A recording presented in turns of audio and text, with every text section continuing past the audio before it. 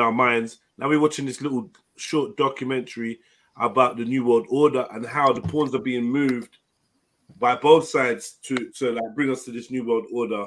But there's so much more we could be touching on.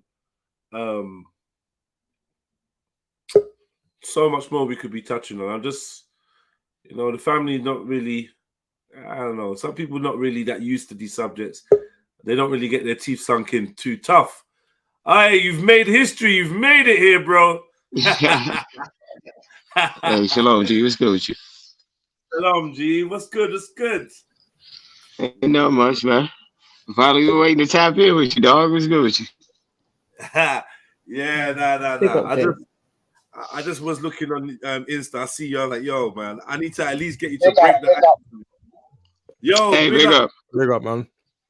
Yeah, salute. Big up. So everyone, this is my boy from Pick up Freddie. from Southside, Vin. I've been telling you a lot about him still over the years. And when I say my Hebrew brethren or whatever, I say my homie that's made the hashtag African American African. Yeah, that's got some people tight over here, man. All of that information is kind of new to them. Man, this got people tight over here. Got people in my my family tight.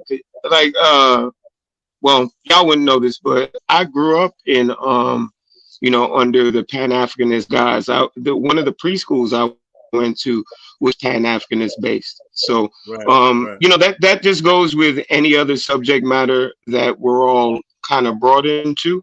And then kind of fighting against the cognitive dissonance, and kind of dealing with the information for what it is. So I've just learned over the years, just dealing with people, any subject matter they have an emotional attachment to, you're going to have you're going to rub some feathers the wrong way. So if I talk about homosexuality, they'll be like, oh, that's all you talk about. Well, that's because that's what's triggering you. So that's all you see. If I talk about white supremacy, the same thing with the modern Europeans and modern Asians that pop up on the page and have a problem with me focusing on, that particular end of the spectrum. So it is what it is.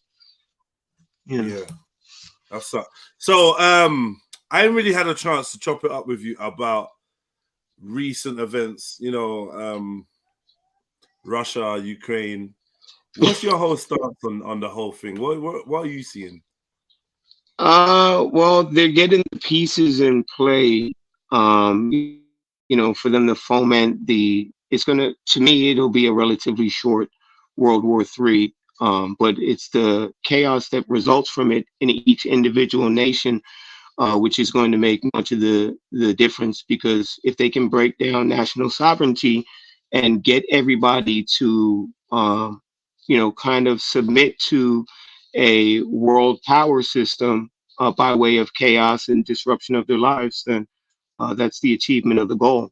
Because, I just put up a clip of, Klitschko talking about their wanting to persevere in their pursuit for a European democracy. But democracy is just a nice way of saying socialism. And socialism is a little sister or a little brother to communism.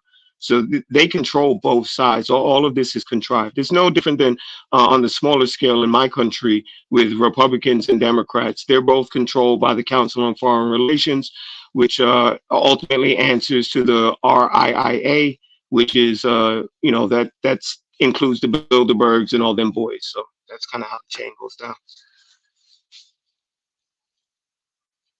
So we got CFR, Bilderberg, Trilateral Commission, right? Right. So it's just a matter of putting them in their places. So CFR is more in relation to, let's say, the United States and the United Kingdom working together. And they're really, it's the United States taking orders from Great Britain and from the Crown through the Democratic and Republican systems. So both are controlled. They're both for the same agenda, the same goals, just different styles of going about doing it. Right, and then my fault. And then you got the Bilderberg, which is the more international scale. Yeah. So you have members of the CFR who go to the Bilderberg meetings to get the international playbook of what's about to go down for this year or that year, and then they go on to, push everything through legislation and, through their voting and or non-voting and so on and so forth. Just a side note, yeah. I don't know if you remember. When you got the picture of like Bush, Putin, and the South Korean president, they're in the blue get-ups, right? People say it's Masonic, but I know it's not Masonic. It's like something called TPAC or something like that. I got the image here. Look, see this? Yeah, image I know here? what photo you're talking about. Yep. Yeah. What's this? What's this clique called? This Asian. It's like their own version of the G8, right? It's the Asian G8. I forget what it's called. I know what you're talking about, but you got to remember all these Eurasians are all family. So right. They're cousins. So. Yo, Zulu, big up, my brother. I've been trying to link you and brother Vin up for a long time. Yeah, you're both on the same path still. So yeah, I think mutual shalams are in order still. Shalom. What's going on? Bro. What's up, man? You good, man? Yeah, it's the young boy, man. He's I'm alive. Can't complain. Big. Big up. Yeah, Sarah, how you doing? You all right? Big up, everyone. I see you got your I'm AK good, man. ready. Of course, good, man. always. We're just talking, man. We're just talking. So, like, let me just see. Vin, did you see that new 9/11 footage from the ferry? No, there's a new one. Bro, it's a new angle from the ferry. I'm telling you, this plane straight disappears before it hits the building. It's a hologram. I was gonna say it's a hologram, so it wasn't. This shit just. You need to see this angle, cause it's like they released it this week on Worldstar for a reason. Yeah, DM it to me. DM it to you gotta remember, I was like 13 and I went to school right on the Hudson River. When this shit was going down. So I seen things like loose change when I was 13 years old. So there's a new. You're telling me it's completely new footage. Nobody's ever seen this in 20-something years. Are you telling me? Right, exactly. Check this. It's I don't know if you can see the screen. Are you on your phone? Yeah. It's not that good. But if you can see the screen, I'm showing it right now, right? So they've already watched one plane supposedly going to the building. He's scanning the horizon. Now this plane's gonna come out of nowhere. Look, boom. Right. Now, it comes out of nowhere, bro.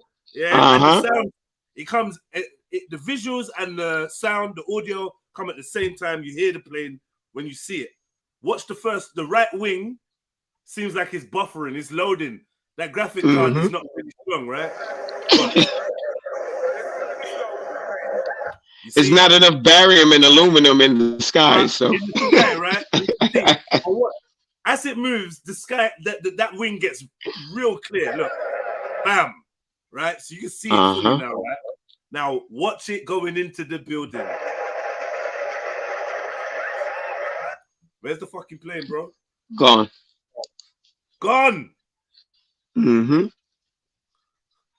They never released this footage before. Never before seen footage. And the reason why I'm saying that they've released this is to laugh at us, yeah. Us guys that got a suspicion that something ain't right, they're like, haha, we can even show you the plane disappearing. No one ain't gonna do shit.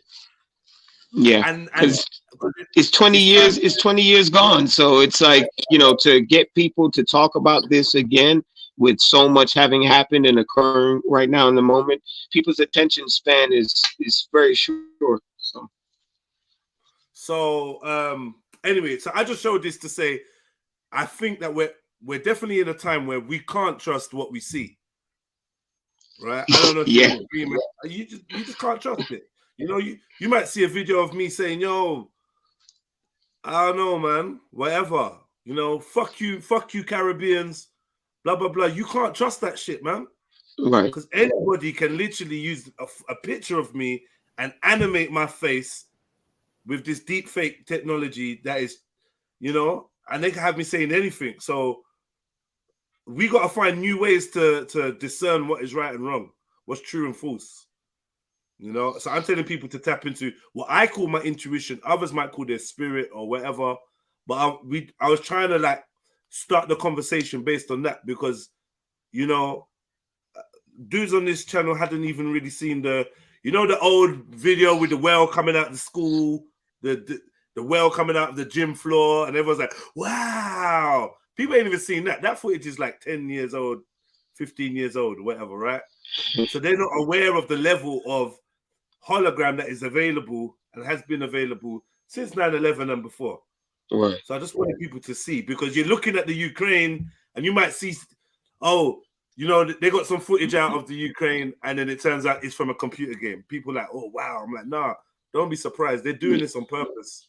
Yeah, well, like the asteroids that are supposedly going to be coming, when the damage is done, if it does happen, it's the rods of God that they're firing off, that they've been spending all this time putting up with I think they're going to do it in disguise with Elon Musk and the Starlink, but it'll be them rods of God that be putting up there. So when they want to say, "Oh, these rocks are coming from outer space, and we have to weaponize space," you'll see it. And then blame God. You're talking about the weapons they got in space, apparently, on the satellites. In the upper atmospheres. Yeah. So what is Starlink then? What is this Starlink that Elon Musk is supposed to be hooking up Ukraine with? What is that? It's like having wireless internet accessible anywhere, but it's going to be along this 5G network that they're setting up, for the digital prison grid. So this is just another way for them to move the chess piece in. But you know what it is as well? All of them satellites that's connected with NORAD in it, because they all got NORAD numbers, so that shows that it's military. Mm-hmm. Same thing with DARPA on our end. Mm-hmm. They work very closely with Bill Gates and Elon and all these kind of guys. But I don't think there's no fucking satellites up there. So what have they got? Is this air balloons? What is this? Yeah, I don't. You know my position. So, hey, maybe it could be anti-gravity technology at this point. Their black societies are 100, 200 years ahead, but all 1,000 years ahead they'd be talking about. So the stuff that we're being shown on movies and on the news, that's just the trickle down stuff. That's definitely something up there though. Cause I've seen shit in the sky. Like I've seen, what have you seen in the sky? You like, ain't seen the sky. You've seen lights. Have you seen them launch? Nah, like I just see them. Like there's been times when I've like even called my brothers out the yard, like, yo, look at this, blood. Like just the line of lights just going across the sky, and then it'll stop, and then like next line, like one time there's about 30 out of them, like just in it. I think I counted like 17, then it stopped. Then about another 5, and then the next load come back past. But how do you know they're in this thing called outer space? Or nothing, but I'm saying there's definitely something up there. But when I seen it, I checked, and the explanation was, it was Elon Musk's Starlink sent up so many satellites that night or whatever. I definitely seen something before I even looked into it. I think you can have stuff in like Leo, basically low Earth orbit, but nothing past that though. Right, that's what I was saying. Anti-gravity tech and all the things that they've been working on since the 1940s and even prior. God knows what they're up to now. So. Or whatever, but all I know is I seen shit in the sky. So. Okay. Yeah, well, like I said, I don't know how you look in the sky and believe anything you see. I don't even believe the sky. And by that, I mean like the clouds. Sometimes I'm looking at this sky like, yo, this shit's fake as fuck. Like something ain't right. So I don't know how anyone has any faith when they look up and I don't know, bro. I don't know what I'm looking at anymore. They're playing so much games up there. They spray the fake rain and the fake moon and the fake sun and no. Yeah. Have you seen that video of, I think it was Mexico, where all these birds just literally crushed, literally fell. Yeah, out of nowhere, and half of them died or something. 5G.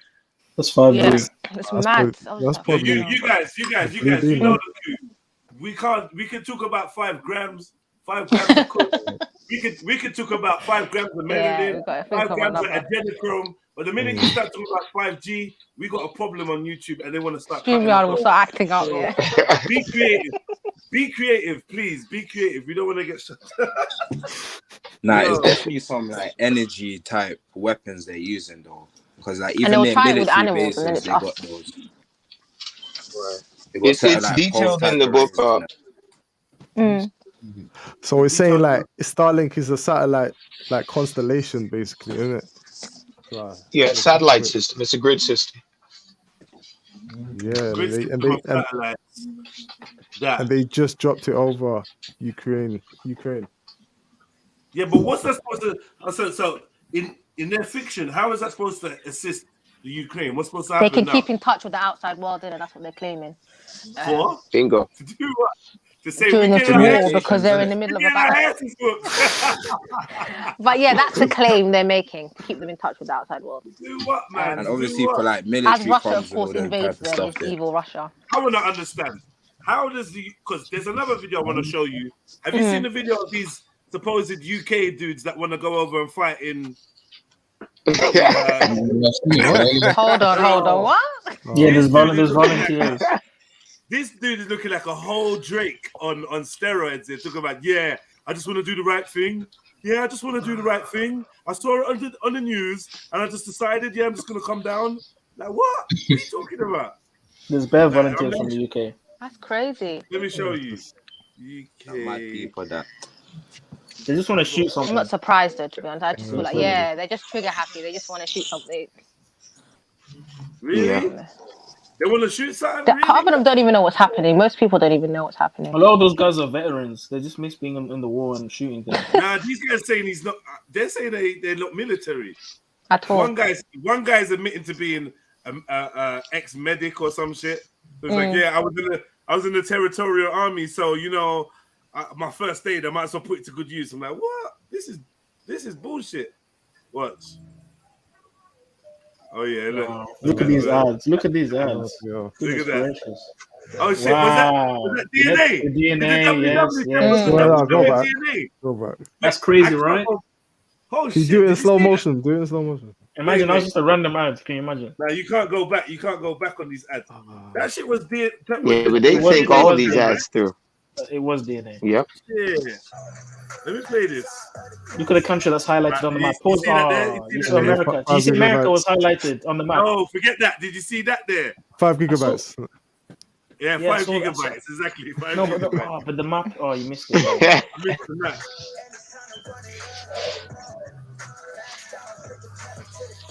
Next phase of the internet. So how many phases of the internet are there? 3, isn't it? This will be the 3.0. Wait. Where does the Internet of Things come in? That's the next phase, right? What? Or are they dropping that out? The Internet of the Internet of Things. What do you mean? Remember they had this thing called the Internet of Things. Go on. Internet of Things is all the device.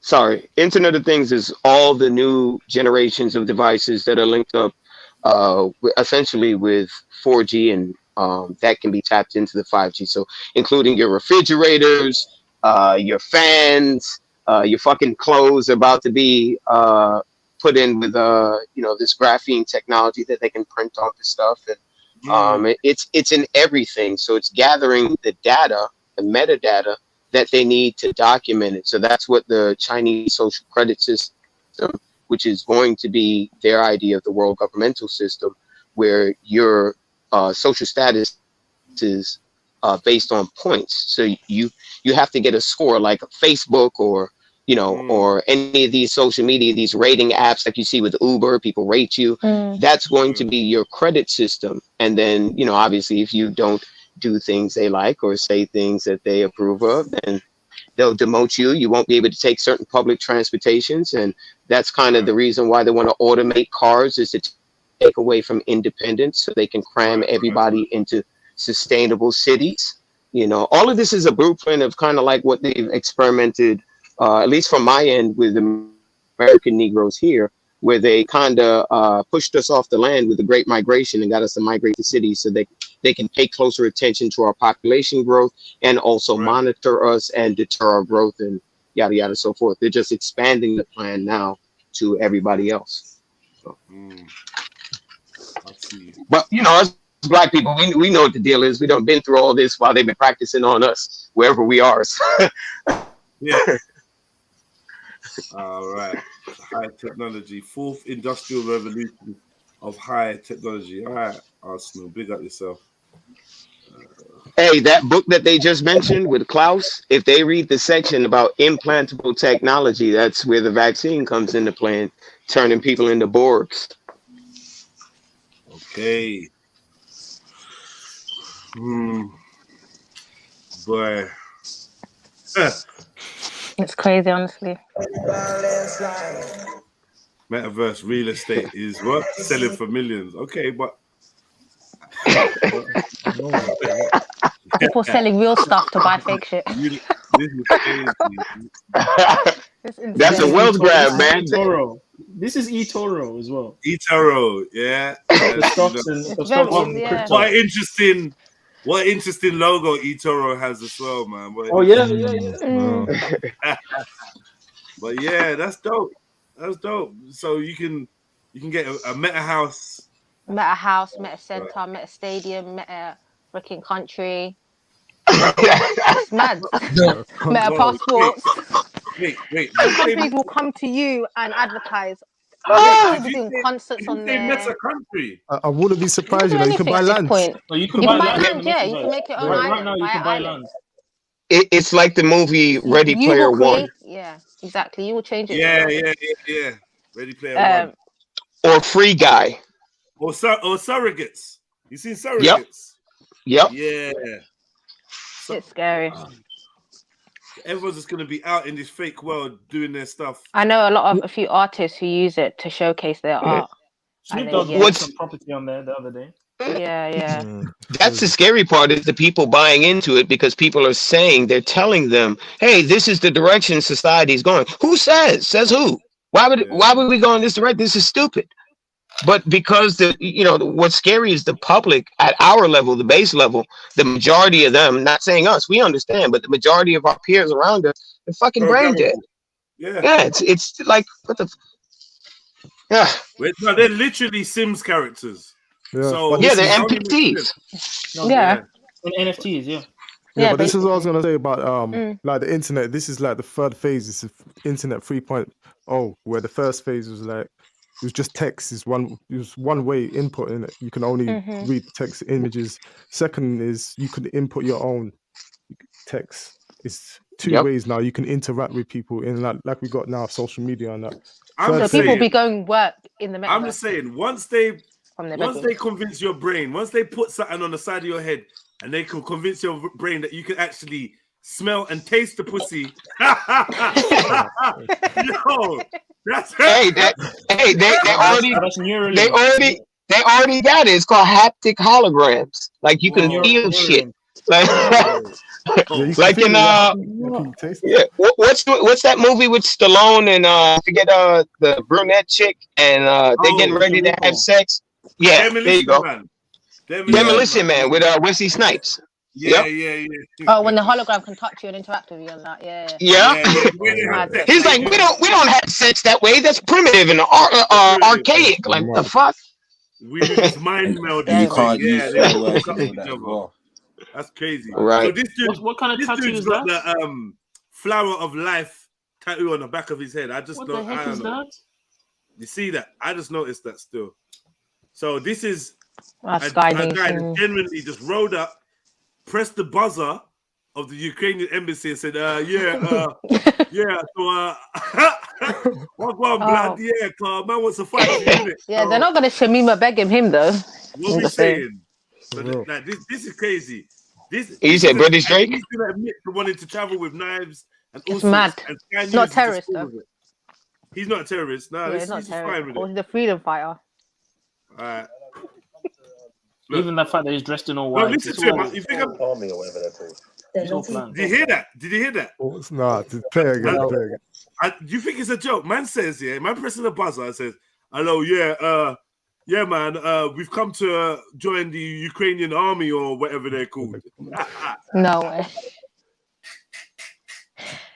Hey. The levels.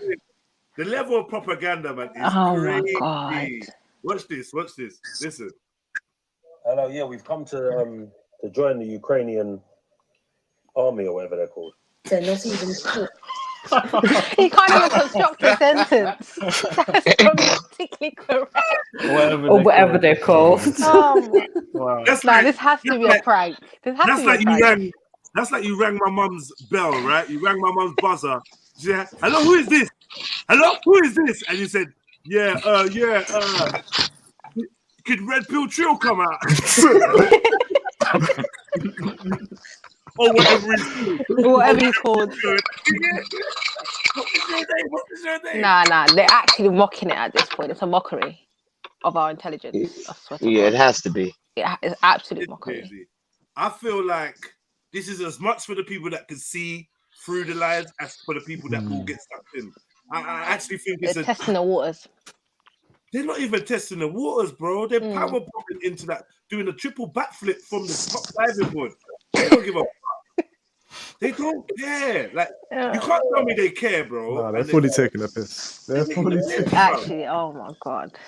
When I saw this morning, I was like, watch this anyway. Just let me play it. You actually went though. Bro, this is crazy, bro. Watch this. It gets worse. I've seen it, but this guy went.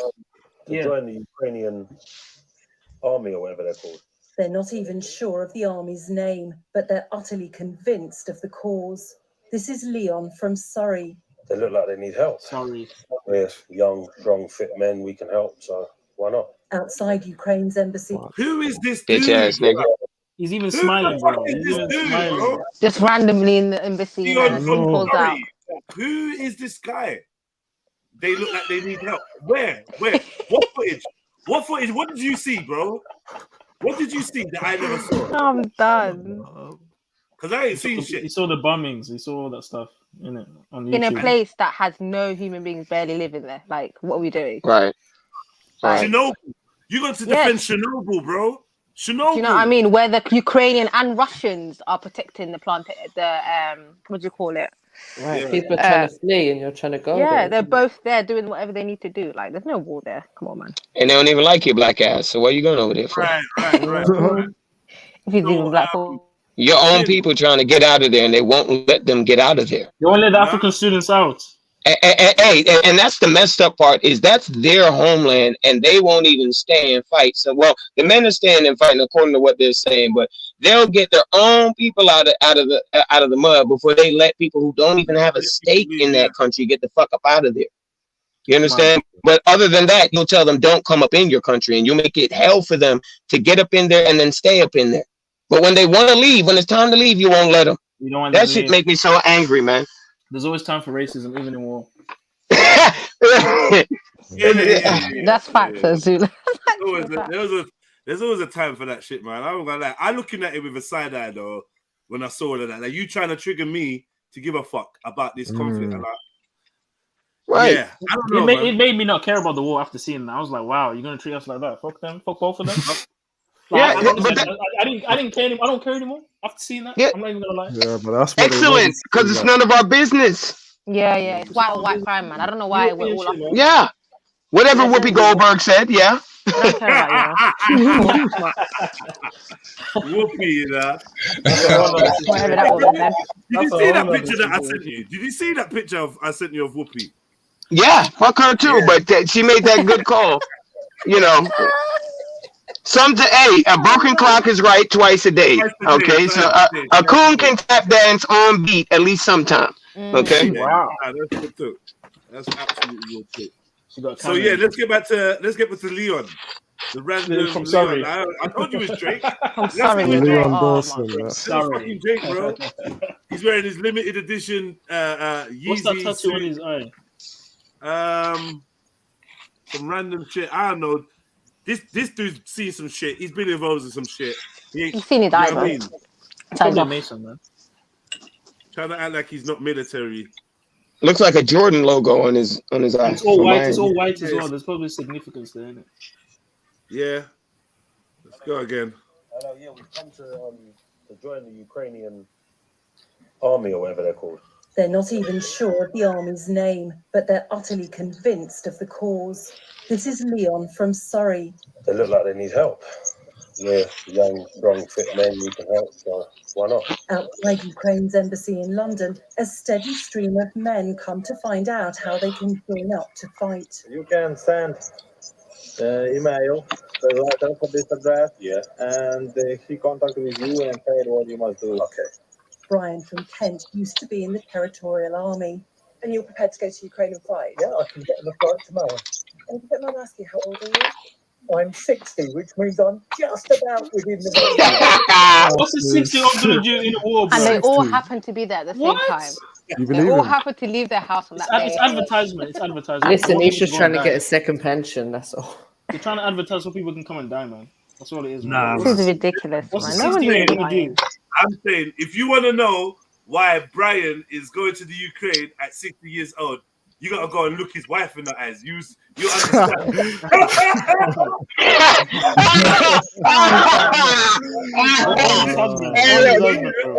He's running.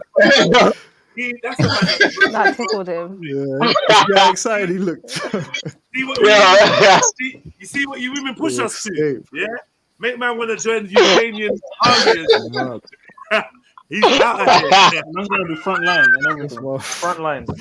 That's what 2 years of lockdown done to him. Oh, man. This is crazy. This is absolutely wild. I don't get this it. Is with Sky, yeah, they got to get an Oscars for this, man. This is ridiculous. Well, it's advertisement. Sky take the piss. They actually take the liberties, bro. They mock your intelligence in every way possible. Crisis actors. Yeah, people just pulling up like, yo, where do I sign up? Yo, like, and they're trying to represent every demographic. They got the mixed guy, they got the old guy, they got all the different demographics. I was on World Star and I saw a video and I just said, nah, man, fuck this. Fuck this. We gotta do something because this is crazy. Smart. I'll never go to war, man. This is weird, isn't it? All right, let's go again. I had a vision about this. The UK, Poland, Hungary, and beyond, the seeds of a volunteer army to fight against the Russians. You're Iranian and you want to join up to fight for Ukraine. Why do you want to do that? Because I hate Putin. I'd like to take like a pocket knife, a stone. Where's he getting all this from? Nah. What's up? Kick it up. Wait, hold on. I got all this shit. So let's be fair, right? I got all this shit. Where can I buy it? But, no, you're gonna hit from the army surplus shop, where they've been closing down everywhere for years. If you find one, go and buy some stuff, right? But on the side note, yeah, he's gonna tell you where he gets his stuff from, and it's hilarious. It's absolutely hilarious. Listen to this. Because I hate Putin. I'd like to take like a pocket knife, a stone. War waits for no one, and by mid-afternoon, conscious they need to move fast, we catch up again with Leon and his friend Tom, who also plans to travel to Ukraine. Probably armor goes in there, which protects your chest. By now, they've got hold of some old kit borrowed from a friend who's an ex-Marine. Oh, God. Okay. More like he went into your garage and he pulled it out. From a friend. Before. What's that? That's American gear? Or is that British gear? It looks like American. We don't have Marines, do we? Yeah. There you go. Yeah, we do. Oh, right, cool. You do? Are they called Marines or are they called something different? We have Marines. We have Navy. We have Navy. Most Yeah, we don't have Navy. Navy. Yes, Navy. Yeah. We don't have Marines. Okay. So he borrowed this from a friend who's an ex-Marine, and then the guy goes, yeah, and he does want it back. So hopefully we can make it back and like give it to with a rollie on, yeah. Right. Go to war and that. I can't deal with this. These dudes are crazy, man. And he's shining too. I'm actually taking the piss. Man's got the Native American touch. He's ready to fight for anyone. He doesn't care who he's fighting for. He probably was in the army. Oh, you see the Native American touch. You seen? Ain't that your cousin on the already the Native American. Ain't that indigenous American? I'm not a part of a One West camp. We don't teach that over here. Yo, That's Aryan and then them 501c3 government contract doctrines that they had to teach once they took that CIA money, or at least that's the rumor. So let me. So he's got his Dances with Wolves tattoo on. I don't know. This dude seems very confused. You're from Surrey. You got a friend that's in the Marines. You got native Probably Indian, an ex-Marine native himself. Indian Man, tattoos. I don't know, man. You want to fight in Ukraine? I'm confused, man. I'm confused. I don't know what's going on here, who this dude is, where they birthed these type of dudes, but the story's deep. War waits for no one, and by mid-afternoon, conscious they need to move fast, we catch up again with Leon and his friend Tom, who also plans to travel to Ukraine. What the armor goes in there, which protects your chest. By now, they've got hold of some old kit borrowed from a friend who's an ex-Marine. He does want it back, so let's hope we make it back alive so I can give it back to him. As soon as you get off the train in Ukraine, your life is on the line. You're not guaranteed to make it back, especially not in one piece. Have you told your family? My family are upset. Obviously it's a hard time, but if I'm this scared and this apprehensive, then what are the people over there going through? Neither of these men have any military experience. Tom runs a dog care business. Wait. None of them have military experience. But they're going. That's bullshit. That's bullshit. Make it make sense, man. Make it make sense. This dude has killed with his bare hands 50 times. Don't tell me he ain't got no military experience, bro. Yeah, he's definitely got something. He knows pressure points. Yeah, I said he knows pressure points. Fuck out of here. He looked like Doctor Strange. Get the fuck out of here. Get Doctor Strange the fuck out of here, man. Tom, what about people wrap him the fuck up? And I'm not gonna get back. What is I don't know, man. Something's not one right. isolate place, but they're acting like it's a whole. Oh, as soon as we get off the train, train from where? Where you getting a train from, bro? Everybody's scared. They're going to an area that's evacuated with no human beings live. Like there's nothing.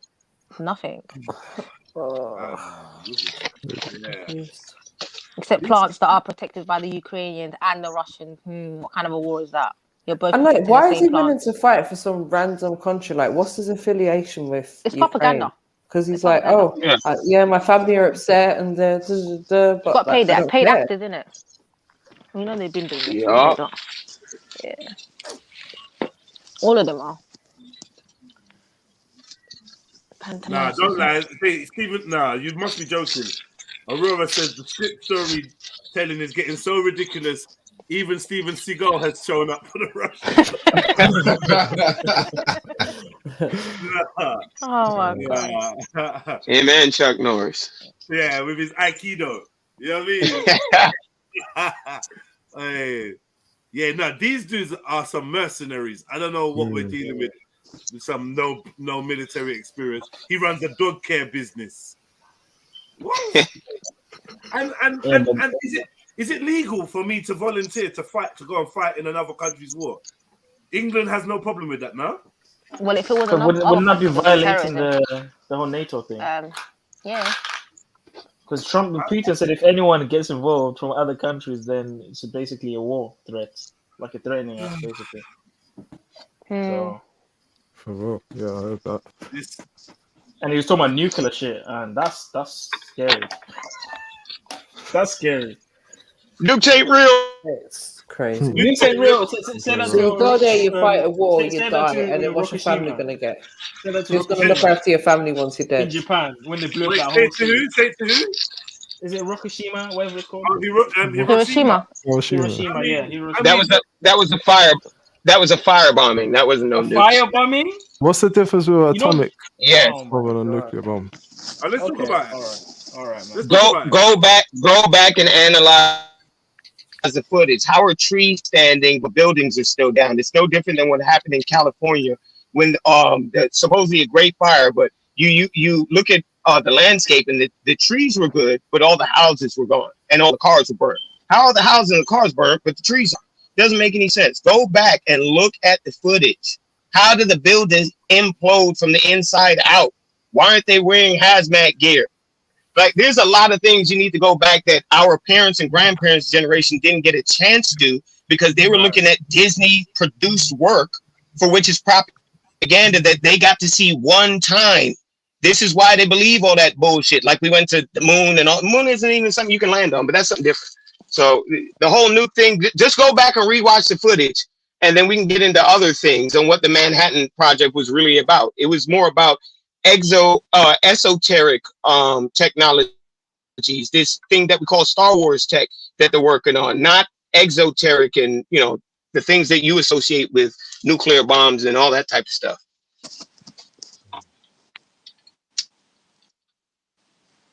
Yeah, MD Go says, yeah, what, you got something to say about that, Zulu? I think nukes are fake. I'm just going to get Clem again. I'm coming back upstairs. What you say, brother? I'm just collecting my food. I'm coming back upstairs. Okay.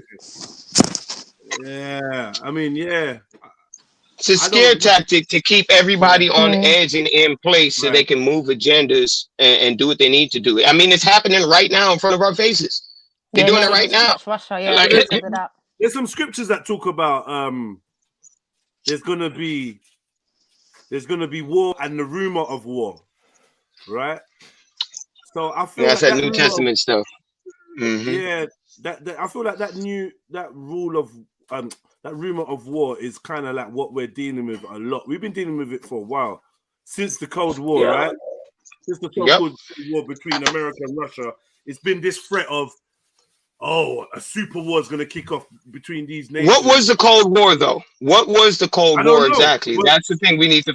Well, what happened? What happened in World War II? It was an intel grab where they went and they split up the Nazi scientists and engineers and all of them. It was Project Paperclip for the United States, and it was Project Alsos for the Russians. So this is why I said Project Manhattan and even Einstein, that thieving motherfucker's involvement, had nothing to do with atomic bombs like how we're taught traditionally. It had to do with this 5G tech and all of these type of things, the esoteric side of it, and their involvement with the occult and theosophy and the spiritual side of things. That's what they were focusing on.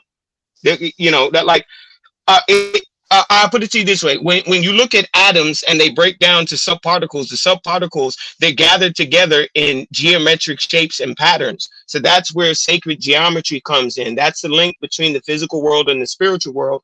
When you're dealing with things like quantum mechanics, that's what they were dealing with in Project Manhattan. Quantum mechanics doesn't have anything directly to do with nuclear technology like how we're taught. Now, it doesn't.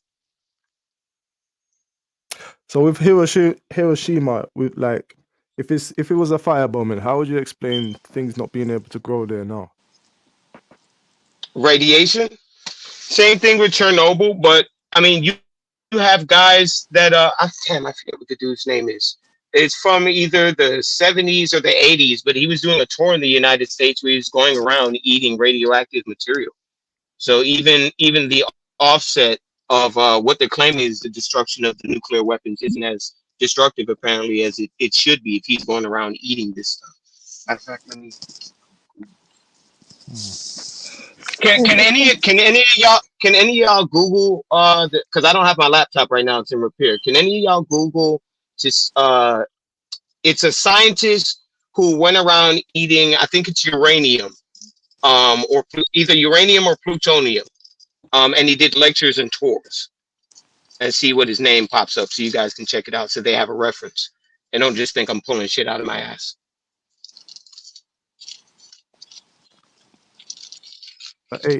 Uranium or what? It's not the human plutonium experiments, is it? No, it's a single guy. It's a single guy. They may not have the videos on YouTube anymore, but things like platforms like BitChute, you may be able to find it. I just need his name so that the listening public can get it. And if we can't get it sorted here, then I'll just DM it to you so that you have it. Oh, Galen Windsor. Yeah, there we go. Galen Windsor. So what are we saying about him? He's going around and pretty much the nuclear fallout that everybody's afraid of that's so destructive to Hiroshima and displayed on Hiroshima, aside from the firebombing that they showed you, it's actually not as destructive as they're claiming, which would tie into things like Chernobyl, and what we're taught about Chernobyl isn't exactly true either. But Yeah. So Galen wins. If you guys can... you missed something before you came on. One of the brothers was revealing to us about the fungus, the fungi, yeah, that grows fungi there. that they found yeah. in Chernobyl. This that has a high count of melanin, and apparently they took this fungus that they just discovered, like literally a week ago or something. They took it and they shot it to the space station, and now they're doing experiments with it in the space station. Because they say that it absorbs radiation. Apparently, right. it forms So radiosynthesis. Yeah. Well, that has to do with melanin's components of dealing with ultraviolet radiation or gamma rays as well. This is why they want to block out the sun, because they can't protect themselves and absorb the light or the information, light being information, for the spiritual upgrade. They can't do it. This is why they got to kind of reproduce with us to keep their genetic coding going. Otherwise, their proclivity, they would have died off a long time ago. Yeah, exactly. So now Russia invades Ukraine, and the first logistical point they take is where? Chernobyl. But they're both guarding the same plants, though, the same nuclear plants. They're both guarding it. Both their armies are guarding it. So all of this hoo-ha, you got to wonder. What is going on? Yeah. Because it's mad. It's actually mad. But whatever they're doing, they're marching forward with their plans either way. So black people just need to stay the fuck out of it. This is the Galen Windsor. Galen Windsor. This is him, the dude. There you go. The nuclear scare scam. So yeah, check him out. Wish I had my laptop. Yeah. Check him out. What time is it over there, Vin? Yo, Vin, what's the time out there? On my coast is 2 o'clock, 2 p.m. 2 p.m. Okay. On the west coast is probably like 10 a.m. or something like that. Okay. Well, you guys 4 hours ahead? What are you, like 6 o'clock? Yeah. We like it's 10 to 7 right now. PM. Oh damn, okay. Yeah, 10 to 7. So I'm just trying to figure out the best time to try and synchronize with you. Yeah. We got to get the WhatsApp thing sorted out so that we can just be able to dialogue. I can just shoot you. Yeah, text. I don't know. So I don't know why it's not popping up. I don't know what the problem is, man. We had a sister from Brooklyn, Sister Rashida. She came on there. She gave one of my homeboys. Oh yeah. She gave one of my homeboys the digits. I don't know if he got through, but he was trying to get the area code as well. I was laughing. I'd just been doing the same thing before him, but I gotta ask him if he got if anyone knows the area code. Someone said just add 1, right? I tried that, it didn't work. +1, it didn't work. Yeah. Then there was. I think the area code I'm missing is like the international joint, because I may have gave you my area code for my area, my county or whatever. Yeah. So I got to figure that out on my end. My one definitely is. Because I'll be talking to Harlem. Right. UK is. I'll be talking to Harlem with no problem. He from the UK. Just add +44 at the beginning. Yeah, +44. That's what it should be. I just don't know why it's not working for you, Vin. Try it again or whatever, but I've given you the whole thing. So if you go back in that message, that should be enough. Just try it again. Yeah. And you know how they do it. This day platform, so yeah. They mess around. Okay. And I'm cock blocked like on every platform. So we back on this. The Great Reset. Blah blah blah. But brothers, the Serpent Brotherhood. I think that's what that is, if I'm not mistaken. Serpent Brotherhood. What brotherhood? The Serpent Brotherhood, or the Great Serpent Brotherhood. Oh yeah, they're saying in the chat, take it with a 0 after you do the +7. So you start with if it's a mobile, 7 or whatever. Or take away the 0. 0, okay. Yeah. The next 0 of the number. Yeah. So don't start with 0, basically. And then add. Yeah, so it'll be +4 for 4 and then 7. Yeah. Blah, blah, blah, blah, blah. Yeah, Mhm. all right, cool. Have been built and reinforced by the global trust in the dollar and the willingness of customers abroad to hold it, most often in the form of United States government bonds. For quite some time, some analysts and policymakers have been considering a possible and progressive end to the dominance of the dollar. This argument suggests that something major will therefore have to change, either through a much reduced geopolitical role or higher taxation, or both. After all, the status of reserve currency cannot last longer than foreign confidence in the ability of the holder to honor its payments. The United States must maintain an economy that inspires global credibility and confidence. Failure to do so will, over time, put the U.S. dollar's position in peril. I mean, it already is. Clear.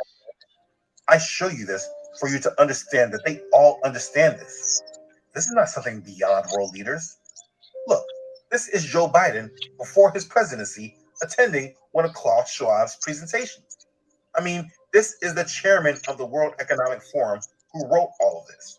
They all understand what the fate of the dollar is. They're just not explaining it to the general public.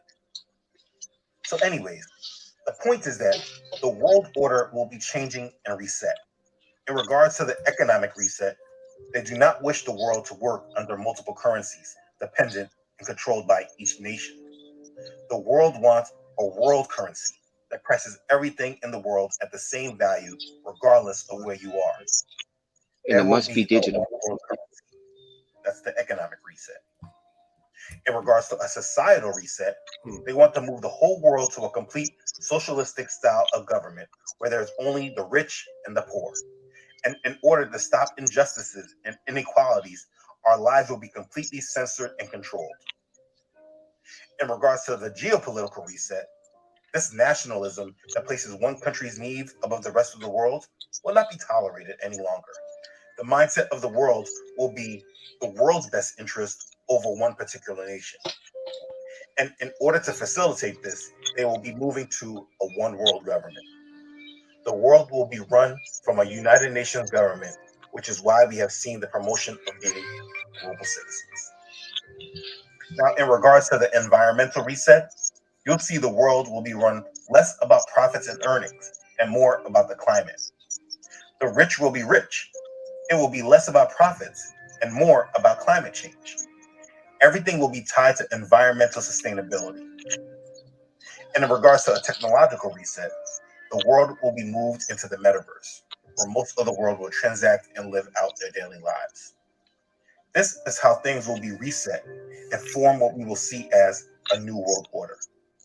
But again, that is the secular view. This is what the world is moving directly towards after economic collapse, world conflicts, and nuclear war. How I see things transpiring is a ping pong match that will lead to major escalation, most likely nuclear war. As Russia continues to move, it will give the West the justification to go against them. When the West kicks Russia out of SWIFT, then Russia will respond in their own way and go after the dollar. You see, there's no need for Russia to try to preserve the dollar if they can't use it. And being that it's the source of the United States' strength, they will attack it. I expect next week, when Joe Biden gives his State of the Union, I expect him to speak on American superiority and how much we've come back since the pandemic. I expect him to make a case that we've been doing well, and it's really only because of Russia that things are getting so bad right now. Again, like I said, they need a scapegoat. But after the case has been made about how much we've come back, he will prepare us for conflict. Now, it sounds as if after the West gives the sanctions and takes Russia out of SWIFT, Russia will most likely respond through cyber attacks, which the United States media has been alluding to. I expect a problem with our banking system or energy systems or both. And this will then lead to military escalation. From our power grids to our communication lines to banking systems, U.S. cyber officials. Yeah, but are these countries actually ever gonna bang at each other or not? Like, that's all I want to know. They're gonna bang at each other or not? Like, all this cyber attacks, sanctions, This some it's contrived. No one's fighting. It's no war. Where's the war? Smoke screens, isn't it? Yeah, that is war. That's a part of war, though, King. That's actually a greater part of war. Is the information part and the control of information. That's what all of this is about. Turning people into human nodes so they can monitor you. That's all. So they're taking the war to the metaverse. Let me be clear, though. Let me be clear. From your perspective, the American government and the Russian government have there's no conflict there. This is a game. No. I mean, how can you have a treaty that nobody can go visit the edge of the earth in terms of Antarctica and everybody's at war with each other, but we can all agree. We all finna destroy the planet over this situation, but we all gonna agree we ain't gonna let niggas go to this end of the earth to go investigate stuff. Come on, man, stop it. It's contrived. It's moving the script. This is what Albert Pike was talking about in the Morals and Dogma book, where the 3 world wars. All of this is to move and make things happen. But it's going to it's going to happen because look at the historical connections back to World War II. It was they don't necessarily like these people, but they're willing to work with them on the political scale because of the benefits. So you're going to see this foment into the Middle East. Just Google what Ukraine has to do with the Middle East. Just Google it. And there's still articles that'll pop up of how Ukraine is the breadbasket of Europe, and if this goes down, that affects the oil transitions and grain transitions. And check this. Someone just brought it to my attention yesterday that the Ukrainian president is actually Jewish. Not surprising. You know, obviously it's a family thing. Yeah, obviously they're from them regions, right? You know, that's the region, right? And don't forget, wasn't Biden's son, Hunter Biden, involved in some controversy a few years ago? Where he was making deals with the Ukrainians and he was doing all types of fuckeries. Him, China, Ukraine, and America. Yep. So they're all mixed up. It's all a mix up, yeah. Yep. Child trafficking, human trafficking. Exactly. They've got the worst, apparently. Narcotics. Yep. Ukraine ain't no heaven on earth. Fully involved in that. He said a lot in that video though. So yeah, there was a lot said. I agree with like 90, damn near 100% of it. He's on his game. He's reading it. I did want to point out, I found the article. You guys can look it up. It's called "The World Sentient Simulation." So that's what Facebook and the NSA was created for, to collect the data, to monitor people, to create virtual representations of them so that they could get their characteristics, their nuances of their personality and their habits. This is why you can just think about something and then you'll see an ad on it pop up on social media. It's like that now. So they're creating virtual representations of who we are as people all over the face of the earth so that they can do simulations and war tactics and war games so that they can come up with, strategies on how to corral us in a particular direction. So it's called the World Sentient Simulation. So this is what the metaverse is. So they've been working on this for, decades.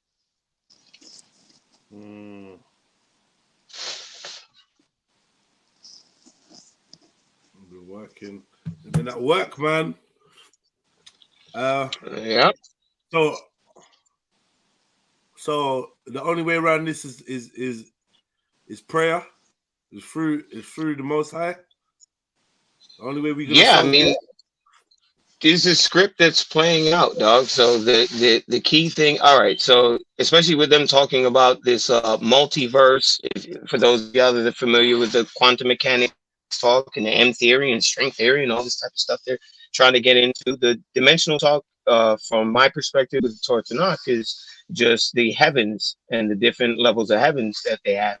And essentially, what these people are trying to do is bar us off from, getting back to our creator. So if our God is outside of space and time and has identified the exact multiverse or timeline which is about to unfold, I think it will behoove you to at least study the book and see the script that is outlined there. And then you have two choices. And this is what I came to when I was like 20 years old. I was like, all right, it's either one of two things. Either this book and this God is who and what it says it is, or this is a part of the enemy's work and it's their script and it's going to play out the way that they've written it. So it's one of two options. So either way, you got to study it and figure it out. And that, you know, that's essentially what myself and brothers and sisters like me have been doing for the last like 10 plus years and generation before us, so on and so forth. Yeah, Carl. I mean, your study is something serious. I need them to know why I gas you. I gas you low key behind your back. Not to your face, but behind your back, I'll be gassing you, Vin. I'm like, yo, this is my dude. Like, yo, it's the only other person I've seen on my wavelength. And I call it my wavelength because I don't recognize many other people that speak like that. But it ain't my wavelength. Just this wavelength that exists. Yeah. Vin's there's only a few of us. I get you. That's on what I'm on. Like, and a lot of the things I've come across, like Vin's on it. Like, yeah, man, yo, like I don't think we've really disagreed about much, you know. Even when he's talking, I told you I can listen to Vin talk about where the true Jerusalem is, or where true Egypt is, or whether the stories are based on there or here. I can listen to him talk because he's kind of the straight talking, and he goes in heavy with the highlighter pen. So he's researching, basically, is what I'm trying to say. I'm going to give you where the source is.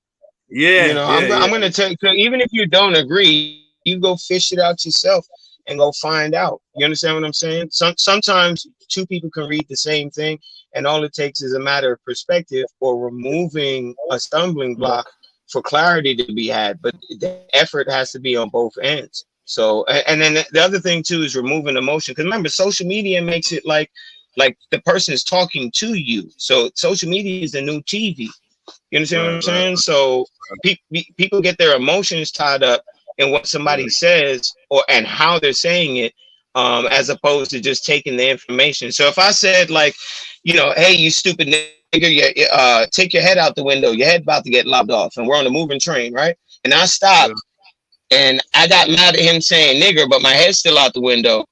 I'll get my head lopped off. Whose fault is it? The fact that he called me a stupid nigger while he warned me, or the fact that he warned me? I could have stuck my head out the window and then dealt with him about calling me a nigger. But if we put our emotions first, you end up killing the messenger. You understand? So that's I think the greater thing. That's the issue. But yo, we play your music out here. I told you that the joint you made. The remix, damn. The set tripping joint. We play, and the vaccine joint. We play it out here. I don't play it in the South Side for you. So we respect you out here. We respect it. Much love. Zulu, you there, brother? Yeah, man. Yeah, hey, Zulu. I wanna talk about a few things, right? Like, a quick question though. Yo, go on. Is the radiation levels like high in the UK lately? I don't know. I feel like shit, man. Oh, you feel bad? Yeah, man. A lot of people have been saying they feel bad.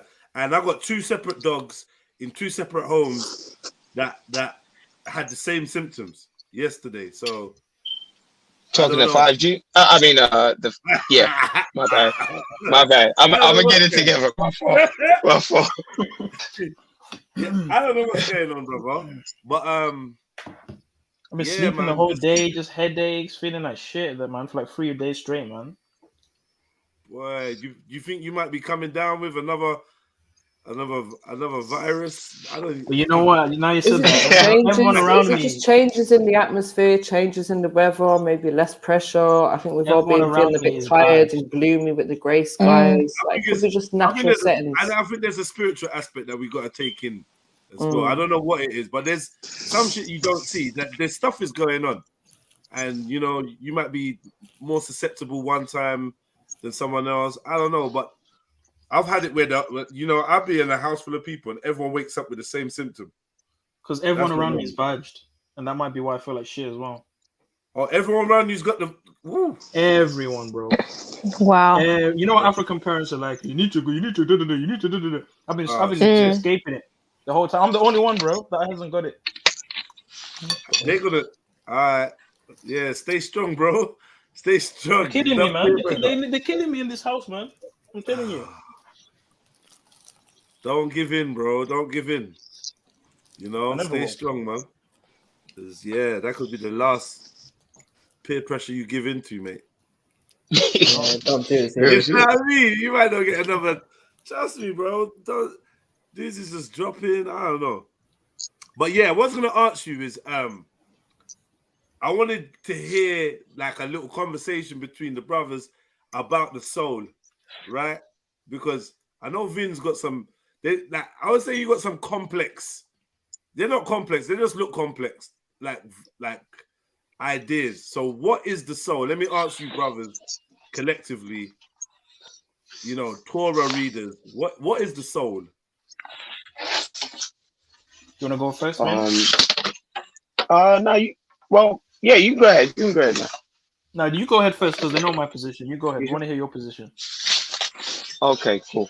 So the soul and the mind are the same thing. A soul is a fragment of what you call, or personalized section of what you would call the spirit, or the breath of life.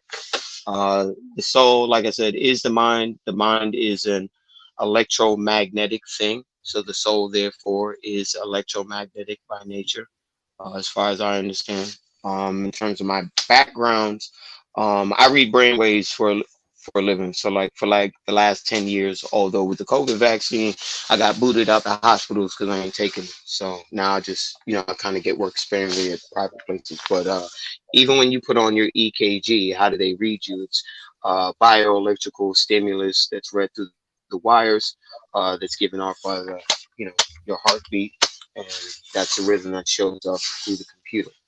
The only way to transfer this type of data is through the common grounds of electricity. So the soul is an electromagnetic based thing, and the soul is the same thing as the mind, the personality, or what you call yourself. So what's the difference? I would agree and slightly disagree. What are you disagreeing on? If we're going by the Torah and what that states of soul is, the word for soul is nefesh, and the meaning is more closely linked to living being, or the breath. That it's a sign of like that something is alive. It indicates more of a physical living state than a spiritual living state, because animals also have nefesh. So it indicates more or less a living being rather than an ethereal spirit or a part of you outside of your body. So that's what I said, though. You said the same thing I said. That's why I said I agree with you, but I disagree with Sam. So where did you disagree? I'm not 100% because what you said is exactly what I said. I'm not 100% sure if the electromagnetic field has anything to do with the soul. That's why I'm unsure about that part. But you can show me, and how does well, let's discuss it. So the scriptures tell you the life is in the blood, right? Mm-hmm. Okay, so the life being in the blood, and what happens when you breathe? Breathing in, you absorb what? Oxygen. Oxygen, positive ions, the breath of life. Through the hemoglobin process, you have oxygen molecules that attach to your red blood cells, transporting the blood all throughout the body. Now, without the heart pumping the blood and circulating the blood, without that electromagnetic stimulus, for which if your heart stops, how do they restart your heart? If your heart stops, how do they don't they send a pulse of electricity to, it's like a jump start when you jump start a car. Bingo. There's your answer. So how would the soul not be electric? How would the spirit not be electric based? But they say that the soul, the blood, is like the essence of the soul, or it has the essence of the individual in some extent. But no, I don't think the soul is. Yeah. It says what does the scripture say? The life is in the blood, right? When you breathe in positive ions from the atmosphere, which is inside the oxygen molecules, what is the positive ions? That's electricity, King. Interesting. That's interesting, man. I didn't know that. Interesting. What's your Instagram? I'll send you stuff and we can chop it up back and forth. I'll send you stuff. I'm not use Instagram. Selfish. Okay, all right. Well, through here, however we link up, well, I'll probably get back in here more often if Red let me get back on. Come and then you can join the Discord. I'll send him stuff. I was going to ask, is this Discord? I do. Jez, can you put the link to the Discord? So you know when you read the brain waves, does that mean that you're reading someone's spirit, someone's soul? Yeah, it's an indirect way. I can't the technology in terms of the work I do because I'm a sleep tech. So to make it sound more complicated, I'm a polysomnographer. So just so motherfuckers put respect to our position. Because I've been called a nurse before, and I take offense to that. But so yeah, is that when they reading attach little things onto your scalp, and then yes, they ma'am. maybe get you to watch a sequence of colors or movements and monitor how your brain responds? Yes, ma'am. This is what essentially the type of material that goes into EEGs. But I do the shortened. I mean, I can do full EEGs. That's just more electrodes, meaning monitoring more sections of the brain. But essentially, I deal with sleep, so I can read the patterns for which the brain is in. So I can do your stage ones, which is like awake, your stage 2, or awake like drowsy, your stage 2s where you're in sleep but not deep, your stage 3s, which really children have more so, and you lose it as you get older.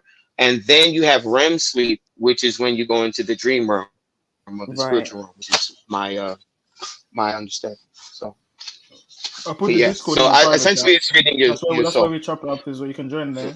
You can send us some stuff on there. Yeah, it's probably better on there actually because you can just talk freely.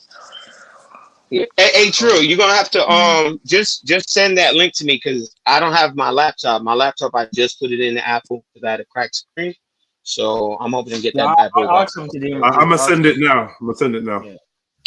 Yeah, just send it to my DM. I'll get to it. Cool. Because we need to get into the America stuff. That's what I was gonna look for. Because we need to get into the whole America is Africa stuff as well and all that stuff. Because that's interesting. It's not America, it's Africa. It's well, what exactly is it, Vin? Well, if Egypt is in America, then is that not the same? Well, what do you mean? What is it like? Because there's different people since this side of the coin is being explored. There's a whole bunch of different people that have ran off and did their own spin-offs, or maybe they found other things, or I don't really go too much on what other people teach. So from my perspective is the land would be, in terms of Jerusalem, would be over here. So some of the evidences that I've run across, not only just reading some of the context of Deuteronomy 28, but looking at the history which is told. So when them Europeans came over here, it was Christopher Colon who went to Queen Isabella and King Ferdinand and told them about the land over here, and they wanted to go find Jerusalem or recapture Jerusalem. So that's what it was all about, which is called the document is ended up called Dum Diverses 1492 or 1452. So quick question. So the Templars, when they fought in Jerusalem, or what they called Jerusalem, where was that? That place you call the Middle East? Yeah. Because they wanted to go back and recapture Jerusalem also, and they didn't go to America. They went to Palestine. Right, but where does the Templars fit into the prophecies of Deuteronomy 28? But those prophecies in Deuteronomy 28 can be interpreted in so many different ways. Because if you actually look at the passage, it says they should be taken back to Egypt in ships. But historically, the Israelites were actually, during the 70 AD, were sent as slaves to Egypt. You can actually look this up historically. So People I want know. to. I'm aware. I'm aware of that half. I came into the truth on that half because that's the most popular perspective. So people want to interpret it the way they want to make it fit certain narratives, but no one really knows 100%. Sometimes some of these prophecies, they may happen in ways that you don't expect them to happen. You know what I mean? Right. But how do you analyze prophecy without looking at history? Right. We agree there. No, of course you need to look at history to understand prophecy in Right. some ways. Yeah. But like I said, like so the basis of no, go ahead. So like when it comes to the Christopher Columbus thing, Christopher Columbus also spoke about seeing black people in the Caribbean and in Americas, right? And this is before the transatlantic slave trade. Those are the people that he came. Those are the people that he came and took over the Queen Isabella and King Ferdinand. But Lloyd, this is American the important thing, though. If you follow the expulsion of the Moors and if you follow the migrations of black peoples from Africa moving into the Americas, you will find that you had black people in America thousands of years, hundreds of years before Christopher Columbus anyway. But not saying that everyone... I'm aware of that. I've studied Ivan Van Sertima, Cheikh Diop. Like I was saying when I came through, I grew up on Pan-Africanism. I'm aware of all this stuff. I'm looking at their books right now. Africa? But does that not prove that they came from Africa and migrated there? No, how does that prove that an entire continent of people was made up by people who came from another continent? That doesn't prove anything. That just proves that there was migrations between continents before white people. And that's true in history. We were moving back and forth and trading with one another and sharing culture with one another, even back in the day when we were ruling. This is before Europeans. So, and then also you have to look. Go ahead. So, sorry to cut you. Where was the Garden of Eden then, and the Tower of Babel? From what I understand, the Garden of Eden is not in this Earth plane. So, but the it's how, because then now you're talking about dimensions. Because now you're dealing with the mind. The mind is 4D. Okay, so it's not a physical place like how we're thinking of it. And the location, I would surmise, if we're looking from a geocentric perspective, would be the center, which is what you would associate with what they call the North Pole. Okay, but then what about the rivers of Pion, Tigris, Euphrates, all these geographical rivers that we can identify today? There are 4 rivers that lead there are 4 rivers that lead out of that central patch. If you look at older maps that go beyond the 1800s. So if you can get to material from beyond when the Tavistock Institute was created to really like the 20th and 19th, late 19th through early 20th century, when the current education systems in Western society were kind of like the foundations of what they are today. If you can get beyond that to material, like books, maps, whether they be cartographers or what have you, you'll have a better chance of getting past the lies of white supremacy. So you're basically theorizing that the Garden of Eden was in a different dimension rather than a physical place. This is what you're claiming. Well, that's what the scripture says when you're reading the Dead Sea Scroll works.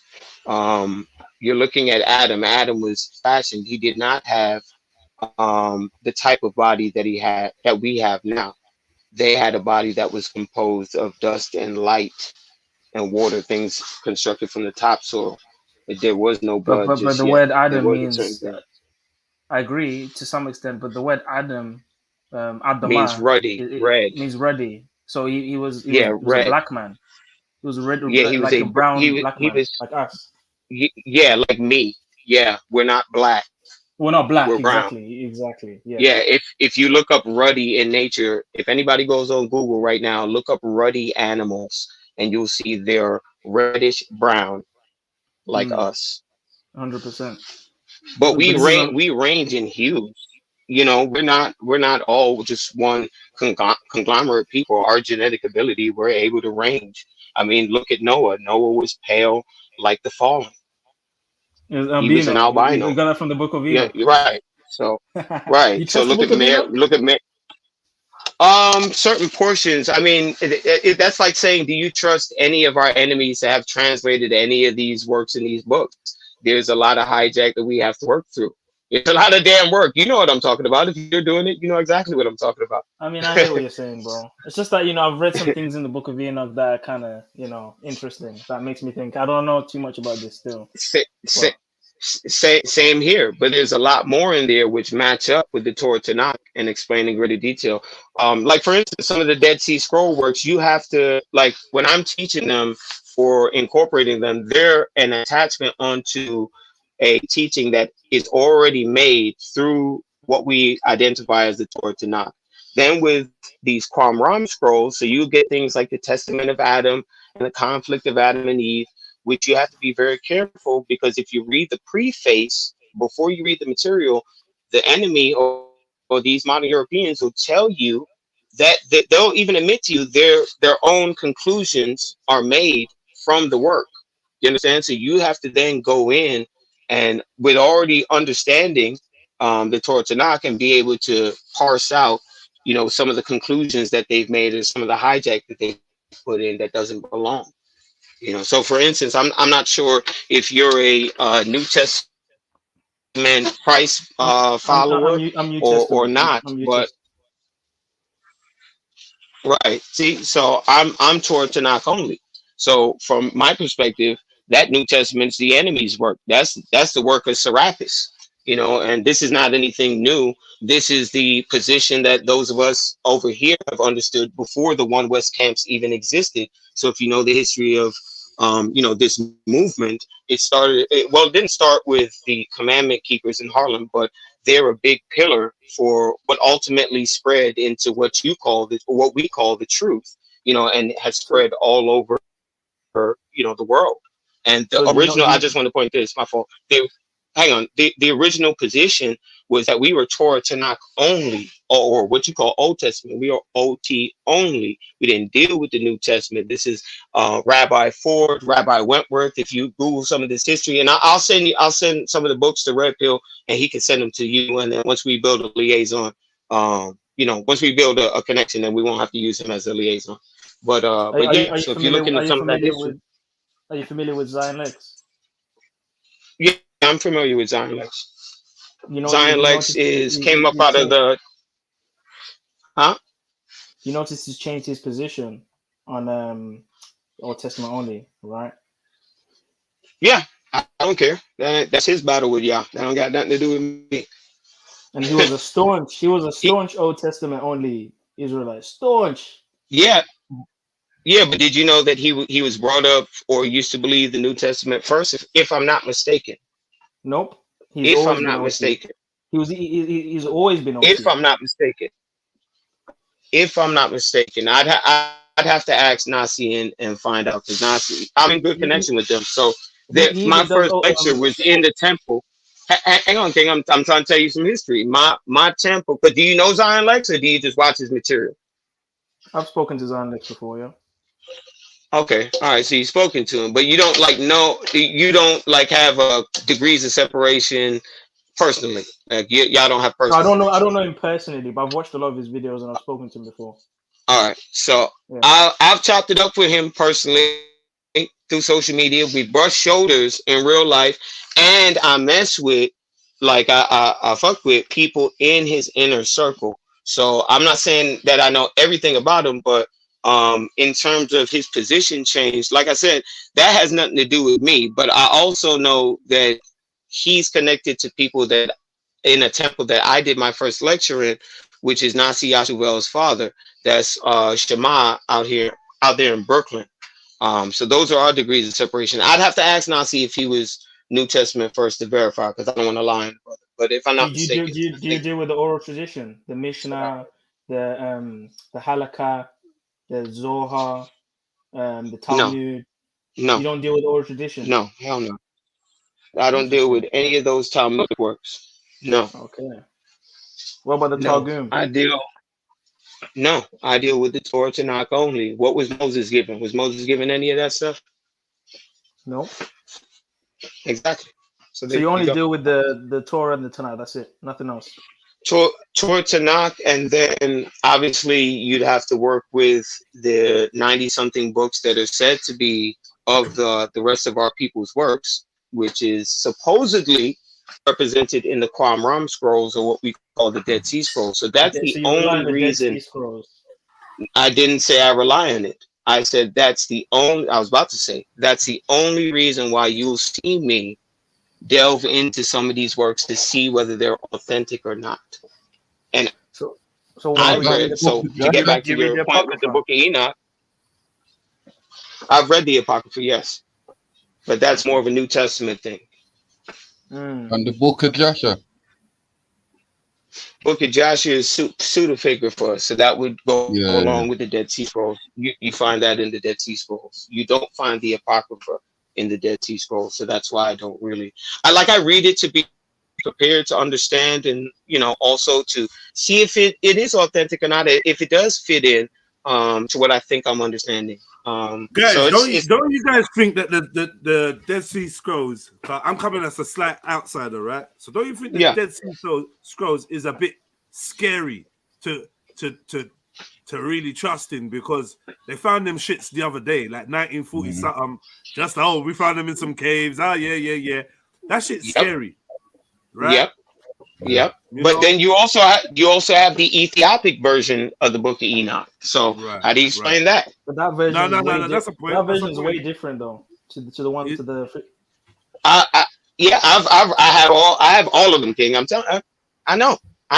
But what I'm saying is, how do you explain it? The book is mentioned, and then you have the Book of Joshua that's mentioned. I believe it's in the Book of Daniel. Joshua's mentioned. So how do you explain this stuff? And then in the Jubilees and Joshua, they'll tell you there's 90-something books in our history. But there's and if you count the Torah Tanakh, there's only like I believe 60. Sorry, brothers. I'm just saying. Quick side note: Aurora, you would do anything for Ruddy to be like this bright red fireball that you're trying to imagine. Yeah. When I Google it, right? I know it's hurting. Yeah. Type in ruddy animals. It's gonna hurt even more, because then you have a living being, and their flesh is shining and it's nice and golden brown, like how we be looking.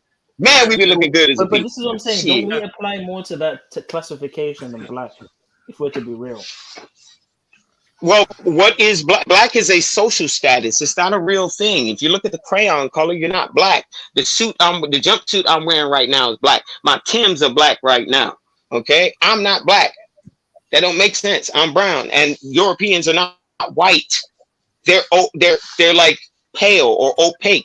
They're or like bisque soup, like lobster soup. If you look up bisque lobster soup, that's what they look like. That's their skin tone. Okay, they're not white. It's a social status. It's a way. It's social stratification. It's the world order that was set up so that they can get this new world order set up. It's the Aryan caste system. Okay, so that's why the Eurasians, they all work together. They make up the conglomerate of the social status called white. White is the upper class status. Black is the lower class status. So this is where the more information comes in key, because they do have some truth too. This is the understanding of you running around calling yourselves black, and then them beating you over the head like they do in my country, and you're running around calling yourself black, so you're asking to get beat in the head. That's not a nation. You walk around, go everywhere in the earth. They know themselves as Chinese, as Pakistani, as Indian, as whatever. Okay, and anybody come to any of us, you're black. What? What does the word? What does the word Kush mean? In what language? It's black, but Kush is an Ethiopian son. What that got to do with us? So what they got to do with Israel? So when they were calling them black, they meant that they were like hyper black, right? Like blick. Well, in Psalms, what does he say? I am black and comely. No, that's in Songs of Solomon. Yeah, but I know what you're saying. That's true. But the Hebrew word there is shakar. It's not kush. Shakar is like black. But Kush is also can be used in the term as black sometimes. But you understand, because you get into semantics, but you understand the general point I'm trying to make, right? Yeah. It's like a euphemism. It's not a literalism. It's a euphemism. Okay. Interesting. Interesting. It's no different than when people try to say, I think it's Psalm 1 and 10 is Christ. No, it's not. That's David speaking in third person. It's an Ilias. Like, yeah, but David also says, God of my God, Lord of my Lord, my hands and my nails are pierced before me. No, my hands are pierced before me. That's where the Jesus Christ thing was stolen from. Hold on. In the book of Psalms, David is the son of Jesse in Bethlehem, as 2 Samuel says. That's all the hijack that was stolen from the Torah Tanakh to make up that false god, which is Serapis or Baal or Lucifer, the morning star, as even your God admits in that New Testament. He called himself the morning star. The only one morning star I know, and that's Lucifer. But Lucifer doesn't call himself the morning star. Lucifer is called son of the morning. S-O-N. So that's another misunderstanding. So what's the son of the morning? And the word Hillel, which is the term Lucifer in Hebrew, means the shining one. And that simply means someone that outshines others, is special. Hence why Lucifer was a cherub. He was one of the highest angels in heaven before he fell. So it's very easy to misunderstand things when you don't look at the Hebrew. We disagree because Lucifer is not an angel. Lucifer is a man. If you read Isaiah 14, I believe correctly. It's not an angel, it's a man. Lucifer says it's a cherub. It clearly says in the Bible he's a cherub. Clearly. Lucifer? What verse is that? It's in Isaiah. Let me get the look at it. Isaiah.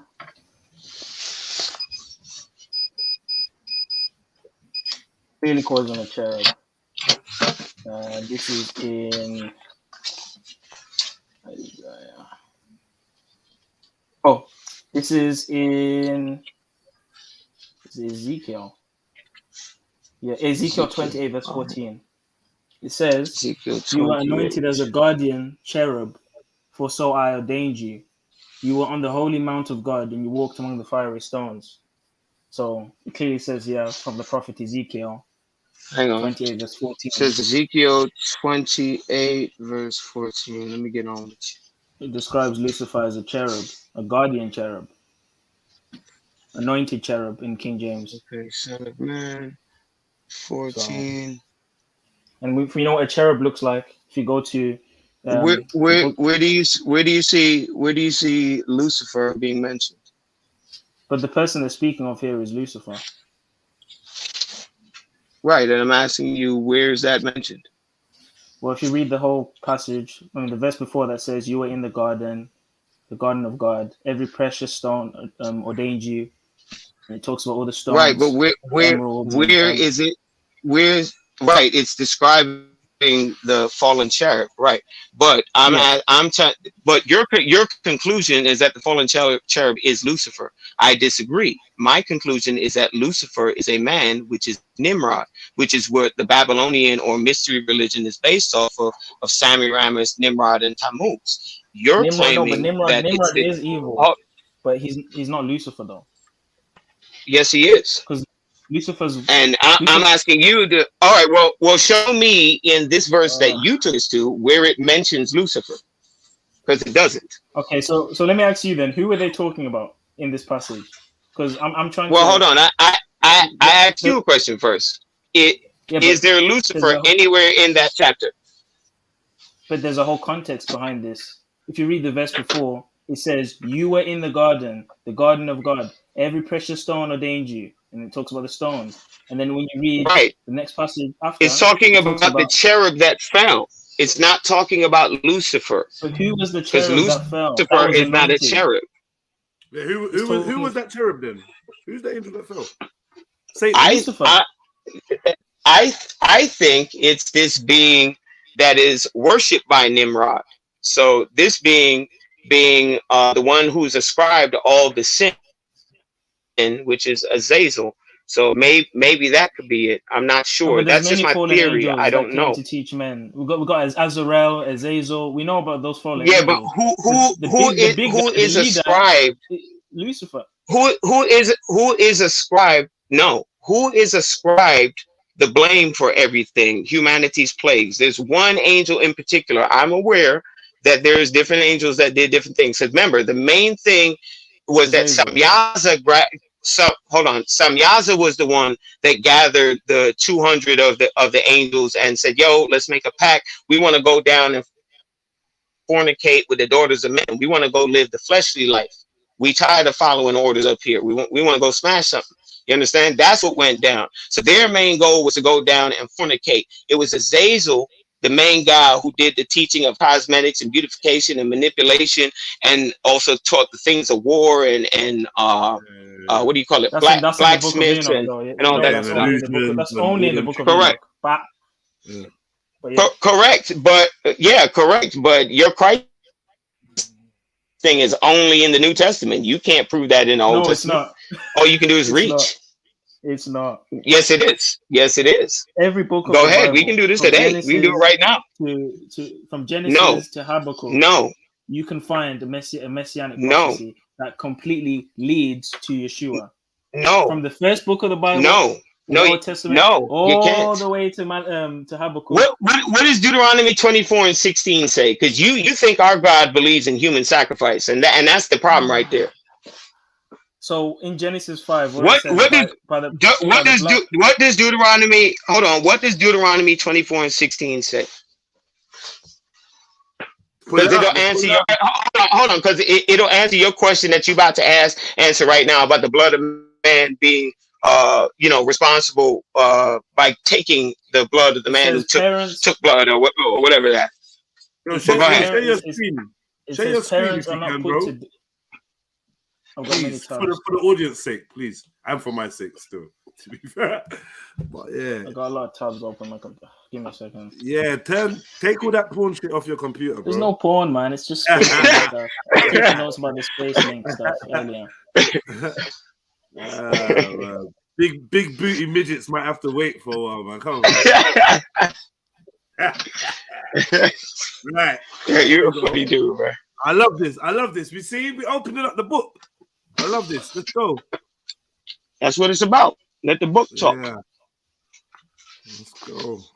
Fathers should not be put to death for their children, nor shall children be put to death for their fathers. The person shall be put to death for his own sin. For his own sin. So that means that Abraham couldn't have been asked to sacrifice his child by the Most High if he's going to turn around and say this. Right. Well, that's twofold. So there's two ways to explore. There's two ways to explore. Right. There's two ways to explore the Abraham thing. We can get into that, but let me piece this together for the brother. So how do you deal with that? If that's pretty much telling you that everybody's responsible for their own deeds, and I have other precepts that back up that one. So it's not just one cherry pick and then I'm going to run with it. We can go to a whole chapter like Ezekiel 18, and the Most High outlines to you what exactly is required from him. He doesn't require anything but your obedience. This is not a God that eats flesh if he's created all things. Why would the killing of an innocent animal or an innocent human being ever satiate any of his needs and requirements if he's an almighty God? It does not make any logical sense. Okay? Are you denying that? Hold on. So just clarification. Are you denying the animal sacrifices? Yes, that's all. That's a result of the lying pen of the scribes. Oh, okay. Now there's no point now. Because now you're done. Because I can show. Oh man. No, I'm not. I can go. Only place you can go is throughout Leviticus for your basis. For your basis, I can go all throughout the prophets of the book, including David, where they don't do animal sacrifice, and I can go to Jeremiah where he tells you he didn't tell us to do any of that during the wilderness. No, you're done. You believe in human sacrifice. All right. No. You don't believe. You don't believe in. Hold on. You believe in being a spiritual tip drill. So if any of y'all ever seen the Nelly video, tip drill, when he swipes the credit card down the crack of his shorty's booty, like you guys treat Jesus Christ like that. You guys think that you guys can be scumbags and live whatever your life, and at the end of the day, because you believe in somebody who died for you, that you gonna go to the place that you think you deserve to go. Hell nah, that's not how it works in the Torah Tanakh. This book and this God is about responsibility. The whole reason why we were kicked out of the Garden of Eden or out of eternity was because we failed to take responsibility or accountability. Everybody passed the buck in Genesis, I think it's 3 or 4. Adam passed the buck and the blame to Eve. Eve passed the buck and the blame to the serpent. The serpent ain't give a fuck. You understand? Right, and that's why we got demoted. So the whole thing is about personal accountability and responsibility. Okay, so not swiping Jesus Christ down your butt crack. Okay, so just to clarify for the audience, you deal with the Old Testament only, the Torah and the Tanakh. That's Genesis, Exodus, Leviticus, Numbers, Deuteronomy, the whole thing, yeah. So in Leviticus, as far as the canonized works, absolutely. Perfect. So in Leviticus 1 verse 1, I'm gonna go through each example of burnt sacrifice. You get your screen you don't have to, because I already know that Ezekiel or Leviticus chapters 1 through I think it's not. All right, go ahead. All right, so the first one. Man, I wish I had my laptop. Go ahead. The first one is Leviticus 1 verse 1, and it says, "Then the Lord called to Moses and spoke to him from the meeting tent." And then verse 2 says, "Speak to the Israelites and tell them, when someone among you presents an offering to the Lord, you must present your offering from the domesticated animals, either from the herd or from the flock." So quick question. That's a result of the lying pens of the scribe in Jeremiah 8:8, for which is fashioned through Jeremiah 7:21 through 24, which is some of the stuff I was going to take you to explore why it says there's a lying pen of the scribes. They switched the roles of Cain and Abel. Cain is not the one that brought the oblations. It was Abel that brought oblations. Cain is the one who brought the blood sacrifice or the killing of an animal, which is not what Yah required. Prove it. Go to Jeremiah 7:21. No, I know about. Hold on. I know about the passage of the. Hold on. They don't know that, so I'm teaching you and them at the same time. So go to Jeremiah 7:21 to 24, please. Please let me speak, bro, because this is important. Because I'm catching you out right now. Can you go to Jeremiah 7:21 to 24? I'm gonna go to Jeremiah, and let me tell you why I'm excited to go to Jeremiah. This is the same argument that Muslims have used against Jews and Christians to say, "Oh, see, I don't care. I'm not a Muslim, and I'm not Jew, and I'm not a Christian." I'm not just speaking to you. People are listening, so I'm making a point. Okay? All right, cool. So they use this argument to say, "Oh, look, it says here that the scribes they changed with the." Let me get to the passage. That's probably better. Let me just go straight to the passage. Yeah. The lion pen. The lion pen. The lion pen. Yeah. I never heard that one. I never heard that before. I have heard that one many times. Well, you haven't heard it from me, so whatever straw man argument you're gonna bring up about Muslims and whatever they're doing doesn't have nothing to do with me. Okay, Lloyd, you ain't met a Muslim like me before. Jeremiah what? Jeremiah 7:21 through 24. Cool. 7:24. 24. See, you should have just went there like 5 minutes ago, like I told you. I done had this discussion a million times. Yes, it does. I just typed in Jeremiah. Yes, it does. And I said Jeremiah 7:21 through 24. You gotta listen, my man. Don't be an eager beaver. So 21. Hey, cut it out, Vin. Cut it out. This is my little bro. No, there's no pressure. This is light work. You should it's light work for me because you're a Christian. You still haven't come out of the New Testament yet. You still on baby's milk. Like I done had a million conversations with you. I know you're gonna stay on baby's milk. I'll never go to the New Testament. I know that's why you don't know the soul is electromagnetic. Thus says the Lord. You're still on baby's milk. The God of Israel. Add your burnt offerings to your sacrifices and eat meat. For I do not speak to your fathers or command them in the day that I brought them out of the land of Egypt. Concerning the burnt. Hello? I'm reading. What does did not mean? For I did not speak to your fathers or command them in the day that I brought them out of the land of Egypt concerning burnt offerings or sacrifices. Ooh. But this is why I command. But hold on, listen. But this is why I command you, saying, "Obey my voice, and I will be your God, and you shall be my people. and walk in all the ways that I've commanded you, that it may be well with you. Yet they did not obey, right? or So incline their ear, but followed. wait. I just But is that follow, verse 24? Or are you reading the 25? This is he's on the 24 that 24th. I'm on 24 right now. 24th. Let me start Okay. Okay, my fault. Yet they did not obey or incline their ear, but followed the counsels and the dictates of their evil hearts, and went backward and not forward. Ooh. Since the day that your fathers came out to the land of... No, it's 25 weekends. Stop, man. Hold on. I mean, hold on, because you're missing the point of what I'm. Because you can read the whole chapter and then get to Jeremiah 8:8, and we can do that too with the Lion, Pen of the Scribes comes in. But I'm just trying to point out to you that Jeremiah 7:21-24 is the hinging verse for Jeremiah 8:8. The reason why they're lying is because this other God, this God of Egypt, that our people kept going back to. So even when Aaron was left in charge and Moses went up to the mountain for 40 days and came back and seen that they were worshiping the golden calf. Who is the golden calf?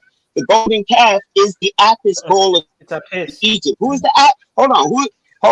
Who is the Apis bull of Egypt? Whatever, Apis or Apis, whatever. I'm not playing semantics. The Apis bull, when you look up his translation into Greek society, was Serapis. And who is Serapis based off of? Serapis is the archetype Jesus Christ. That's what, like, if you look up Marcion of Sinope and study that history, you begin to understand where the New Testament came in. It's hijacked. Marcion of Sinope did not like our God. He didn't like that our God messed with us and only us. It was only concerned with us. He wanted another God which was more favorable, which is exactly what Christianity is. It puts all the other nations above us. That New Testament you believe in puts all the other nations above us. That's not true. So hold on. So what about yes, it is in the book of Esther? What about the proselytes who are Gentiles? Are they above? Are they above us in our society? No, are they ruling over us in our society? They become as if they were born Israelites. But can they occupy posts of dictatorship in our society? Yes or no? Based on the laws? No, they can't. What? They can't be put into rulership positions at all. No, but they still become. Where can they be put into rulership positions? No, but they still. Where did I say they can? If you're not from the tribe of Judah, you're not going to be a king. So of course, there's laws in terms of that. What specific tribes are meant to do? You have to be a Levite to be a priest. But in terms of other Gentiles or people becoming Israelites, even before the New Testament, strangers. You don't only have to be. Hold on, bro. Strangers. You don't only have to be Judah You don't only have to be Judah to become a king, because you have the northern and southern tribes. So those are two different kingdoms. I just want to make that clear. But they shouldn't have split. We know that they shouldn't have split because the true. I'm aware, but our history. Yeah, I'm aware, but our history is dictated by a dual kingship. If you read all of the books, that's mainly most of the chunk of our history was that dual kingship. But I'm just pointing that out because there's a listening audience, and there's you flying, but there's subtle differences in the detail we have to acknowledge. 100%. But yeah, like I said, but this don't have nothing to do with what we're mainly talking about. Yeah, because you made a point about the scribe and the pen. But if that's the claim that you're making, then how do we know that Deuteronomy, what you just read, was correct? What do you mean, dude? Because what is the verse that is incorrect, or what is the actions that are incorrect that are mentioned by the Most High in Jeremiah 7:21-24? Because when I asked you if you accepted the whole Torah, you said yes. So that includes Leviticus, and the previous verse I read was in Leviticus. So if we're gonna say, I understand that. So I accept everything that I accept it as our book, but that doesn't mean there isn't hijack in there, as clearly Jeremiah 8:8 tells you. But it doesn't say the book of Leviticus is hijacked anywhere here. I didn't say that. It said that the burnt offerings and sacrifices, which if you look it up in the Hebrew, I believe it's korban and where's my book? Let me get the Hebrew for you so you can. Oh, hang on, because you're missing the premise. So you don't even know my argument, which is why you got to listen to what I'm saying to you and let me work my way through it so that you can understand the context of that. Then you can develop your argument. Like you arguing in the dark right now, which is a disadvantage for you. You know, like I don't think because we're disagreeing, I got an issue with you. Yeah, but your questions are predicated on your pre-assumptions on whatever arguments with Muslims and with whoever you brought up, 15 minutes ago. That's why I was telling you that's irrelevant because it has nothing to do with me. I'm a whole different beast. I understand that. But but you're comparing people to me that are not on my level. This man Red Pill told you I'm different. All right. I don't come in with straw man arguments, but like, my nephew made this argument, you're making it now. I don't do that to you, But the Hebrew word I think is korban. If you look up for blood sacrifices, and damn, I don't have, because if I close this YouTube thing, then I'll be chapped out. So what this is simply saying here is that what God cares more about is obedience rather than sacrifices. Because if you read in the book of Jeremiah and in the book of Isaiah, God talks about how he's tired of your sacrifices, he's tired of your Sabbaths. Because what people were doing was they were keeping the laws superficially, meaning they were keeping Sabbath and keeping the blood sacrifices, but they were not treating people in a loving way. They were not practicing, which is the true essence of the law, which is love. So it's more like it isn't only that. But it's about obedience, right? So just because they were keeping the commandments doesn't mean that they were saved or that they were in God's favor, because it's not just keeping the commandments, it's also about righteousness. It's also about love. Well, righteousness is keeping the commandments, and love is keeping the commandments by the Torah's definition. Love is the keeping of the commandments. I'll give you a perfect example. You may not accept it because it's New Testament, but whatsoever. If you look at the story of but if it's found in the Old Testament, bro, hold on. Let me just preface something. I understand, but let me preface something. You just made a statement. But just do it after I finish, though. Is that unfair? Thank you. So when you look, I'll let you take your little jabs, and then I won't respond to them. I'll just write over. I promise you that was not a jab. You can correct me where I'm wrong after I finish speaking, yeah? So it's not worth it because you're gonna say something and I'm gonna forget about it. So go ahead. Where was I? Go ahead. No, go ahead. All right. So if you look at the story of the Good Samaritan, right? It's a parable that Yeshua spoke about, right? You had someone that was injured that just got robbed and was beaten half to death. It was a Samaritan and was lying dead. The priest that walked by kept all the commandments, was clean, was doing everything, right? But he walked past. He didn't want to touch him. He didn't want to look at him. He didn't want to help him because it was Sabbath, right? A deacon, another guy walked by, did the same thing. But a Jew walked by, and if you know anything about the Jews and Samaritans, they don't really rock with each other. And plus, there's certain laws and commandments where, you have to kind of, on the Sabbath, you have to kind of keep, clean or whatever. He went to the Samaritan, he picked him up, took him to the hotel, gave him some money, and asked the people to make sure that he's okay. What Jesus was simply saying there is that you can keep all the commandments you want, you can do all the sacrifices you want, but if there's no love in what you are doing, then it's pointless. So what he's saying here is he's not saying, I did not tell them to do burnt sacrifices, because I don't even need to stick to Leviticus. Almost every book in the Old Testament talks about burnt sacrifices. It's all over the damn place. So we're not going to play those games. Yeah, that's because there's a line. That's because there's a line Pen of the Scribes everywhere. So we are going to play this game. Last point. And I'll checkmate you. Final point. What God is simply saying here, just like it says in Isaiah about your Sabbaths, I'm tired of your Sabbaths. I'm tired of your burnt offerings. He's saying here, I didn't just tell you to do burnt offerings and then that's it. The point of it was obedience. Obey. That's not what he's saying. That's clearly what he's saying. That's not what he's saying.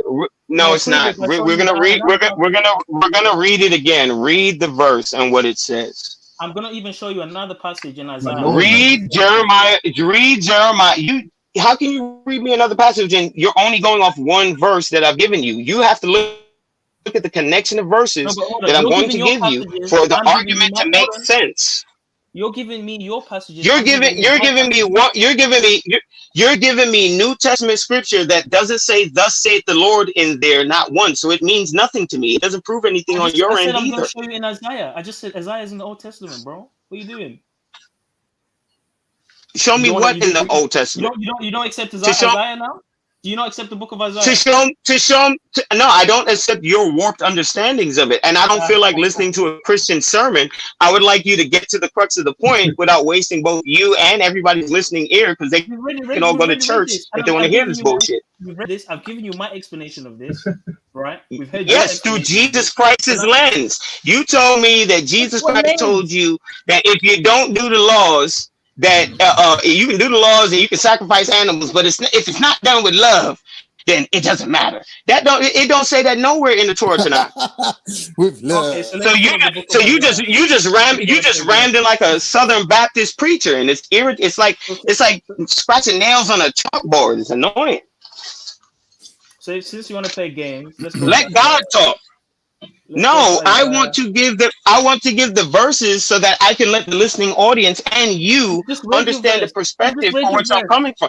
That's one verse. That doesn't do anything. You can't prove something with one verse. You have to go precept upon precept, like your boy Christ say, line upon line. Don't he say that? I've just read your verse.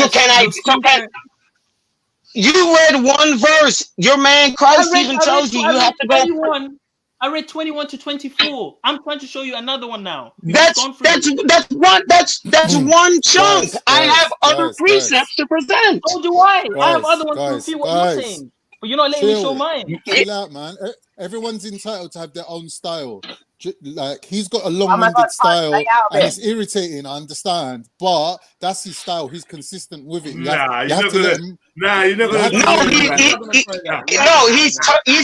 trying to talk around the point and run away from the point. He's still in it, Jeds. Come on. So for instance, you can go to Isaiah 1, which he was going to reference, and we can pay attention to particular verses 11 through 17, and then we'll ask him where the blood came from. Because the blood didn't come from killing people or killing babies or not being nice or not doing it with love. The blood came from somewhere, and the blood that where it came from is actually mentioned in verse 11. So go ahead and read Isaiah, and we can answer your question or your statement that you made before about what Jeremiah 7:21-24 is about, which is why you didn't want to read it again, because it specifically says the opposite of what you said. Moses said he never taught blood sacrifice or required or requested it ever. He didn't give it, especially out of the Exodus. So where did it come from? That should be the logical question you ask yourself when you see Jeremiah write those words. But you don't want to do that. You don't want to go to the other prophets. Isaiah 1, and then you can start from the top if you want to, or you can go straight to 11 to verse 17. Isaiah 1 verse 13. It's up to you.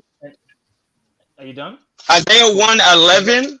You can start from 11. Bro, let's speak, bro. Like, you just can you start from 11?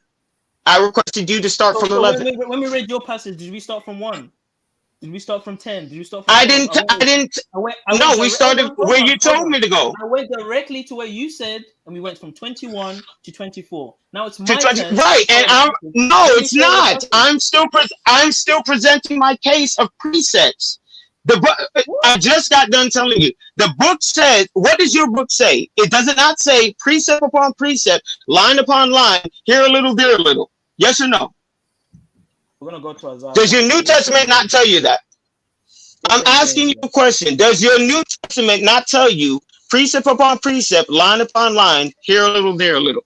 Yes or no? Perfect. And that's what we did with your passage. No, we didn't. That's one precept. I haven't explained anything about my position. You don't know anything about my position other than the basic statement I made. I haven't proven my position because you won't allow me to. So I'm going to answer your question using Isaiah 1, and I'd like you to go from verse 11 to 17. That's what I'd like to focus on. Can we do that? All right, let's go. Thank you. 17. And it says, "To what purpose is the multitude of your sacrifices to me, says the Lord? Calling all Israelites. We have a problem on aisle 4. We have a wild Brooklyn nigga. He's bugging out. He's talking I'm about not from Brooklyn. I'm not from Brooklyn. He's not from Brooklyn. I'm not from Brooklyn. Correct. He's wilding. He's talking about precepts. We need everyone to calm down. What we gonna do? Chill, Red. All right, and it says, "To what purpose is the multitude of your sacrifices to me?" says the Lord. "I have had enough of burnt offerings of rams and the fat of fed cattle. I do not delight in the blood of bulls or lambs or goats. When you come to appear before me, I do not delight in the blood of bulls or of lambs or goats. When you come to appear before me, who has required this from your hand to trample my thoughts?" Wait, hold on. What did Jeremiah 7? Hold on. Pause, because I'm going to explain this now. The context. We're not just going to read it and then you're going to do your little Christian spiel. All right, listen. The context. Hold on. The context is the same as Jeremiah 22. It's saying he did not give these orders. Who gave the orders? He's saying the same thing right here in Isaiah. Continue to read, please. "Bring no more futile sacrifices. Incense is an abomination to me. The new moons, the Sabbath, and the calling of assemblies." I love that one. I cannot endure iniquity. Okay, pause. So what's that mean? Pause. Yeah. I'm gonna explain that. I'm gonna explain. Hold on. I'm going to explain the passage. So when he's including the oblations or the incense and the Sabbath and the new moon days, it's because of what he's going to mention in the verses which he's about to read. It's because we keep doing things that he never asked us to do. He never asked us to sacrifice animals. So the blood on our hands, which he's about to read, is stopping us from having communication with our God, comes from the animals that were mentioned from verse 11, 12, and prior. Do you understand what I'm saying? It's about reading comprehension. So in Genesis, hold on, before you go again, can I pick a gem out of this? What is Jeremiah saying about incense, please? Because Jeremiah or Isaiah? Isaiah. What is he saying about incense? In the temple, when they put incense in the temple. It's an abomination. Right. But why? We about to find out. Continue to read, my man. Please. Yeah, please. Gang is pissed right now. Sage gang I cannot endure iniquity and the sacred meeting. Your new moons and your appointed feasts, my soul hates. They are a trouble to me. I am weary of bearing them. When you spread out your hands, I will hide my eyes from you. Even though you make many prayers, I will not hear. Your hands are full of blood. Wash yourself. Wait, what? Wait, hold on. Go read that verse again for me, please. I will not hear. Your hands are full of blood. That's the whole verse. When you spread out your hands, I will hide my eyes from you. Even though you make many prayers. Pause there for me. When you spread out your hands in supplication in prayer, when you come to me to these temples and you're praying to me, right? I'm not gonna hear you. I'm not listening. Go ahead and read the second half. Even to the semicolon. Even though you make many prayers, I will not hear. Your hands are full of blood. Wash yourself. Boom. Even though you make many prayers, your hands are full of blood. So that's the reason why he's not listening. That's for the reason why he's turned a deaf ear to us, because we're not following instructions. We have blood on our hands. So if the blood on our hands is the reason why he's not listening to us, then maybe we should figure out where the blood came from. Can you read verse 11 and 12 for me again, please? Oh, so now we're going all the way back to 11 and 12. What chapter? Okay. Yes, because I'm making a point. Can you chapter 1 of Isaiah? Can you go back to 11 so we can find out where the blood came from? To what purpose is the multitude of your sacrifices to me, says the Lord? I have had enough of burnt offerings of rams and the fat of fed cattle. I do not delight in the blood of bulls or of lambs or goats. When you Thank you. All the animals named in Leviticus that you want to bring up, He don't deal with that. And the blood on the hands of our people, which is why our God ain't listening to us on them new moons, on them Sabbaths, and even when we have the correct type of sacrifice that we are to come with, which is the Adamic sacrifice of oblation, the same one that Abel kept and Seth kept, then there wouldn't be an issue. But because we have blood on our hands, continually sacrifice, there is an issue. All right, have you made your full point? Because I'm still waiting to respond with my scripture. You know what I mean? No, I don't think I'm waiting for you to finish reading verses 16 and 17 so we can see what the Most High tells us we should do instead of killing animals. Okay. Verse 16. I stop trying to benefit from this body. This you're not part of this.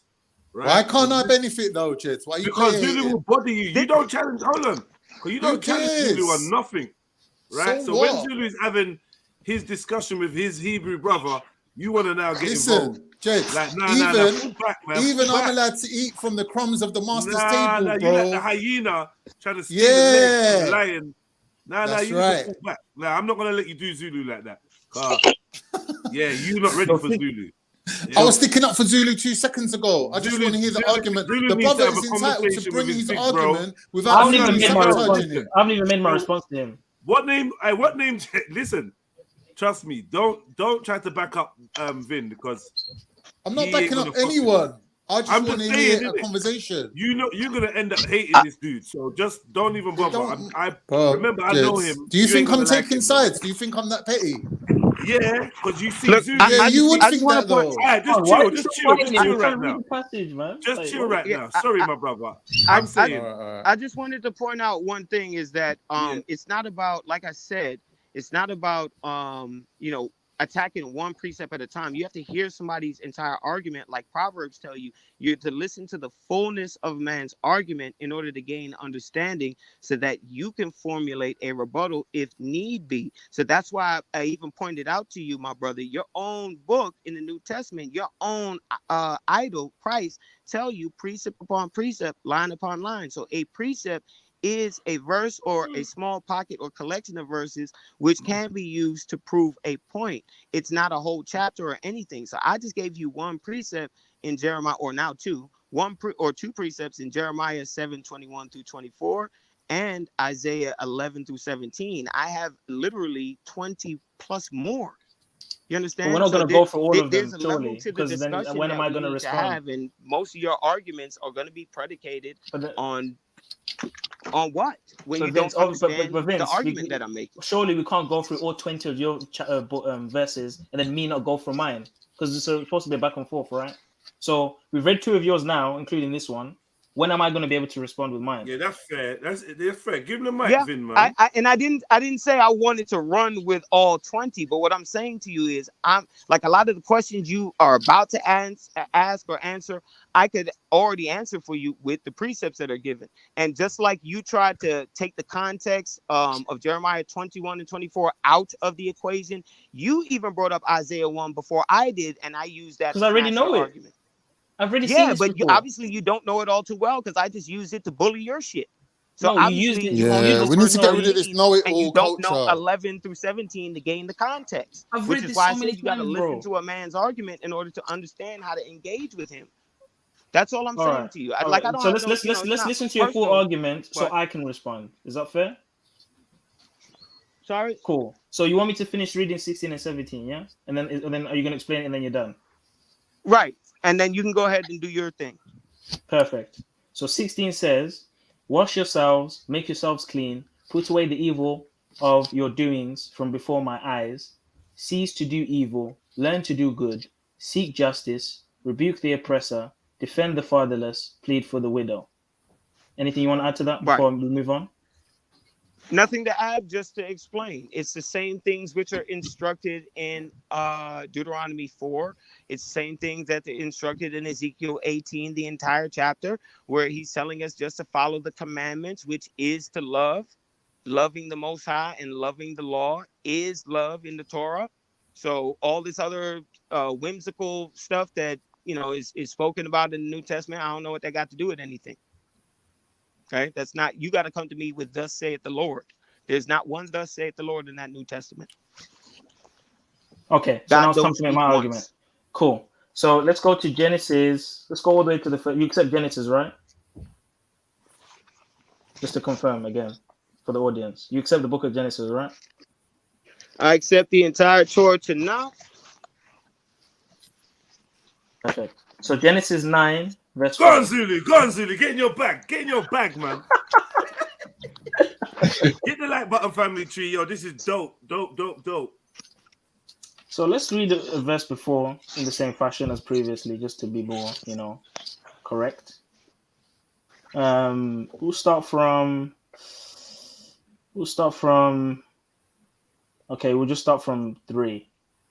No, we'll start from 1. Might as well. It says here. So God blessed Noah and his sons, and said to them, "Be fruitful and multiply, and fill the earth. And the fear of you and the dread of you shall be on every beast of the earth, on every bird of the air, and all that move on the earth, and on all the fish of the sea. They are given into your hand. Every moving thing that lives shall be food for you. I have given you all things, even as the green herbs. But you shall not eat flesh with its life, that is, its blood. Surely, for your lifeblood, I will demand a reckoning from the hand of every beast. From the hand of every beast, I will require it. And from the hand of man, and from the hand of every man's brother, I will require the life of man." What does this mean, Brother Vince? It actually proves my point. No, explain. What does this passage mean to you? Explain it. Read it again. It's not about what it means to me. It's about what it says. No problem, bro. There's No problem, bro. what I'll read it means again. To me. It's about what it I'll says. read it again. Surely, for your lifeblood, I will demand a reckoning. From the hand of every beast, I will require it. And from the hand of man, and from the hand of every man's brother, I will require the life of man. Now, why is the Most High requiring the life of man, whether by another man or by an animal, for doing what? Because of the sin of Adam and Eve, eating the fruit, and because God told them that the day that you eat the fruit, you shall surely die. So same which ways verse? how Which Abraham. verse is this again? Hold on. So This is my. Hold on. Allow me to finish. I'm asking you what verse we're on, so I can get on par with you, my brother. Calm down. We're on verse 5. 9 verse 5. Thank you. Genesis 9 verse 5. So the reason why I'm using this passage is because before this event, during the fall of man, Adam and Eve were told that the day that you eat this fruit, you shall surely die. And to mitigate that, God allowed us to do animal sacrifices to take the place of our death, which is also a foreshadowing of the Messiah dying, which is said in Isaiah 53. By his scars we are healed. Isaiah that's fine. Yeah, we can get into that one. We can get into that one because I'm definitely that's going to be my second precept. Don't worry, we'll get into that one. Right, but Isaiah 53 is not about Christ at all. It's about the weeping servant. You're going to say it's about the suffering servants, right? I just want to put this in. If you read the chapters before that, which is what reading comprehension is about, and not cherry picking, you'll gain the context that the children of Israel are the Messiah individual that's spoken of in Isaiah 53.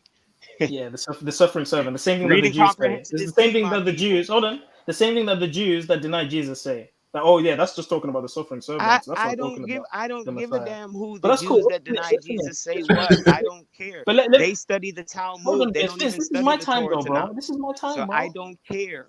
Your straw man. You want to go ahead? Go on. Equations to me don't work. Clearly, it's going bad for you, my brother. No problem. It's going. Whatever's going bad is going bad. Okay. All right. Can we actually read to expand on it? Can I read it from the Torah Tanakh that I have? Yeah, man. Okay. So it'll say verse 5. However, your blood that belongs to your soul, I will demand. So this is to me when you ask me what do I glean from this? This is gleaning gleaning the spirit of self-responsibility and accountability, like I brought up in Deuteronomy 24:16 and Ezekiel 18 and a couple of the other precepts that I have. Can you repeat that? Repeat that again? We'll eventually get into.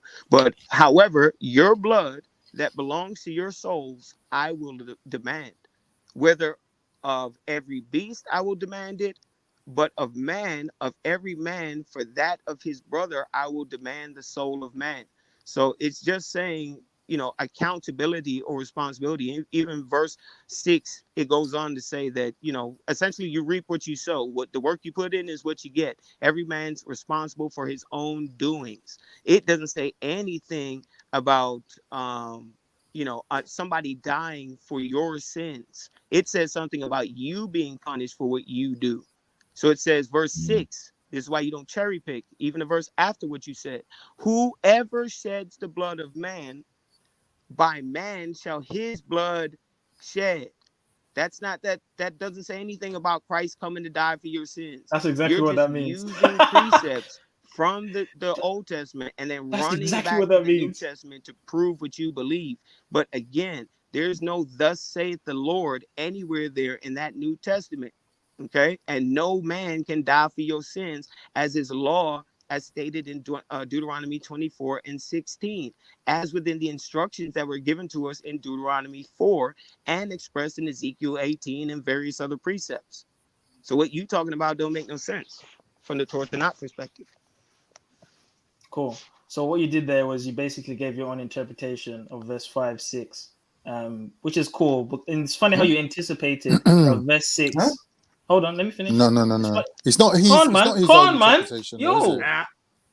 Come on, you got. There's millions of people that believe that. You can't say he made it up. I can't hear anything that's what he's saying, and now you want to interrupt. Where will you interrupt? You can't hear nothing. Hello. Yo. You can't hear us? Leave and come back, bro. You might have to leave and come back, Vin. Yeah, I noticed your reception wasn't all that. I could hear like from the. There was a bit of a lag or like a delay in it. Yo, Vin.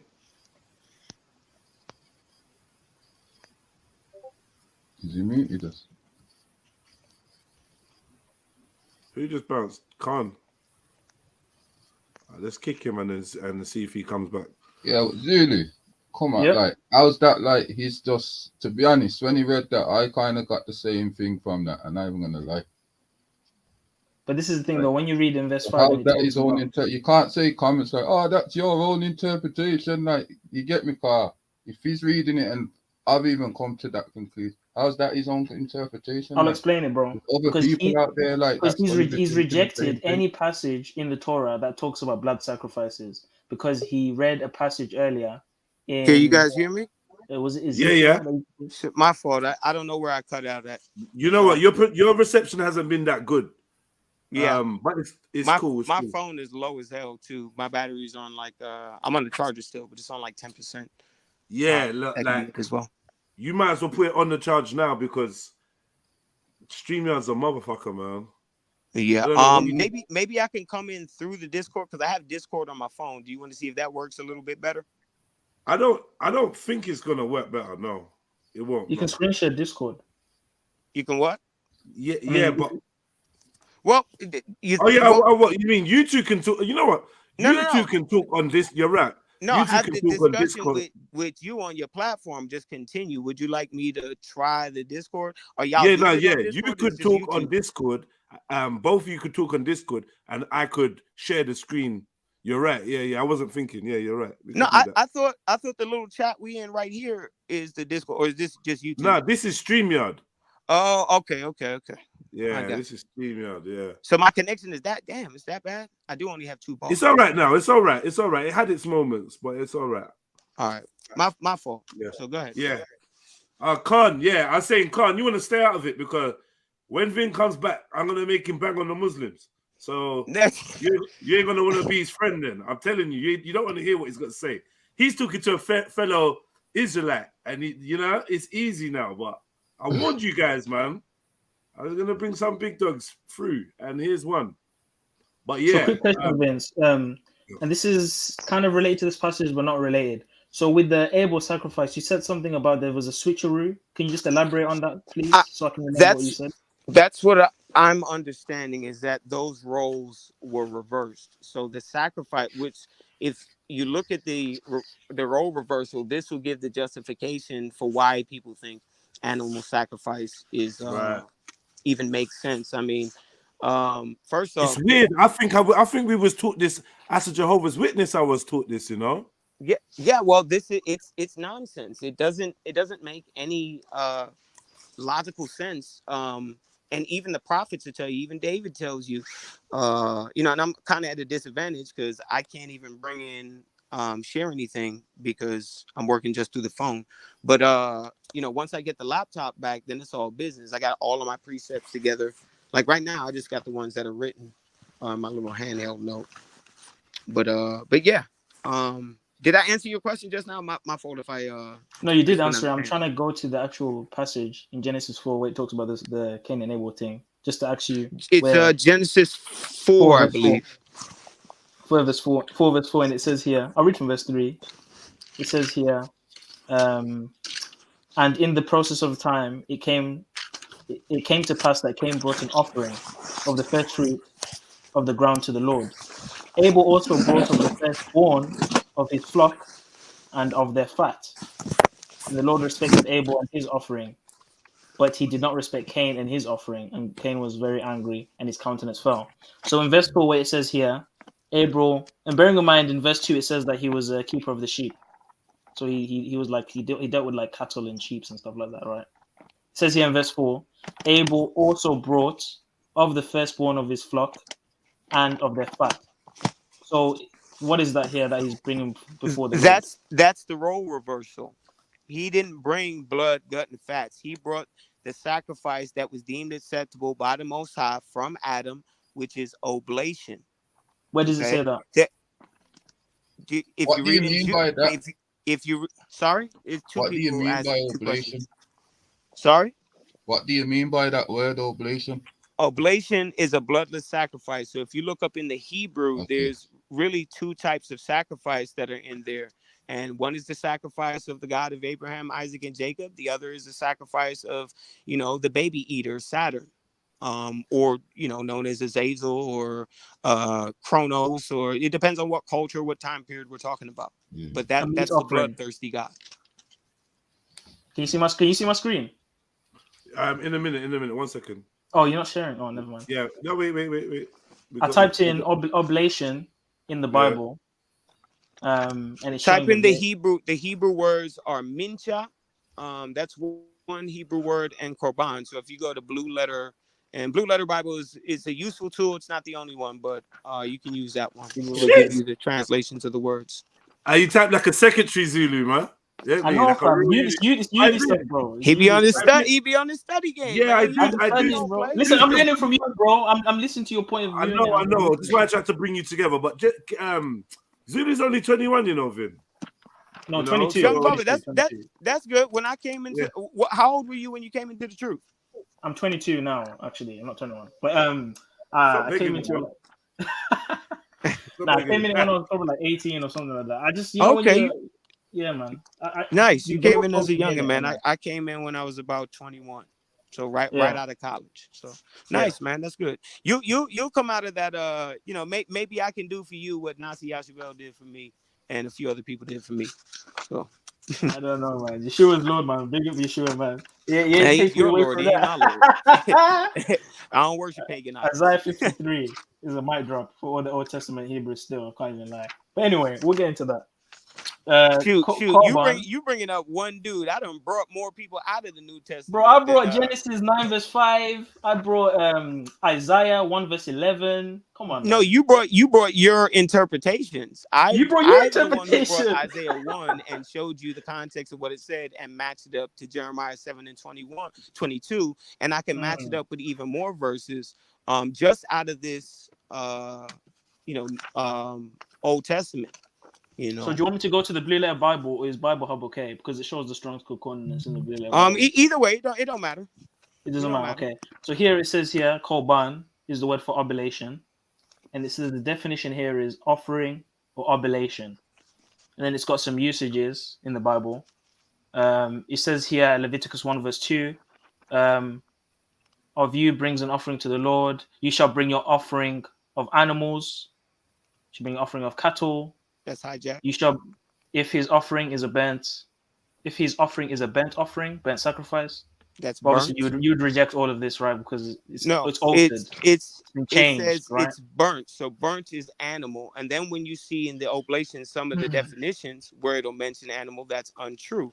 Because I'm looking at the International Standard Bible Encyclopedia right now, which is some of my external sources that I use, and I'm trying to find. I need volume 2. I know it's page 60, but I need one of these volumes where I can read to you the history regarding the sacrifices in the temple, and they tell you that oblation is the ancient and traditional sacrifice, and that this blood sacrifice thing. So the high priest wouldn't sprinkle blood on the Ark of the Covenant. There's no blood, nothing. That those so rituals, that whole stuff about the temple and the sacrifices is all wrong, all of it. Yes, they're not supposed to be doing that. Hence why we read Isaiah 1. Particularly verses 11 through 17, where he's saying, yo, you got blood on your hands, so I can't even listen to your prayers. And all the things that I told you to do, like the new moons and the feast days and the Sabbaths and giving of oblations, I can't even accept that because you got blood on everything. That's stupid. Why would killing an innocent animal have anything to do with you? Especially if you're still going to be a rotten scumbag after the fact. So not only are you causing misery among your own species, but you're bringing another species that I've created into the fray. And with as many people that existed at that time amongst our people and all of them sacrificing, God knows how much animals were in the slaughterhouses crying unto the Lord. Just like they do, like you same Israelites of your ilk like to talk about how the birds are singing in the morning, praising the Most High's life. So what happens when you, another fellow creation of the Most High, try and take their life based on some goofy shit you did? It doesn't make any damn sense. That sounds like a bloodthirsty God to me. It don't sound like no God, fit for worship, and that's not our God, as Jeremiah clearly noted, and all the rest of the prophets noted. We can go all throughout the books of Amos and Malachi and all of these books, and they'll tell you that he never required it. So why would the prophet say to your point, it does say here in the Hebrew Chaldee lexicon, oblation, sacrifice, offering, whether bloody or unbloody. And that's hijacked, because I'm about to show you in this International Standard Bible Encyclopedia. If I can find it, it's like 4 of these big ass books. But we're definitely gonna have this conversation again when I have the laptop on me, so that way we can screen share, and I'll have all of the material with me and not just working out of my brain. But okay, yeah. The other Hebrew word, just to give it to you, is mincha. So mincha is another word, so they're interchangeable. Mincha. How do I spell that? That's the particular word that's used in Genesis 4 verses 4. Which is a particular thing to note, because it doesn't, in the English, it'll tell you that Abel gave multiple sacrifices, or excuse me, it'll tell you he gave multiple sacrifices in the Hebrew, whereas Cain gave a singular.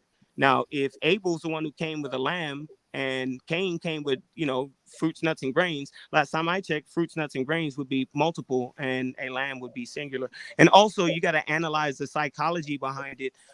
Most serial killers, how can you tell a child's going to grow up to be a serial killer? They hurt animals. What do they do?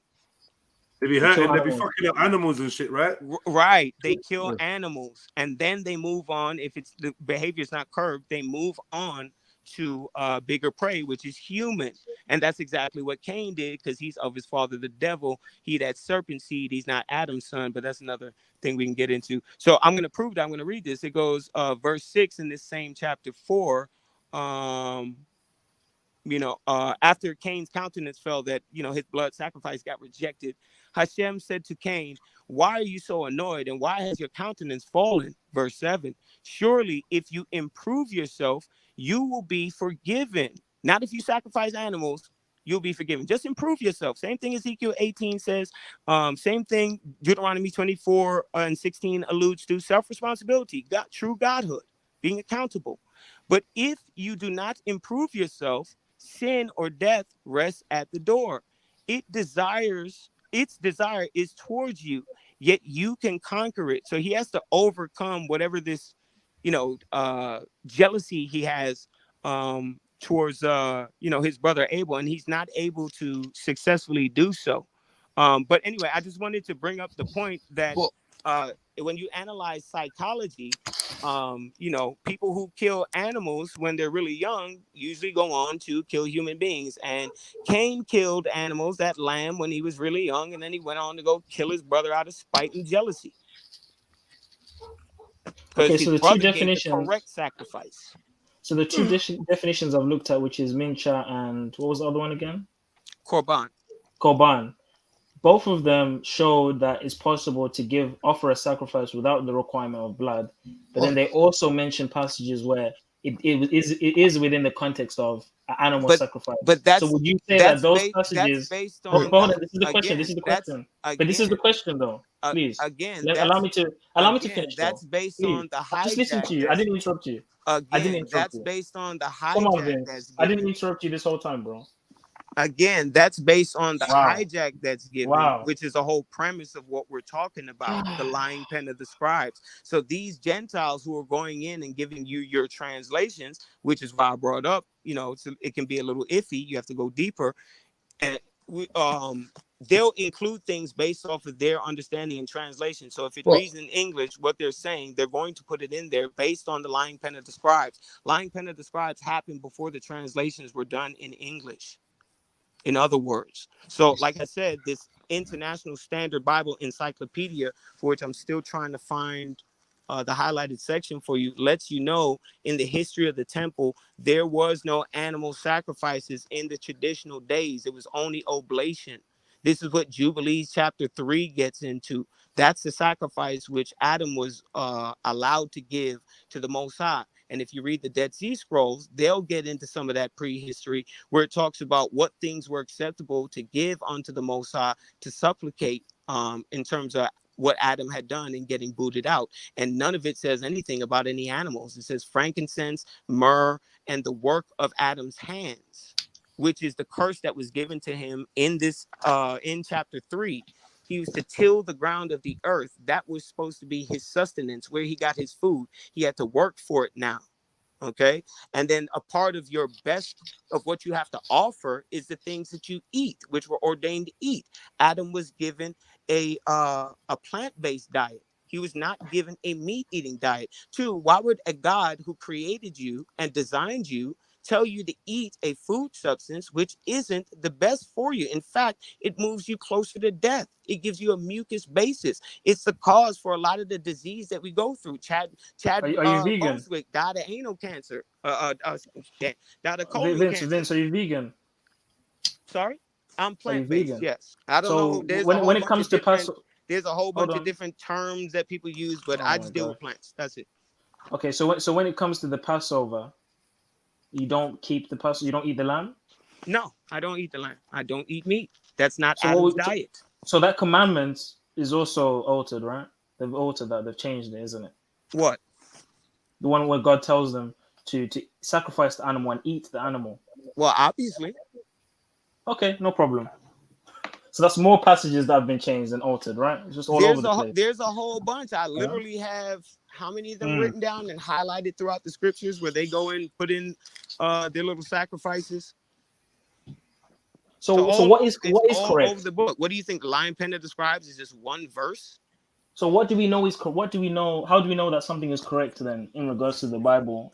Because Jeremiah 7:21-24 and the preceding verses and precepts from the prophets that I have tell you what is required of us. So if you're doing stuff that God never required of us, particularly killing animals, as is stated in Jeremiah 7:22, then you should probably stop doing that. This doesn't have anything to do with fringes. It doesn't have anything to do with the marriage law. That's not mentioned in Jeremiah 7-21 and the preceding verses that I have to use to, supplement my argument. Okay. And we can have an even better discussion, like I said, once I have my laptop. Yeah, once you have the information, I can see what you have to show still. Because I've heard of Old Testament Israelites. I've spoken to them, but I've never spoken to someone that doesn't believe in the burnt sacrifices. I know. This is new to me personally. That's what I was trying to tell you before. Like whatever comparisons you're trying to make, it's not gonna work with me. You have to at least hear out my position of what I'm saying to you, so that then you can go ahead and bolster your argument and prepare yourself for that part, and then I don't mind. But if if we're gonna go piece by piece, then I have to listen to you make an arguing point, which I could have possibly have already answered, by just giving you my position, like what Proverbs says. Where and this is not a formal debate. So maybe if this was a debate thing, then that would have been the case. So that's on my understanding too. So ain't no biggie. So Zulu, what you saying? You think it could have been switched as well? That about the Abel and Cain? No, I don't believe that. I honestly believe 100% that. You don't think it's not possible? I'm not saying we can get into probability later, but I'm saying possibility. You don't think that it doesn't make any sense that an innocent animal or human has to die for something you did. You don't think that's well when we ridiculous. when we study the occult, but Vince, when we study the occult, we know that they do blood sacrifices, and blood seems to be the spiritual currency. Life is in regards to salvation and being saved. The whole Levitical blood sacrificial. What do you mean salvation and being saved? What do you mean? Because that's well, do you that's believe in not the final? anywhere what Do you the believe in Most the High final told us. Well, do you believe in the where is that in the Armageddon? Exodus? Hold on. Where is that in the Exodus where blood was required in order for us? But Vince, you stopped me in the middle of me speaking. I'm asking you a question. Okay. I'm asking you about because you said why are you talking about salvation? I'm asking you about now the Armageddon and the Gehenna, right? Which is the Hebrew concept of hell. Because people think hell is just Christian, but even in the Old Testament, there was a concept of the Judgment Day, the Day of the Lord, where souls will be judged from Sheol. They'll be resurrected and judged before the Lord. So, do you believe in the heaven or hell concept or the Sheol Gehenna concept? You mean as Christians believe it? No. It doesn't have to be exactly the same as that. No, there's a place like hell, as people traditionally think of it, with the fire and brimstone. That was a place that was created strictly for the fallen and for the wives that they took up, which turned into sirens or people called mermaids or all that. You mean the bottomless pit? All that other stuff. But yeah, that was a place that was made for them and their children. That was that was not necessarily made for us, for mankind, or humanity. So I can't say I totally agree there. Okay, so in terms of a final judgment and a reward for righteous and because if everybody who's bad goes to hell, then who are the other nations when everything is put back in this order that are going to be in our captivity that are spoken of in the prophecies? Like, who are they going to be? Oh, so you believe in you got to have some people around. So you believe that the Mashiach will come and recapture Jerusalem? Which Mashiach are you talking about? I'm not talking about the one that y'all have this idea that there's only one Mashiach, and the word Messiah is really only used twice, and it's really to describe the anointed. So anybody who is anointed, like kings were Mashiachs. David was technically a Mashiach. The children of Israel of Isaiah 53 is talking about are the Messiah to the other nations. We're the ones who's going to be waking their ass up, and when they realize we're the children of the book, us assuming our position. What about the one that will crush the head of the serpent? What verse are you talking about? Read the verse. You can't just. You know the verse that when God told Eve, through your seed. Okay. In Isaiah 3. Who's that talking about? Let's read it. Genesis 3, I think. Let me see. Are you not entertained? Are you not entertained? Is this not why you are here?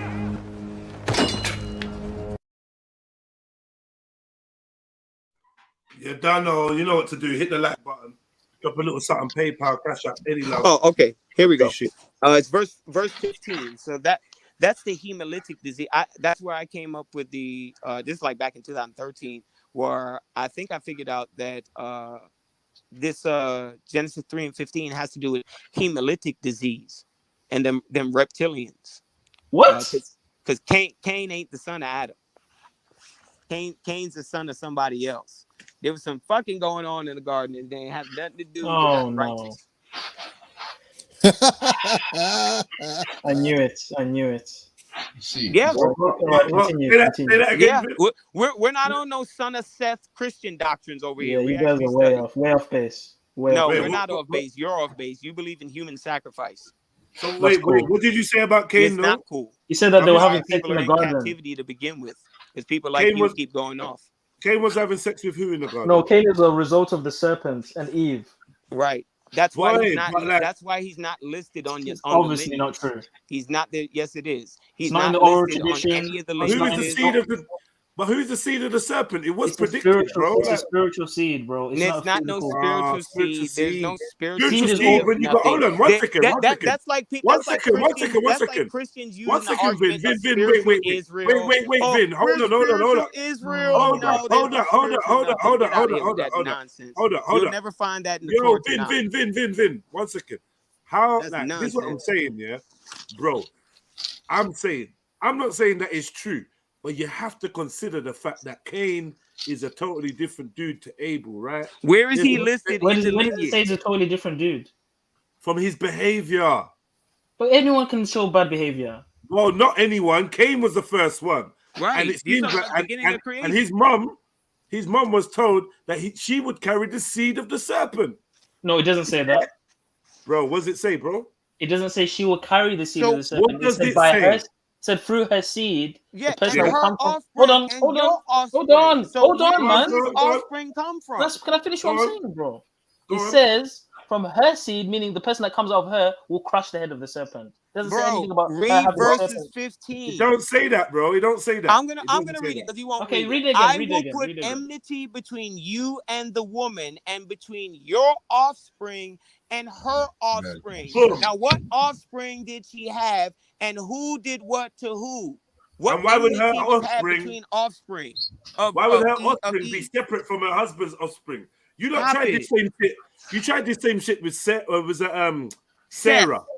No. Because they were saying whether we were having a debate about whether Abraham was Sarah's brother or father. No, husband or father. Yeah. So we wanted to know whether that was his daughter. Is that correct? Hold on. Zulu? He said Sarah's his daughter. Repeat that, bro. Who was it that we was asking about whether they were the sister thing? Yeah. That's that was with Shifa, and basically he was saying that they're not brother and sister. But when we read it, it clearly says that Abraham confessed that is truly his sister. Right, but yeah, he was trying to use the verse to say, well, when they were asked, oh, who is this? And he said, oh, this is my sister. This is my wife. That meant that they weren't sisters or whatever. But like it's like you're ignoring the language that's clearly there. Right, it's an omission. It's not a lie. He lied because he omitted a detail that doesn't make it a lie. He just simply omitted a detail. No, but the point was it's a lie. It's not a. How did he lie if he didn't tell the fullness? He did tell the truth. He just didn't say that this is his wife. So it's deception then. It's not deception. He's hiding some of the truth from it. Deception. It's not deception. It's deception, bro. At least deceptive, isn't it? It is because why would you? It's a form of deception, yeah, but it's kind of like defending yourself. It's a need to know basis. Like Red Pill, do you walk around and tell everybody everything about yourself? All your right. It's a fucking need to know basis. Why this stranger king who I'm in his land and I don't really know how they get down like that, and I gotta kind of tread lightly and tread carefully. It's Takia. Yeah, why? Yeah, what? It's Takia.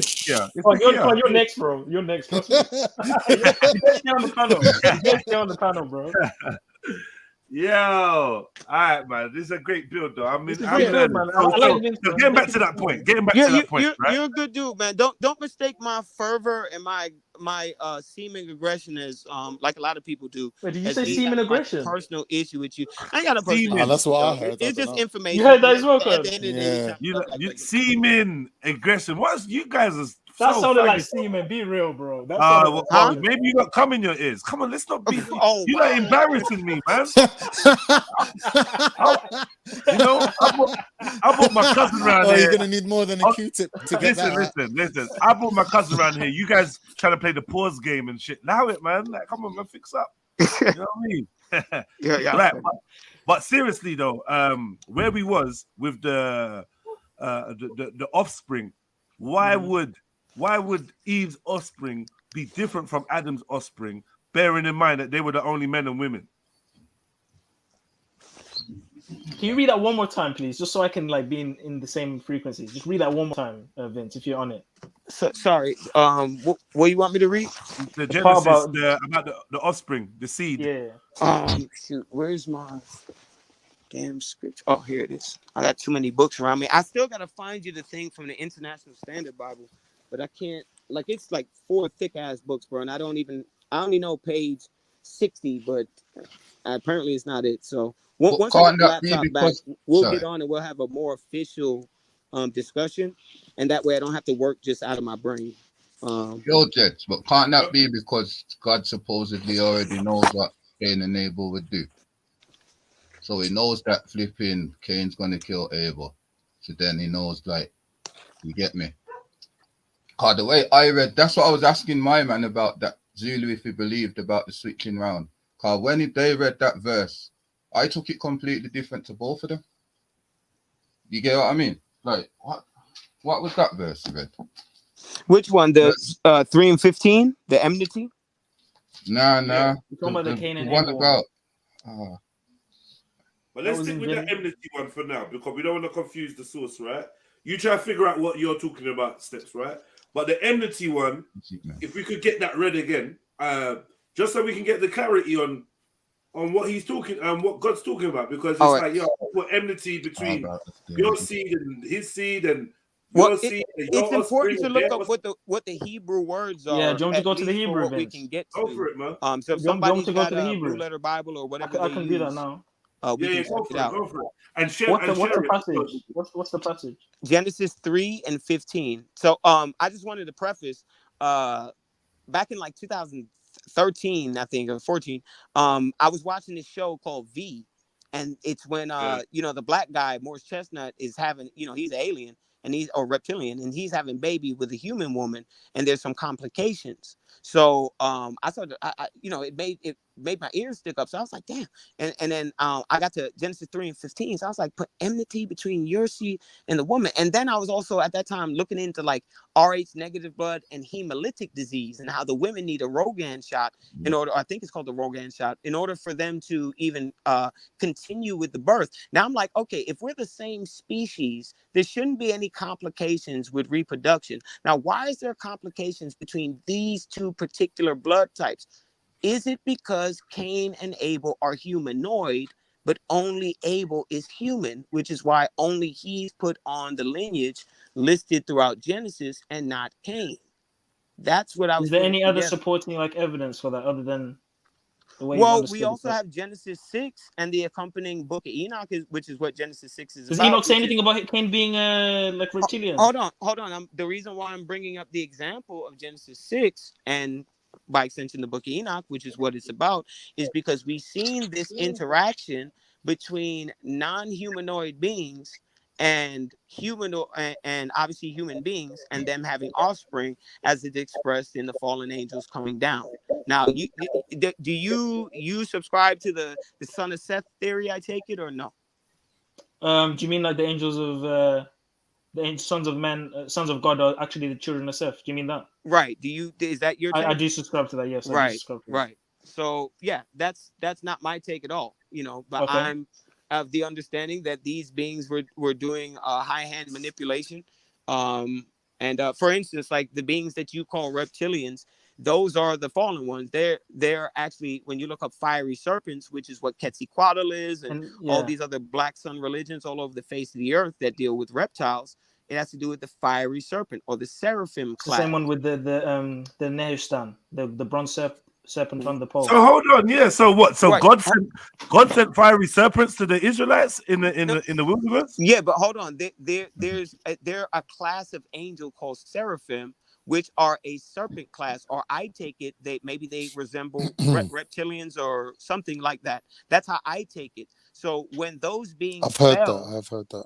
Right, when those beings fell from heaven in Genesis 6 and decided to come down and fornicate with the daughters of men, creating giants, or what in Greek mythology is gods and demigods, these fallen angels or men titans. of renown. Right. This is what, there we go. All of this is reflected all throughout the world. So when people say, oh, this is plagiarized off that, and shut your bitch ass up. That's like saying the New York Times and the New York Post and all these different New York newscasting stations plagiarize off each other because they're retelling a common event that happened either in or around their time, or their ancestors are passing down the history. So it has nothing more or less to do with copying necessarily. It's just a reflection of a common history that we all share before everything got split up after the flood, after Noah's That's flood. a great explanation. I'm going to use that one. And then also Noah's flood isn't the only flood that happened. There was a flood before Noah's flood in Genesis 1 and 2. Genesis 1 and 1 clearly displays an age of perfection. So what happened in between the space of Genesis 1 and 1 and Genesis 1 and 2, where there's desolation and destruction? The Most High tell you in Proverbs that he doesn't start off anything in perfection. He's not a Darwinian evolutionary God. Okay, he starts off everything perfect. So how did the world get destroyed in Genesis 1 and 2? You get clues of that when you read Job. And then you're seeing a rebuilding of something which was already built from Genesis 1 and 3 up until the creation of Adam. So Vin, yeah. Does that also go for scripture? When God sends the scripture, is it perfect from the beginning, or do you believe in abrogation? What do you mean when the prophets were writing it at their time? Yeah. Obviously, it's well, not obviously being sarcastic, but it's a one-to-one basis. So these guys are either getting dreams or day visions, and they're writing down their experiences. So God don't send corrections. He don't send no corrections for his word. No, why would he? This is I'm just trying to understand your position, where you're coming from. I know. So don't take what I'm saying as sarcasm. This is just no, never. Why would he? You're talking about if you could encompass what this being is, this God is in our finite brains, would it be much of a God to worship? No, at least to me. If I can fit everything that he is in its magnitude and its omniness in my finite brain, it wouldn't make sense. So we're only analyzing what we can see, like, through its supposed actions and behaviors with a particular people through this particular book, which happens to be, us Negroes, in particular us American Negroes and our descendants all throughout the face of the earth, wherever we may be. Wait, quick question, because someone in the chat made a good point. They said that Black Future said he's addressing Satan. God said the woman's seed would defeat Satan's seed. So could that not mean that when he says his seed and her seed, his meaning the serpent seed? He's talking to Adam and Eve, man. Right. No, but the serpent was also present, because remember he cursed the serpent. Yeah, but that was well, let's read it again. Let's read it again. So if you go from 14, it says I'll go even before that. Where should I start? No, from 14 is good. No, because even it says Hashem God said to the serpent. Yeah. I'll start so from 14. Already established who he's talking to. I'll start. You say Hashem, by the way. Is that like a Jewish thing? No, that's just what's in the. It just means the name, but that's what the name. they have Yes. written here. Do you say Adonai as well? Translation. Sorry. Okay. No. You say he's asking you about the names.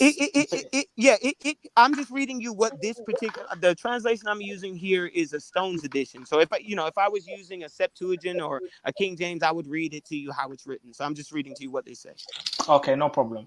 Yeah. And it says, "And the Lord God said unto the serpent, because thou hast done this, thou art cursed above all cattle and above every beast of the field, and upon thy belly thou shalt go, and dust shalt thou eat all the days of thy life."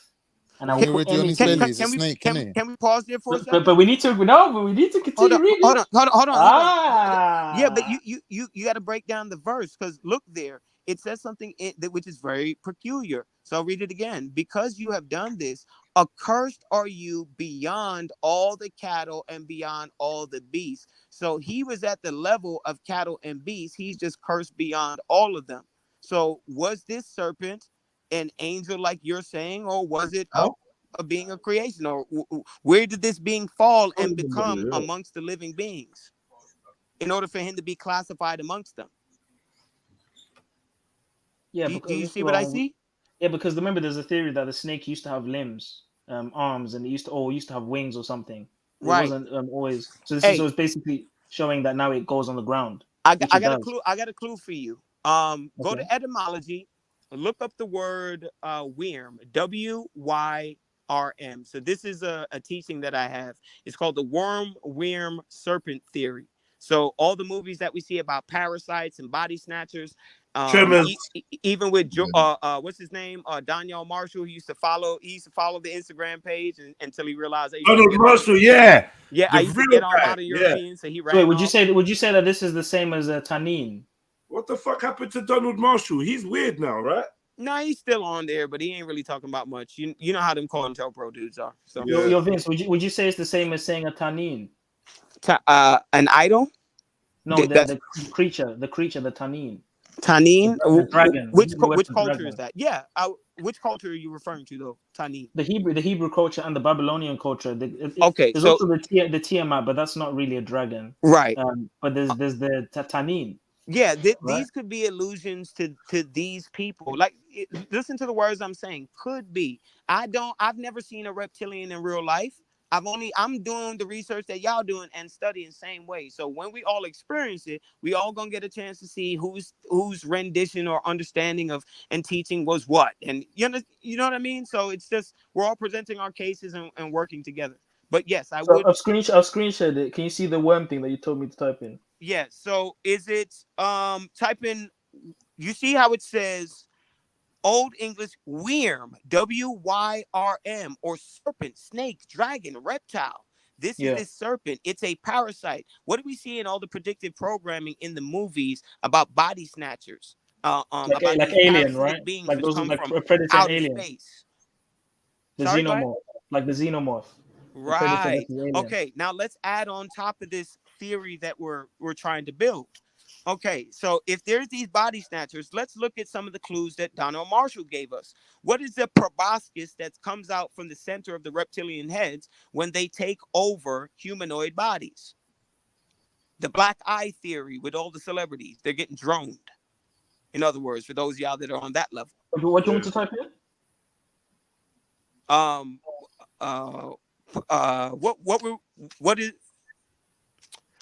What is it you wanted to look up? The black eye thing? Yeah, the reptilian thing. Okay, so the reptilian, you have to look up Donnell Marshall. So Donnell Marshall, reptilian proboscis. So it's like a detachable piece. It's like a worm or a parasite. Donald Marshall. Yeah. So now this guy's COINTELPRO. So I'm not saying what he's saying necessarily is true, but it seems fit in with my research and some of the details that I'm coming with. So, just be careful when you use these people. This ain't him. Yep. Not that guy.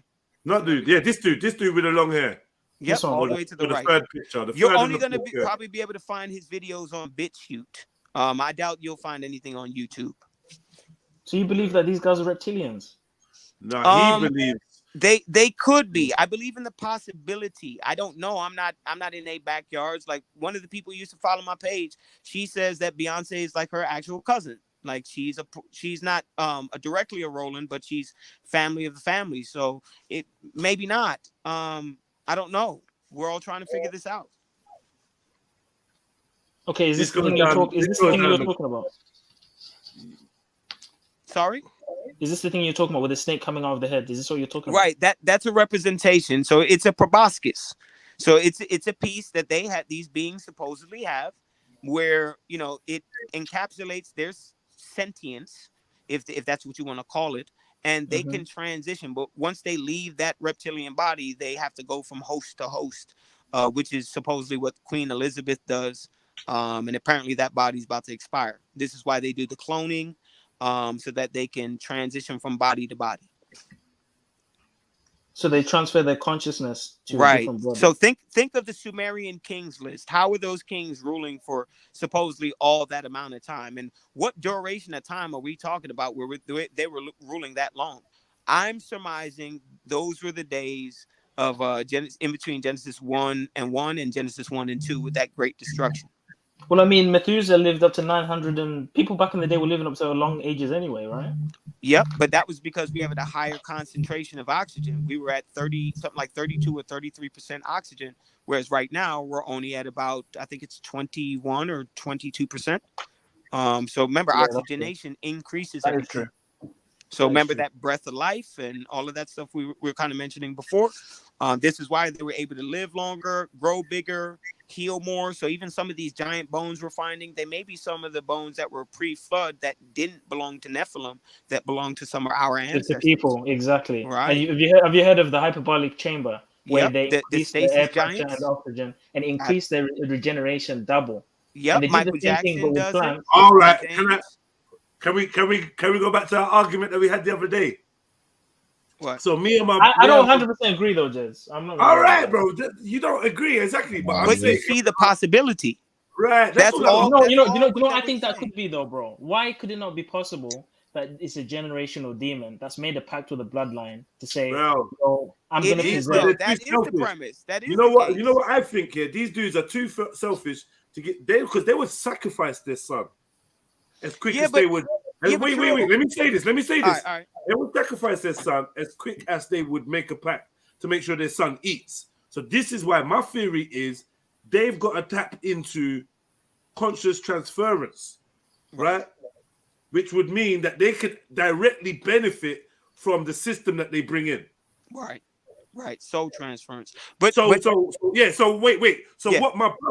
me and my brother was having an argument about whether he sees it biblically possible. And I didn't have the right language to get him to see that I believe it's possible. And do you know what, Jada? I actually was learning about this yesterday. Yeah, go on. About soul transference. I just want to say, let me just finally say, there's a patent for it. Say that again? There's a U.S. patent for soul transference technology. Whoa. I got all this shit on my laptop. But brother, quick question though, Vin. Does it not say in the scriptures that only God has power over the soul, whether to destroy it or whether to do anything with it? Right. Really? That's to create. Like that's like the second law of thermodynamics. Only God has the power to create and destroy, to get rid of energy, to retain energy, or to give energy. But that doesn't stop a being from being able to transfer energy. But then I could just live forever then. Yeah, no. which remember in the prophecies it says if he didn't stop them from doing the things that he's doing, cut the days short, there'd be no life left. So God removed his spirit from the earth, as it says in Genesis, and it's just been a steady downhill progression with us losing the battle to the Luciferians in whatever generation. I thought that passage where it says that you'd only live up to 120 was just a general biological cap, meaning the body will deteriorate to a certain point. That's the body. That's the body under its natural premises, right? But doesn't the soul go to Sheol when you die, though? Sorry? Doesn't the soul go to Sheol when you die? When it hasn't got a body to attach to, maybe. Yeah, when it hasn't got a body to attach to, that heartbeat isn't, that electrical. So you're telling me that there's someone alive right now that's just transferred from body to body to body all the way to now? According to their belief. I mean, it's technically possible. I mean, think about it. They've been cloning humans since the 30s, but officially since the 90s, right? They've even admitted they've had these children that are test tube babies that are cloned, that are grown and out there in population. Are those actual human beings or are those NPCs? Do they have a soul? I was learning about this from the Zohar. This is in Hebrew, actually. Well, I don't know if you accept it, but it's in their books. It's in their books, and all that. The reincarnation and all that. Yeah, but this is reincarnation. How is David going to come back and rule as king, as it's stated in the prophecies? And they were saying that one vessel can carry up to 4 souls. They're saying that 4 souls. It does say that. Hold on, that pattern is it mind personality transfer? Yep. Method. Yep.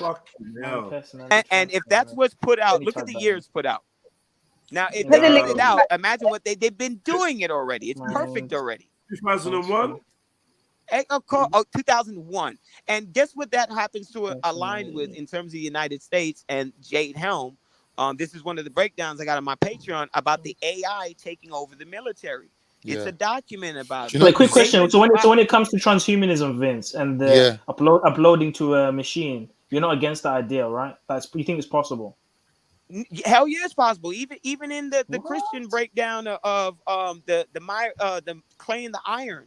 What do you think this is? What do you think they're trying to put? That's the kingdom. The clay and the iron is a kingdom. Huh? The claim that Aryan in Daniel's dream is a kingdom. Yeah, transhumanist kingdom. At least according to some of the Christians that I've seen when they put out their videos and stuff. They be on in terms of the technical data. They just don't understand the prophecies of the book because, you know. So okay, so then you said so how this doesn't make sense. But Vin, they're saying they could put a woman's sense. soul into a man's body and a man's soul into a woman's body. Why not? Why not? Why not? Well, if this is the end times and they were able to do the same things that they were doing in the days of Noah, I don't put anything past them. If they're making human animal hybrids like they're doing underground, like we see in Resident Evil and all this type of shit. Yeah, but that's true. We already covered that. Yeah. So basically, the secret soldier and the super soldier programs have already spoken about using DNA. What did we watch the other day? The guy was talking about using DNA of what? Certain wildcats and blah blah blah. Chimeras. Right. Of what? Chimeras. Was about chimeras. Yeah, but it was to give the soldiers resistance to fear and blah blah blah, and you know. Yeah, this is the real deal, man. We're living in the days of Noah. It's not a joke. People just think it's about, even people think Sodom and Gomorrah was mainly about the homosexuality. It wasn't. It was about a lot more than that. Even more so than the moral aptitude. It was the willingness to engage in interspecies, or if you want to call angels a different species. Bestiality. Yeah, they didn't. There's no morals, none. So they had. But who's the beast, though? Are you saying we're the beast? beast? Was fucked. Are you saying humans are the beast, though? Where did he say that? For angels to be mating with humans. No, that means that if called it bestiality. No, because they had sex with animals. They had sex with animals in Sodom and Gomorrah. That's sex with anything that moves. Children, animals, everything. Yep. Let me ask Vin one more thing, yeah? Vin, this is just from me, yeah? I heard that it's true that certain humans, they don't have souls. That not all humans have souls. That's why I was bringing up the clone thing. Like, these babies are out here walking around, and their children now have children. So do those children have souls if they weren't birthed through the womb of a woman? These are big questions, man. I can't give you an answer. Yeah, scary shit, man. I don't think they are, but I could be wrong. I don't know. So do you think those celebrities are clones? Many of them, yeah. If they're in that $20 million club, you got to join that shit. Yeah, but all right. So okay, we got a clone, yeah. But what is the intelligence? Is that AI? No, they're copying. Same way I read brainwaves and I copy the brainwave data onto the computer. That's just sleep. They do the same thing in these MK Ultra, procedures where they're recording, essentially your life essence up until that point. So there's different types of clones. So if you look up Dr. Peter David Beater, so last name Beater, Beter, from the 1930s, he'll talk about animatrons and clones and body doubles and different types of clones and Mach 1 clones, Mach 2 clones which are actually made from baby form, and then they grow up to look and act like their person, just have their own personality because obviously they have their own experiences. Then there are 1-to-1 clones, which are short term, which we see a lot with like Hillary Clinton's when they're glitching out, which they go and achieve multiple. Do you believe this, bro? Yeah. Nah, come on, man. It's quite possible. And they have the documents there and the patents to at least. No, but I mean, have you seen enough evidence that's convincing? You know what I mean? That's what I'm asking. I mean, it's not a matter of believing me. Look at the patents. When I give you all the patents, you can go read them yourself. And then it's a matter of believing. So they're out there cloning people right now, and they're living people, the actual people that are alive and functioning. I wouldn't be surprised, Zulu, man. Why would we be surprised? Because that dolly sheep. Zulu, you know the sheep that they cloned. We all believe in an omnipotent. What? You don't know nothing about Zulu. You know the sheep that they cloned died after like a few years. Hold on, brother. You know nothing. We know nothing about that Dolly the sheep. Only what they told us. Right. We don't know. You know that it died after a few days, though. Right? We don't know that, Zulu. What would they lie about that? Explain. What do you mean? Why would they lie? We can't. No, 1 second. We can't call them deceivers, liars, this, that, right, and then start doing the why would they lie shit. That's boring. Explain the clone. I know you're saying the clone persons which were born and the test tube, the IUV or IEV babies which are born. Explain all of this stuff. IVF.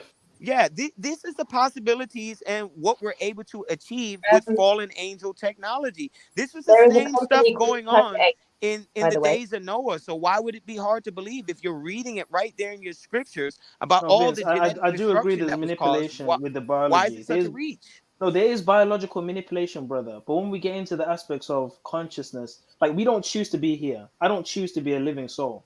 So I assume that there's the same parameters, bro. Like when you talk about soul transference or consciousness transference, that's some godly stuff, bro. Like how That's are you even angelic manipulating stuff. that? But hold on, let me pause you, bro. Think about it. If these beings fell and they came from heaven, having the wisdoms of heaven, but no longer having the ability to go back. God never said that he stripped them of their understanding and wisdom. They kept all the same esoteric sciences that they've always had. This is why, Aleister Crowley and Helena Blavatsky and all these demonic Luciferian demon worshippers went around and did Babylon working, opening up portals like they do with CERN now. So now they don't necessarily need blood sacrifice. They just need our people's focus and energy. Okay. But Vin, the guy that showed me this, he was showing it to me from the Zohar, from the Hebrew sages, and he said that it's 500 years plus old. See, well, that's the thing. That them Zohars and them Talmuds, that came from a time where our people were in captivity. So that's a whole bunch of mismatching of the Torah mixed with Babylonian practice. Definitely. Can I just add to that's why I understand when people go, hey, this is what's happening. But obviously this is what's going to be happening because that's the enemy's playbook. Yeah. So they're doing what they're instructed to do by the God that they worship. So it should be of no surprise. It should be a eureka moment for everybody, not a moment of confusion. I just wanted to say, some of you. Wait, Sash, 1 second, Sash. I'm sorry, Sash. So good to hear one of you women pipe up. Finally, you finished washing up? What happened? You got free of the kitchen? Hey, yo. All right, cool. Hey, so listen, hold on 1 second before you go, Sash, because I'm playing. I'm seeing a lot of people in the comments talking like, "Yo, Zulu is out of his depth." Now you don't understand. This is how we learn from each other. Exactly. And this is how we get to understand each other. Because one thing I know is everybody talking about Zulu this, Zulu that. None of you are up on here. The 22-year-old boy is up on there. You lot are all big men 22, with receding hairlines. 22. You guys ain't up here talking, giving your opinion. Right. He been in the truth 3 years. I've been in the truth since I was 21. I'm 33 years old. So just to give some people context who beating up on you. And this is a good thing for you to go through and see, because it's a part of what I had to go through on social media as well. If you're going to be a leader or a teacher amongst your people, you got to have thick skin.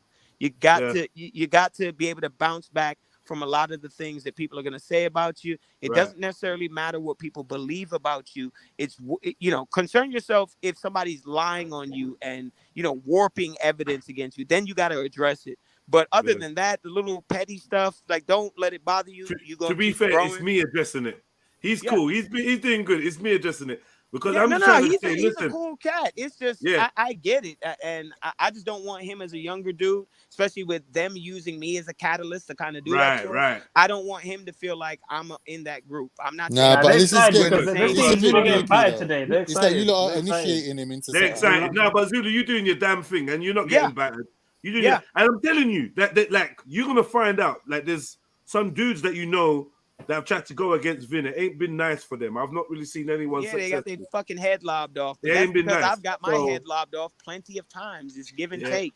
I need Kemo to jump on, man, because Kemo's way better. I don't know where the hell Kemo is, man. But yeah, anyway, this is a great conversation. Yeah, you lot carry on. I just wanted to interject with that. Like, Zulu is the guy, man, and he's open, he's learning, he's studying, more importantly, and he's walking his walk. Unlike some of you guys, right? Sash, talk to us, sis. Hurry up, bro. Nothing. Hurry up, woman. God damn it. I just put a link in the chat for a company I came across a while ago called Human. It's called Clone Aid, pioneers in human cloning. I heard about that. Have a look at that website. I mean, they got things called the Cannibal Club, where they're showing you they engage in human sacrifice and they eat cannibals, which is also owned in part by they Mark eat Zuckerberg's feces wife. as well. They eat fecal matter as well. Yep.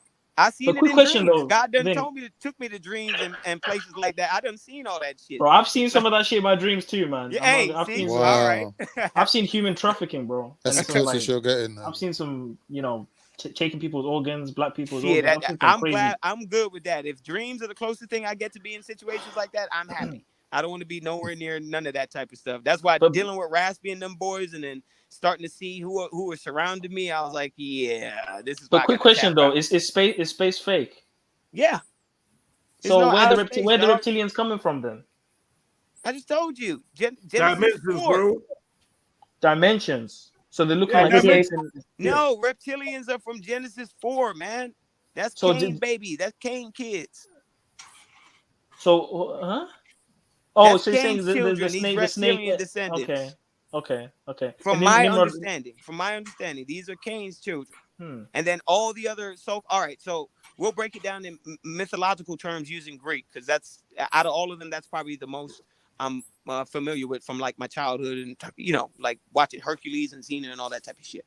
So the Titans would be equivalent to the fallen angels. To the fallen angels, I've always thought that. The gods would be equivalent. Remember, fallen angels technically are gods. They're like, compared to human beings, their knowledge and wisdom and their ability to wield, you know, manipulation of matter is, you know, because they come from a higher place, which that's why they call it manages matter. That's why they can manipulate it. So when it comes to soul transference, remember, matter is nothing but light coiled up or dense. It's just dense light. That's what matter is. So an atom is not empty. That's Luciferian stuff. Worshiping the chaos. The chaos. And the god of the chaos. That's why the Egyptian god Atum. Right. The highest Egyptian. Atum. Yes. Right. Atum. But that's the god of the abyss, of nothingness, of counterproductivity, exactly. a parasite. Actually, in reality, atoms are full of light. They're full of the creator and his substance. Do you understand what I'm saying? It's not empty. When they say things are 99% empty space, or how is there any physical matter, just apply that same argument to everything being 99% light. It's just coiled up light.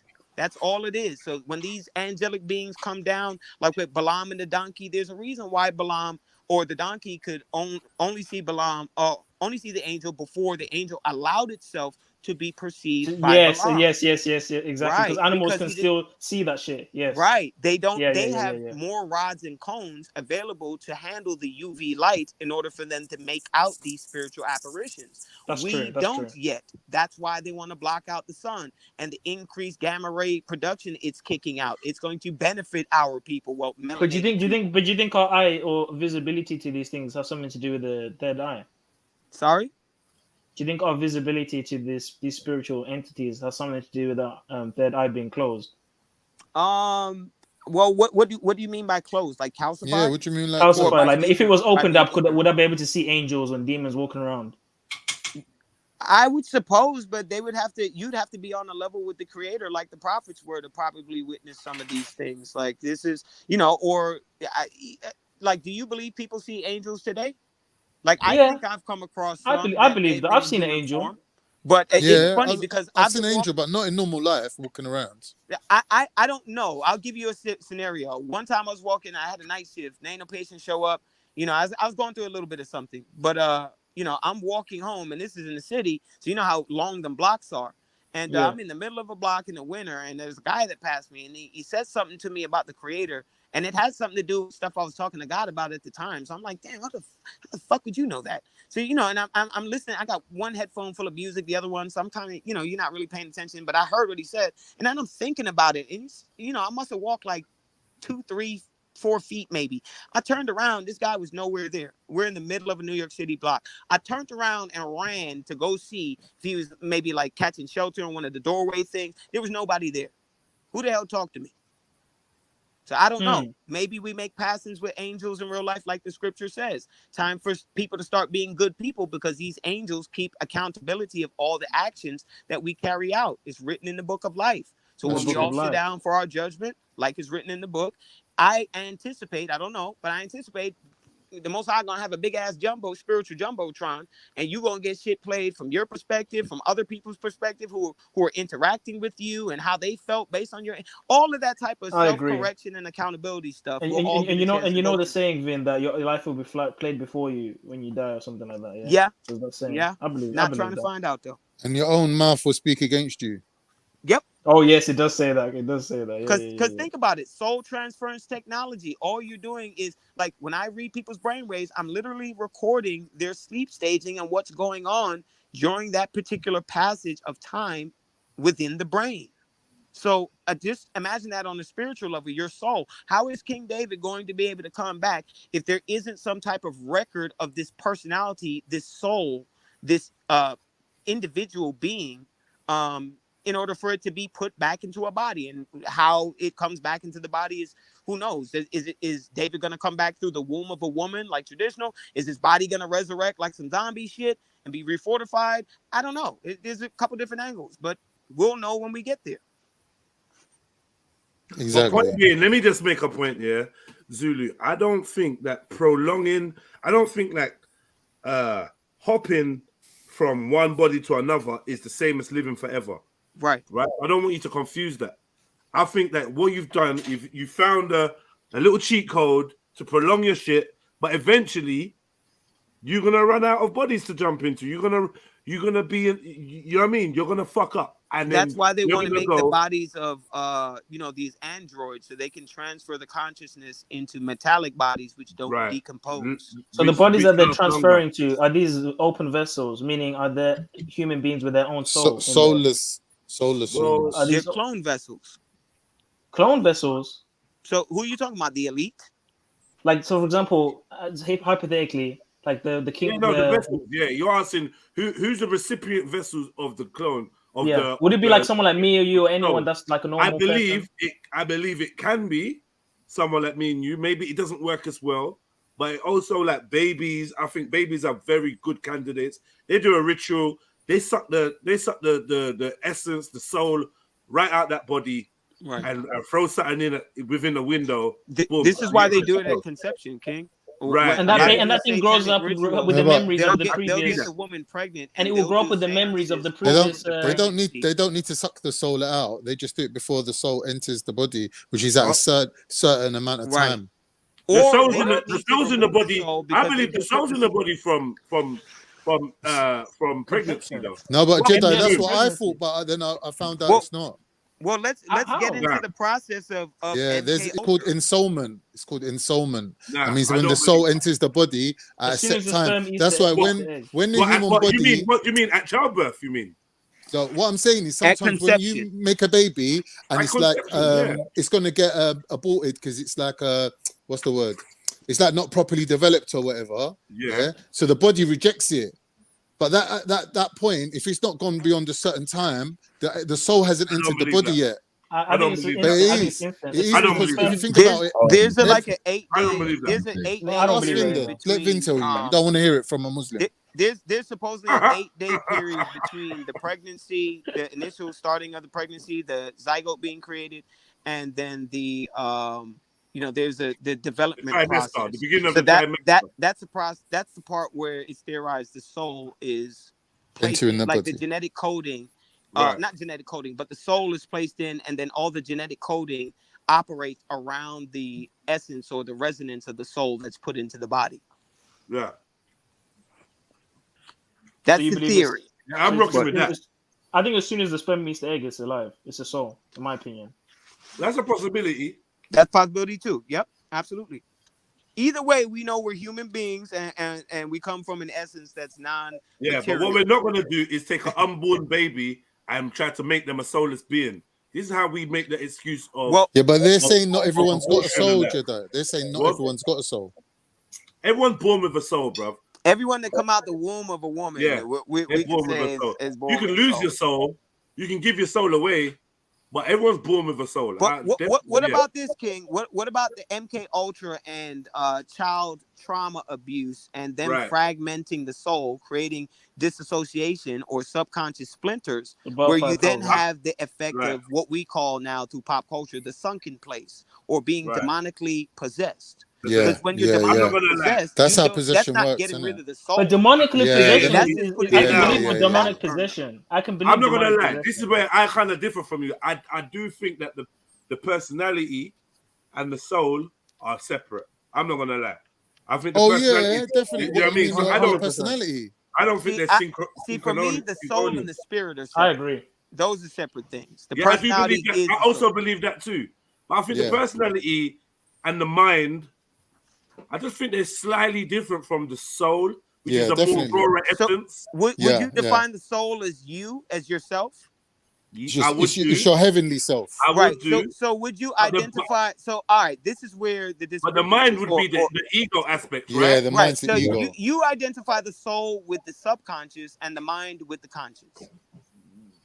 That sits better. That sits Okay, better. That so sits all better. right, so we agree there. For me, Yeah. I combine the conscious and the subconscious, since the Yeah. conscious relies heavily on the subconscious, and I just say Mhm. the soul and the mind are the same thing. But ultimately, we agree with that breakdown there, Right. that subconscious mind is associated with the soul, which is encompassing everything of who you are, even the personality traits that you don't understand about yourself because of whatever happened to you as a baby or what happened. Yeah, we agree. Well, we agree.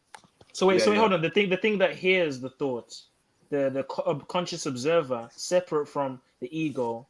Are you saying that's the true you, and everything else is the environmental No, I inputs? think the ego and the conscious observer are one and the same thing. Yeah, The yeah. ego is something separate from the source, which is the creator. So you as a living being, obviously participating in the physical realm, are separate from the source on a physical level, but you're linked to it still spiritually. Yes. So it works the same. It's the Because we're same made thing. in It's his twofold. image. So that's why when some people be like, "Oh, the Bible's literal," or "The Bible's an analogy." No, goofy. It is what it is when the context sees it fit. You have to read it and read within the context. So you don't have to jump to conclusions. That's why some people say, "Oh, what's your interpretation or what's your opinion?" It doesn't matter what my So opinion. what, Vin, you saying that you can't just pick up a Bible and just read it like that? You're saying Go ahead. My fault. Like if it's like a straightforward thing where you can just pick up the Bible and read it, you don't need to know what parts are esoteric or what parts have a deeper meaning or what parts are just plain and simple. No, you can just read. I didn't know all this going in. You know what I'm saying? You just read it as is and start off. This is my advice to everybody. You read your Torah Tanakh, or what you call the Old Testament, as is.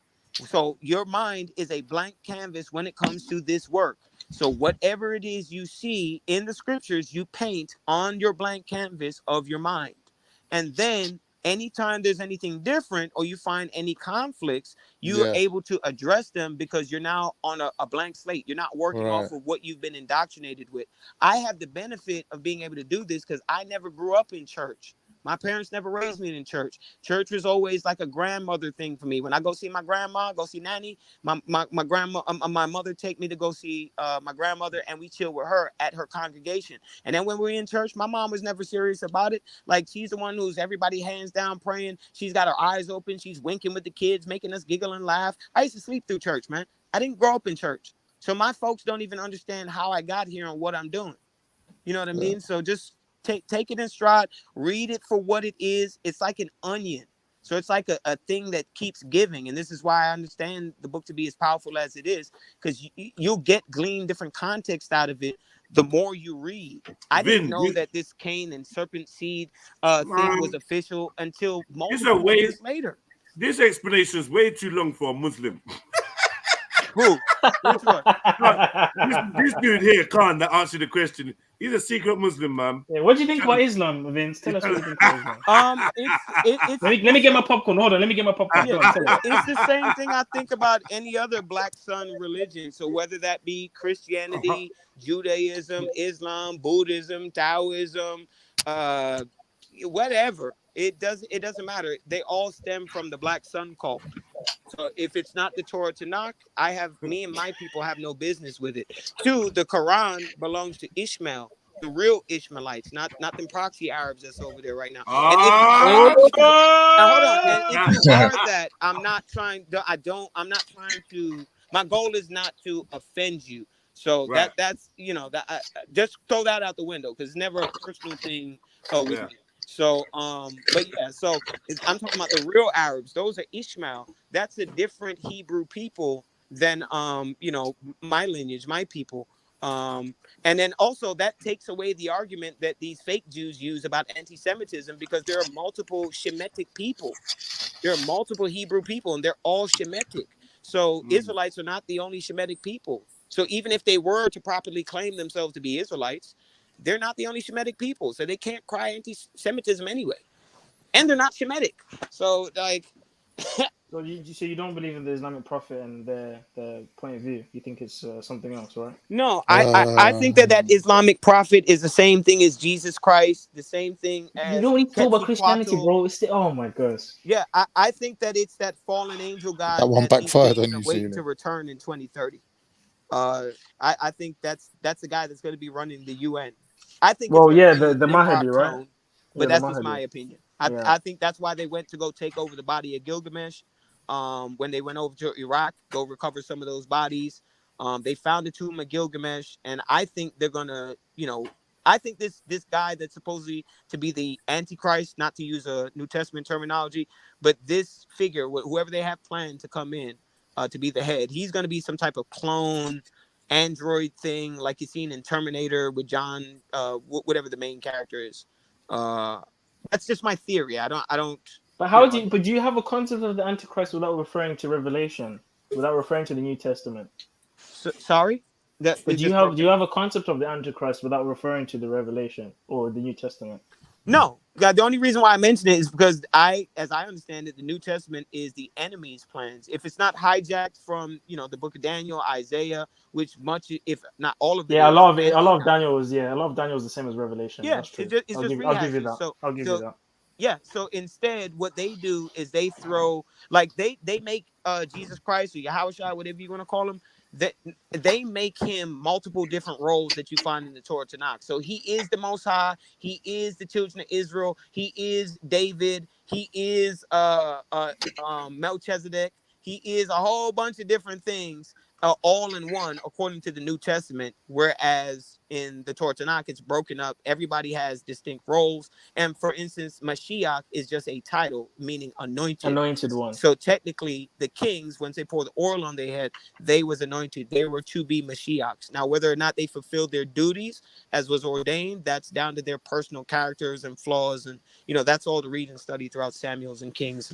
But Vin, sorry to interrupt you, but isn't that why when the Romans got their hands on Jesus, they put the sign above his head saying the King of the Jews? Because the anointed one, once he's anointed with the oil, he becomes the king, right? Yeah, but there's a whole bunch of other processes that go to that. That's even if this took place. Like from my perspective, this whole story, that whole shenanigan comes from Serapis. So that entire thing is based off of Osiris, Apis. It's all the same rehash story that we've seen. It's a Nimrod, Tammuz, Semiramis tale. It has nothing to do with the Nimrod. The Nimrod and the Sumerius and the Tammuz is referring to the father, mother. Big up, MD. Right. To the father, mother, which is the pagan. God married Jesus Christ. Because many of the Christians walk around and call Jesus Christ God. They say that's God in the flesh. I'm not sure if you're one of them, but I'm just. No one said but nowhere does it say God married Jesus. It doesn't say that anywhere. No, he didn't say marry Jesus. Some believe Jesus is God. That's what he's saying, and some Christians they do. Yeah. But sorry to cut you. I was just really interested. I don't, because I've been in and out the stream, and I'm really enjoying the topic. And big up the boss as well. And like, comment, and subscribe. People hit the Cash App, PayPal, all that good stuff. Yeah. So Vin, you're saying the soul and the spirit separate. What is your definition of because how I would describe it is like the soul is the physical manifestation of the spirit. Do you see what I mean? So people, go ahead. All right. Well, let me ask you this. Is a thought of yours a part of you, or is it separate? I would say, me personally, I would say it's a part of me, just because Islamically you say you have to beware of your thoughts, because your thoughts become your words. Beware your words, because your words become your steps, and beware of your steps, because your steps will become your destiny. So I would say that it is a part of me, my thoughts. It is a part. Okay, so in the same sense, because we agree. in the same sense is like, that's like saying finding the difference in between the transition of spirit and matter. Like, where is that hard line between the two? Is there a hard line between the two? No. Do you have it? What's your opinion on it? That's what I'm curious about. So, all right. So from what I'm understanding, the soul, when you're reading Genesis, and the Creator says he breathed the breath of life into this clay man, this man made of clay. Mm-hmm. He's giving an extension of himself. So yes, that is his spirit that is operating the body. But if it was his spirit, then we would not have free will.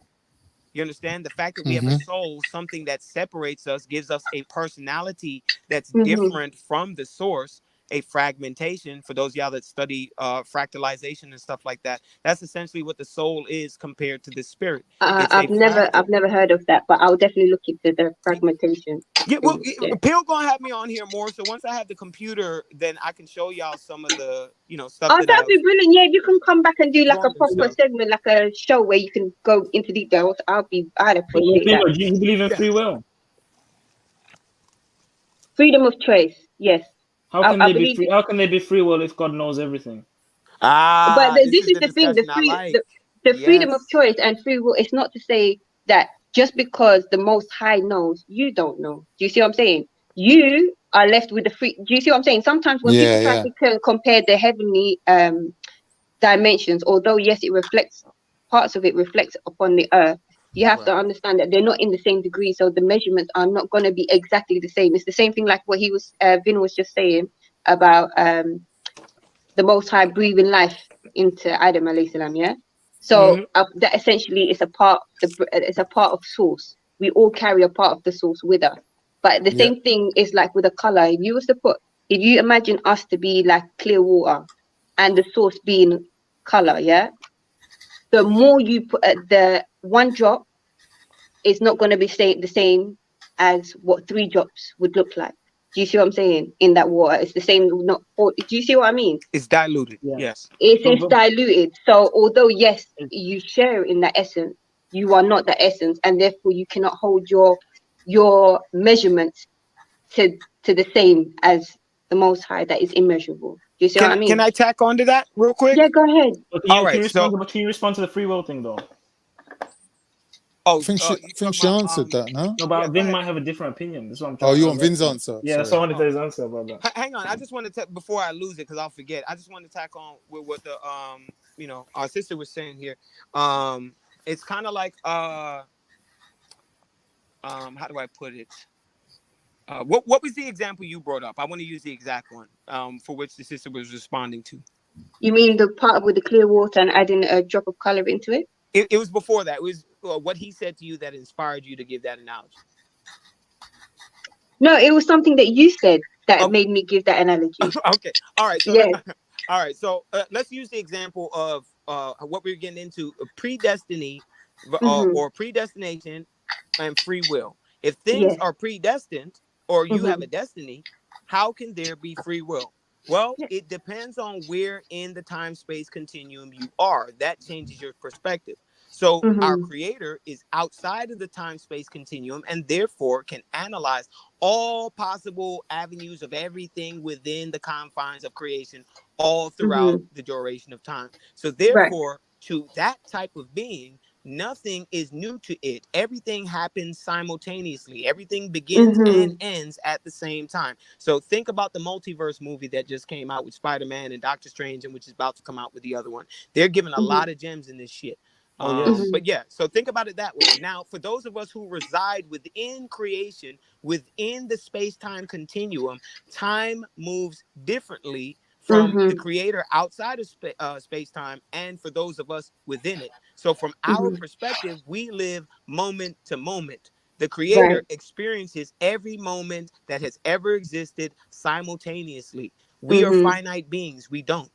You understand? We barely even can tap into what's about to happen next within our own timeline, let alone the collective timeline of humanity. And that's Vin, you know what in a film sense, what shows that exactly what you just said? I don't know if you've seen that film Interstellar. Yep. That's that exactly. I haven't seen that. Yeah.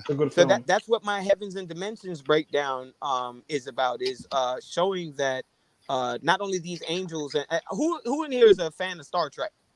Yeah. Oh yeah, yeah. Okay. Do y'all remember Star Trek, Deep Space Nine, all of that? Yeah. All right. Oh, Do yeah. y'all remember the old I'm school into Star Wars. Trek where they were above Earth and they were like, time moves faster on Earth than it does up here. So like 20 minutes have passed up here, but it's like 20 years down there.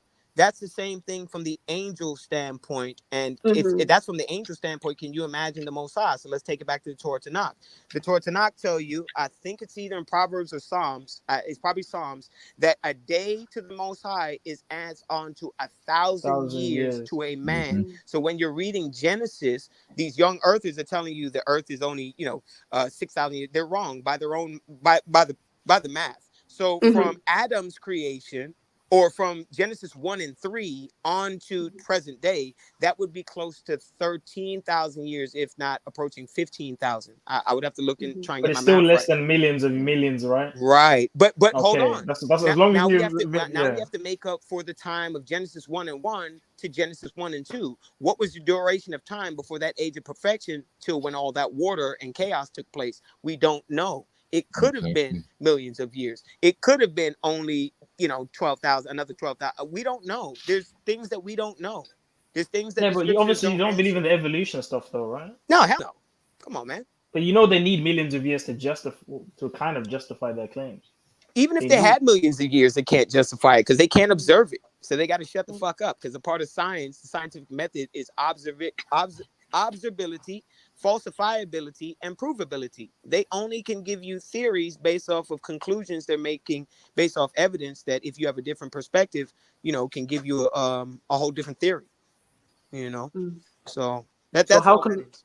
so the free will thing? How could we be judged if he knows what we did before he created us? Because you still chose to do it. Exactly. But he and knew what I was even gonna do. Islamically, you can make dua. They say, the importance of making dua. Obviously salah is a fard, but dua, the importance of it is that it can also stop something that is destined for you to happen to you, and you can lift the qadr that was coming down up, and then a different one will come down. And even with the time thing, Islam, we have the same thing in terms of, like, when it comes to the time coming up to the last day, one day will seem like a week, one day will seem like a month, one day will seem like a year. Time's moving fast as shit. shit. Exactly. There's different parallels with it, but so I ain't gonna lie, time is moving faster. Like 2021 is 2022 is like we're halfway into. Like a spiral, like a drain, or like a spiral. Because remember, light moves in a coil fashion. So think of time, which is light moving of light, which is how we see motion, right, as a coil. So if we're going down the drain of time into eternity, of course things are going to tend to seem like they're speeding up. Old folks used to tell, or at least some of my old folks, they used to say, yo, time move quick, especially as you get older. Exactly. You know what I mean? So but that's because we know we're closer, because in our minds we have already a time frame of how many years an average man will live. So the older you get, the closer you are to that point, and the quicker the time seems. That's why when you get older, you have less time for people talking BS to you. All that nonsense. It's just like, no, I don't have time for this, man. I'm too old for this. Yeah. Right. It's also why you can't teach an old dog new tricks. The other side of the perspective. Exactly. As I'm one of the oldest people, you lot should understand me. Sorry? You don't see. Well, technically, I already gave my understanding of you, so boy, you already know what that is. So wait, Vin, you see no contradiction. No one cares what you think. In predestination, pre-knowledge. You don't have to get in your feelings. There is a contradiction, but it's only from our perspective. It's a conundrum. There are also contradictions in left and right. Left and right perceivably are contradictions. Up and down are contradictions. Male and female we live in a world of dichotomy or contradiction. So how do you live in this world? It even tells you the Torah Tanakh. In Ecclesiastes 7 and 16, it'll tell you, I think it's there's no just man on the face of the earth. Then in Proverbs, I think it's 4 and 20, it tells you a just man falls 7 times and rises 8. That seems like a contradiction to those without wisdom and who don't study. But the book gives you precept upon precept. So when you put both verses together, it's telling you ultimately to find balance, which is what the Fibonacci sequence is. We can even take it to math. Fibonacci sequence is the pursuit of perfection. What is the 10 Commandments? It is the rules of perfection given to man who is living in nature to pursue higher things above nature, pi and phi. So Fibonacci sequence works mathematically in a form of fractalization to chase the 3.14 pi ratio, the numbers. So it's even reflected in the mathematics. Our creator is a bad motherfucker, man. I don't know how people like reading and seeing the science and not able to see. That's why I know that they're lying, because I'm a normal dude and I'm seeing this shit clear as day. You're not a normal dude, bro. Don't say that. You're not a normal dude. No, I'm a normal dude. Dean, you gotta come back again. no, Please do come and have a segment, because boy, the gems are just falling in all over the place, and I can't pick them all up in time. So please come back and do the proper slideshow. If only someone clever and smart thought, you know what, Vin would smash it on here, and invited him like 2 years ago. I invited this dude. I don't know who that is, yeah, but big him up. Big up. Hey, look, I had to go and hide it because it was getting too real. I was getting like gang stalk for real. So, you know, I didn't really kind of believe in the gang stalking thing. I was like, yeah, it's possible, but you know, I got to experience this shit. And I think I went through it, man. And it, you know, it was, I'd get ready to kill somebody, and I don't want to say too much other than that. And then, you know, and then I would remove I was in an emotional state, and that's why I was trying to tell you, my brother, Zulu, like, don't let anything get you off your track and off guard. Obviously, if it's egregious, you address it, but there'll be a time for us to address, you know, the more physical nature of addressing people once the system collapses, because then it's just you and God. And then, you know, I'll use this word, jungle justice, which is a thing that modern Europeans seem to have a problem with when it's used against them. But you know, I don't want to have that type of conversation over their platforms, because that we just shoot ourselves in the foot that way. So quick question. We call, you know, the job the badge over here. So have you taken the badge? Hell no. Come on, dog. You don't listen to me talk about 20 seconds. You already know I ain't took it. I just wanted to embarrass me out here, man. I'll put it to you this way, right? I had just got into this hospital, right? They paying me good ass money, and I'm observing the Sabbath. So the true Sabbath, not the Friday. Oh, you keep the Sabbath? Okay. The true Sabbath, and or at least as far as my studies are concerned, and they showed me favor. You understand? So I know the Most High was with me. So I was working pretty much 5-6 nights a week, whatever I can get, and they gave me my Sabbaths off. And then I told them, once I started seeing the COVID thing coming, which is right around the time that I got the job, I said, listen to her, my supervisor. I said, look, they're going to make this a mandatory thing, the shots. So just know that at that time, I'm not taking it.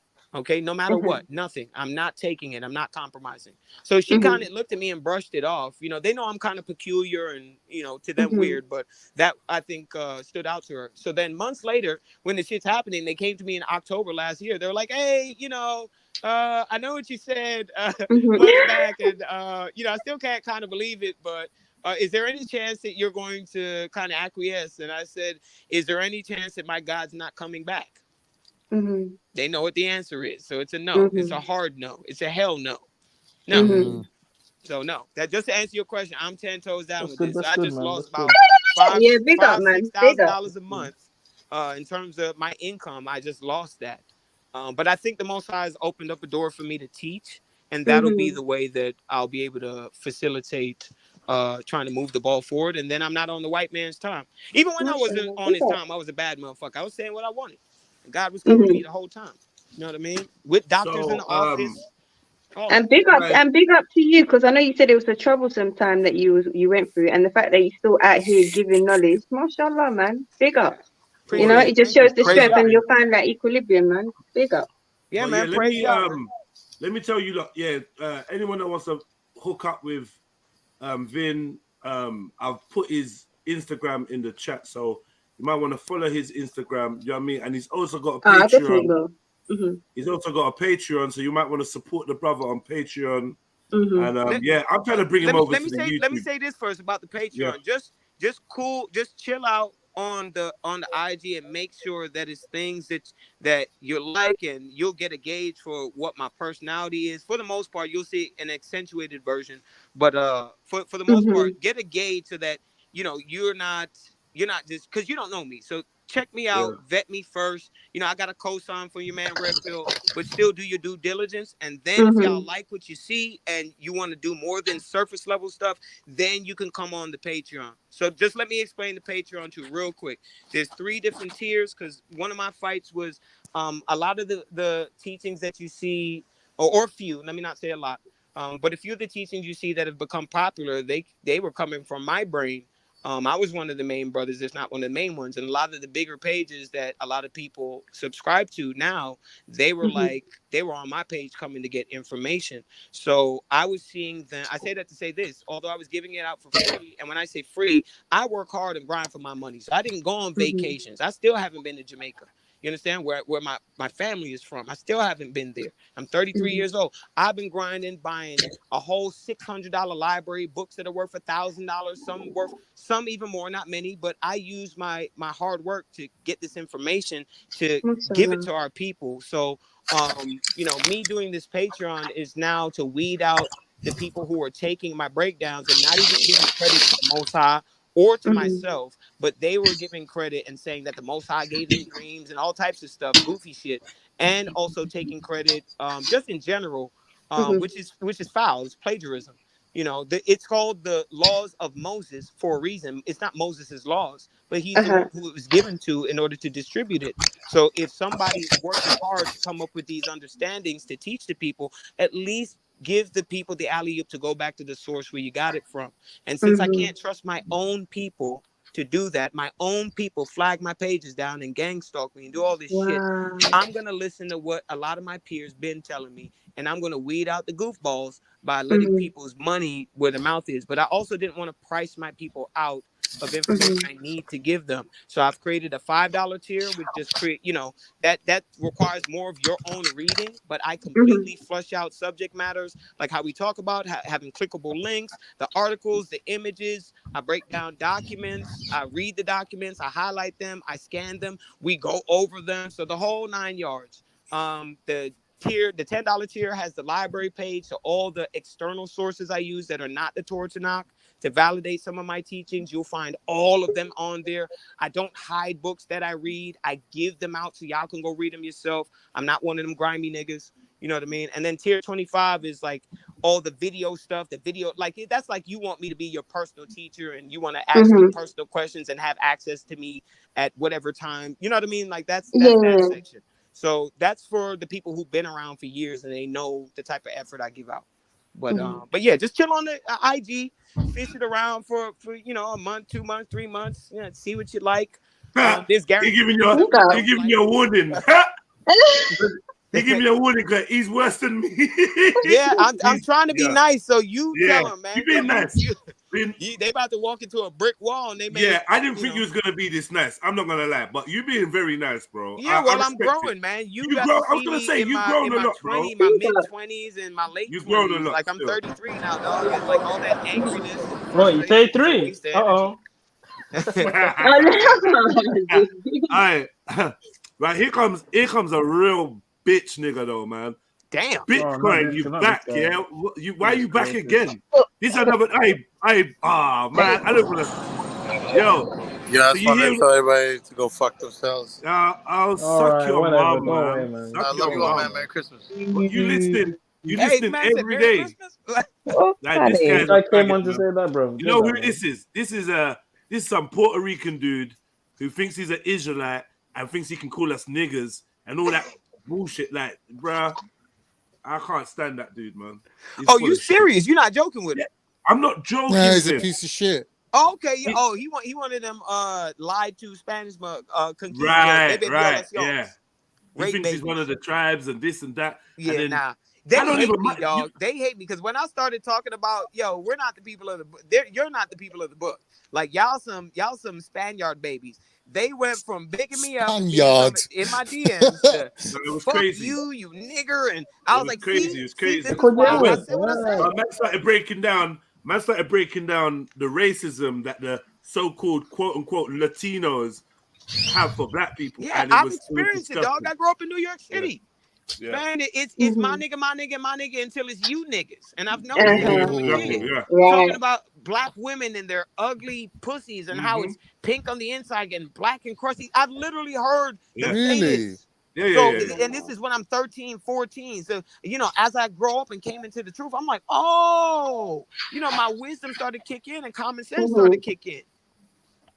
There ain't no black and brown out here like that unless they're our people. They're actually Negroes who speak Spanish. Speaking English don't make you an Englishman. No more so than speaking Spanish make you Hispanic. Right. That's stupid. That's a slave tongue. Yeah. And and the thing is, he's mad. He just listens all day and comes in to say something. He's been listening all day. He's heard all this Hebrew Israelite, Torah talk, Tanakh talk, and I know it's pissed him off. Right? Yeah. It's so going to because they're not our people, and they got a wicked spirit of jealousy on them too. And it's a shame because we got to deal with that amongst our own people. And then we invite other nations of people into something that's supposed to be ours. And then they come in and think they can be arrogant.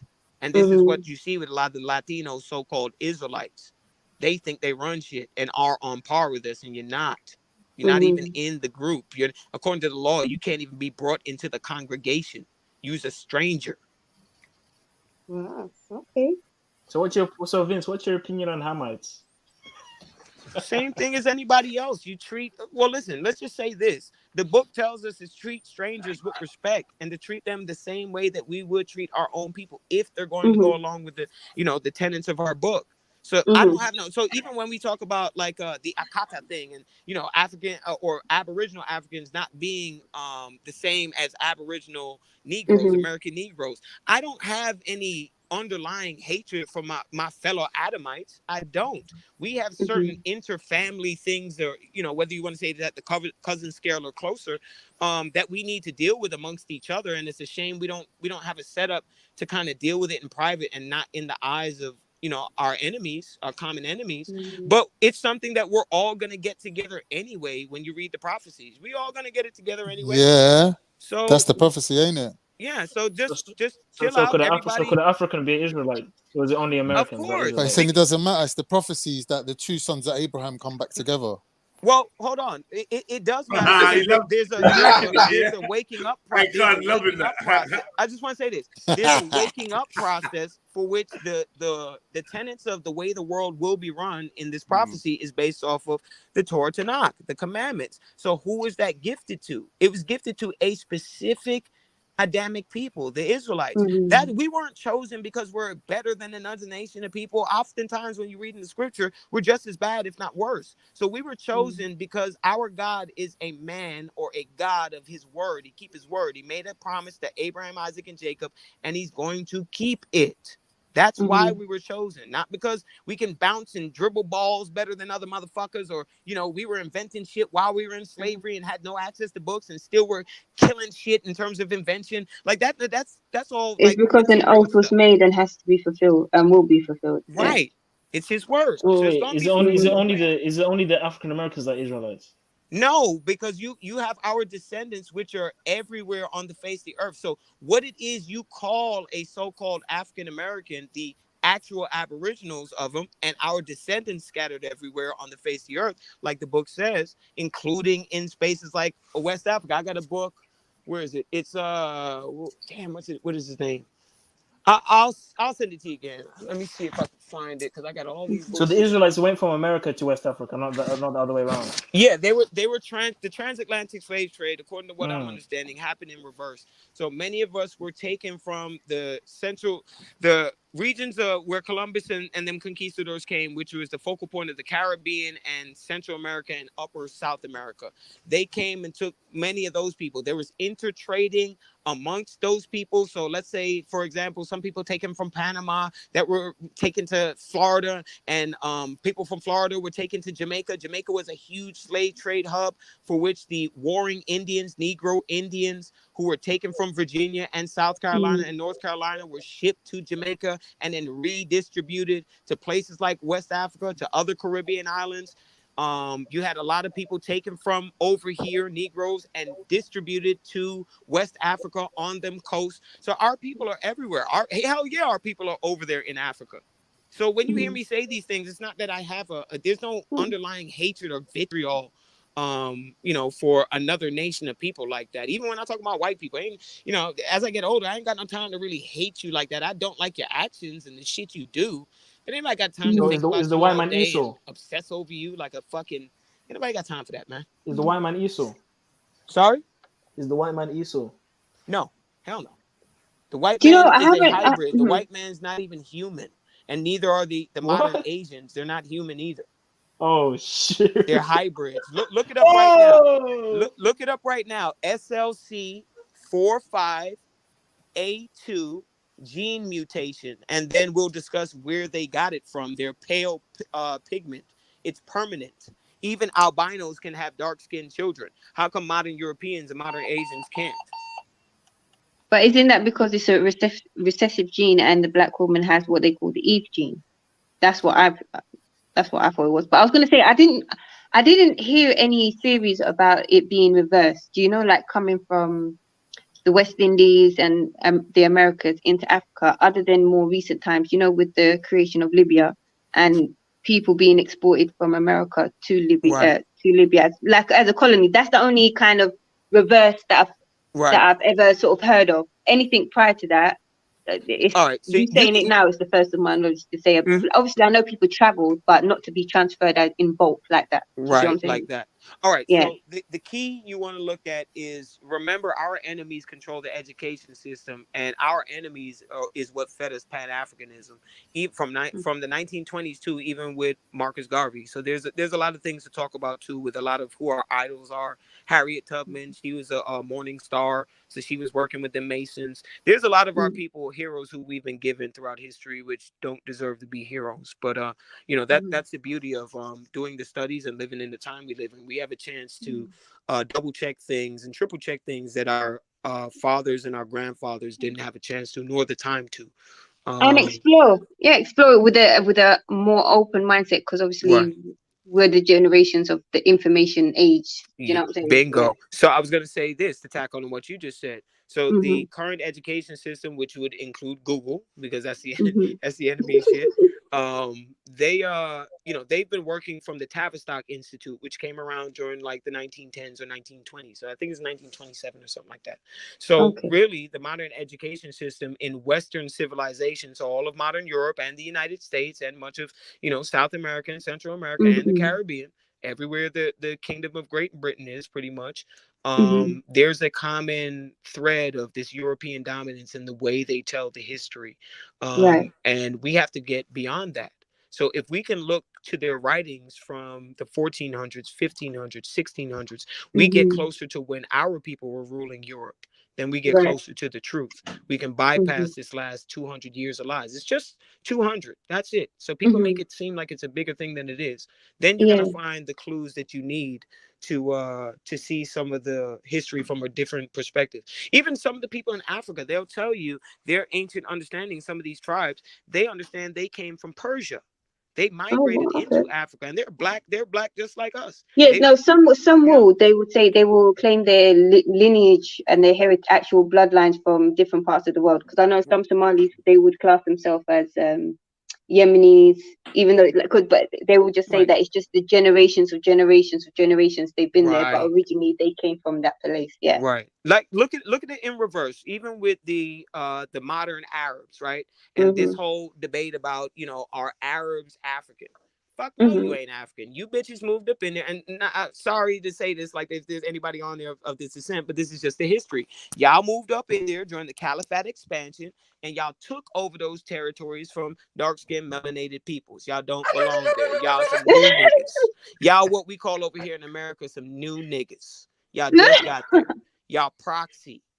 Okay, so y'all, that's why I said proxy Arabs in the beginning. It wasn't to offend, but I understand the context of history. Y'all not real Arabs.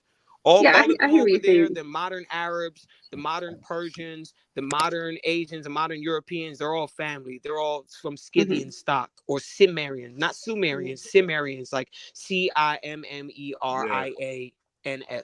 They're Cimmerians or Scythians, if you will. These are the serpent people that went around and took over Egypt and took over Greece. Greece and Aristotle and them boys was Yaphetic people, but dark skinned. They was also dark skinned. Okay, they went over and took over those people. That's the Bronze Age with these fucking Neanderthals. These what did they call them? The wood wolves.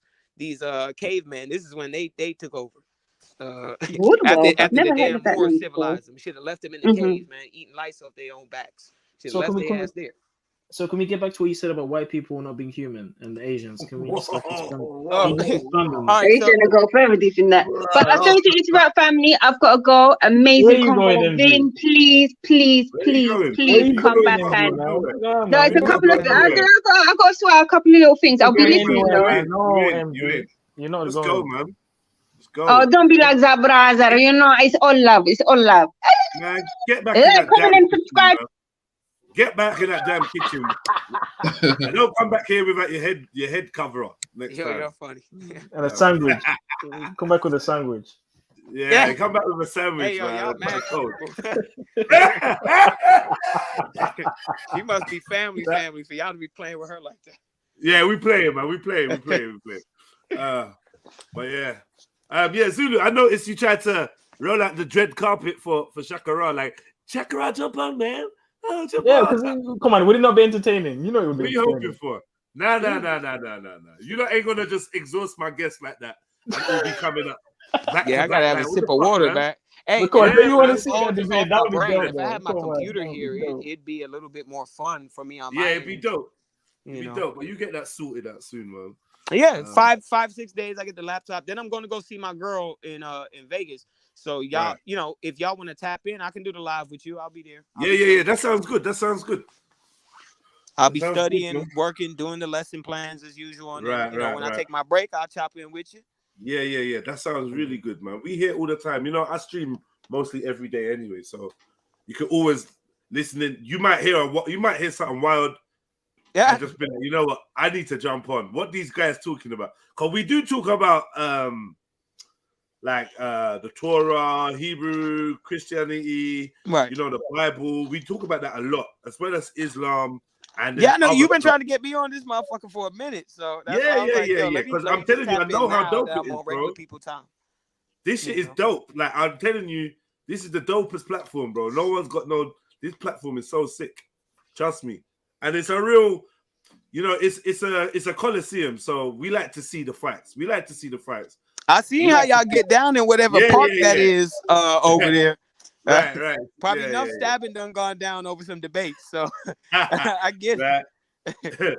We do like to see the fights and with the debates and the differences, because for me, like it's the best opportunity for me to learn, you know, and just get to the meat of the teachings. And I've learned so much just listening to the brothers going back and forth. I got my pen, I got my pad. I'll be writing down scriptures, and then I pick up a little bit. You know what I mean? There you go.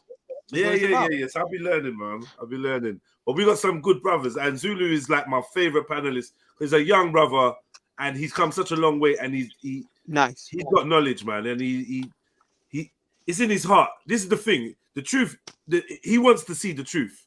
You know, he might be a little bit stubborn, but he does want to see the truth. You know, man, ain't nobody more stubborn than me. So you probably, trust me, I understand. Yeah, you gotta prove it to me before I budge. I get you. That's how you. Right. You know, like show me. If they can't show you or prove it to you, and you still believe it, you're a pushover mentally. So you belong not with critical thinkers. You know what disappoints me? You guys don't see the quality of the speakers that I bring, and then you're talking about Vin versus Schiffer. Really? Yeah, don't do that, Schiffer. Are you serious, bro? Please. Come on, man. Zulu's not even trying to debate Schiffer for his first debate. No disrespect to whoever Schiffer is, but no, you don't want that. Even if he you was don't want the nice, Atlantean. You don't want. He's an Atlantean mermaid dude. I don't know, man. Even if he was nice, you know, by y'all's will, I'm still gonna scrub his boots. You know what I mean? Yeah. You definitely you wash him. You wash him up. It's not even no point. Get them boots clean, man. Yeah, he will get washed. You not like Vin is being very nice right now. I don't even know why. I think it's partly to do with me. He said he's growing, yada. Yeah, I'm just older, man. I ain't got. Yeah, I kind of looking through my fingers like, oh shit. You know what I mean? But Zulu's all right because Zulu's like, yo, he's got his little assertive voice. Can I finish? Can I finish my scripture? Now I was cutting him off. I was cutting him off though. I was doing it on purpose. That's a little debate strategy, man. When you get somebody's emotions invested, then they get flustered. So don't just take that as a learning curve, man. I was just learning curve, yeah, man. So Vin, what? I tried. I never heard that. Like I said, I never heard that angle from Old Testament Hebrew. So right.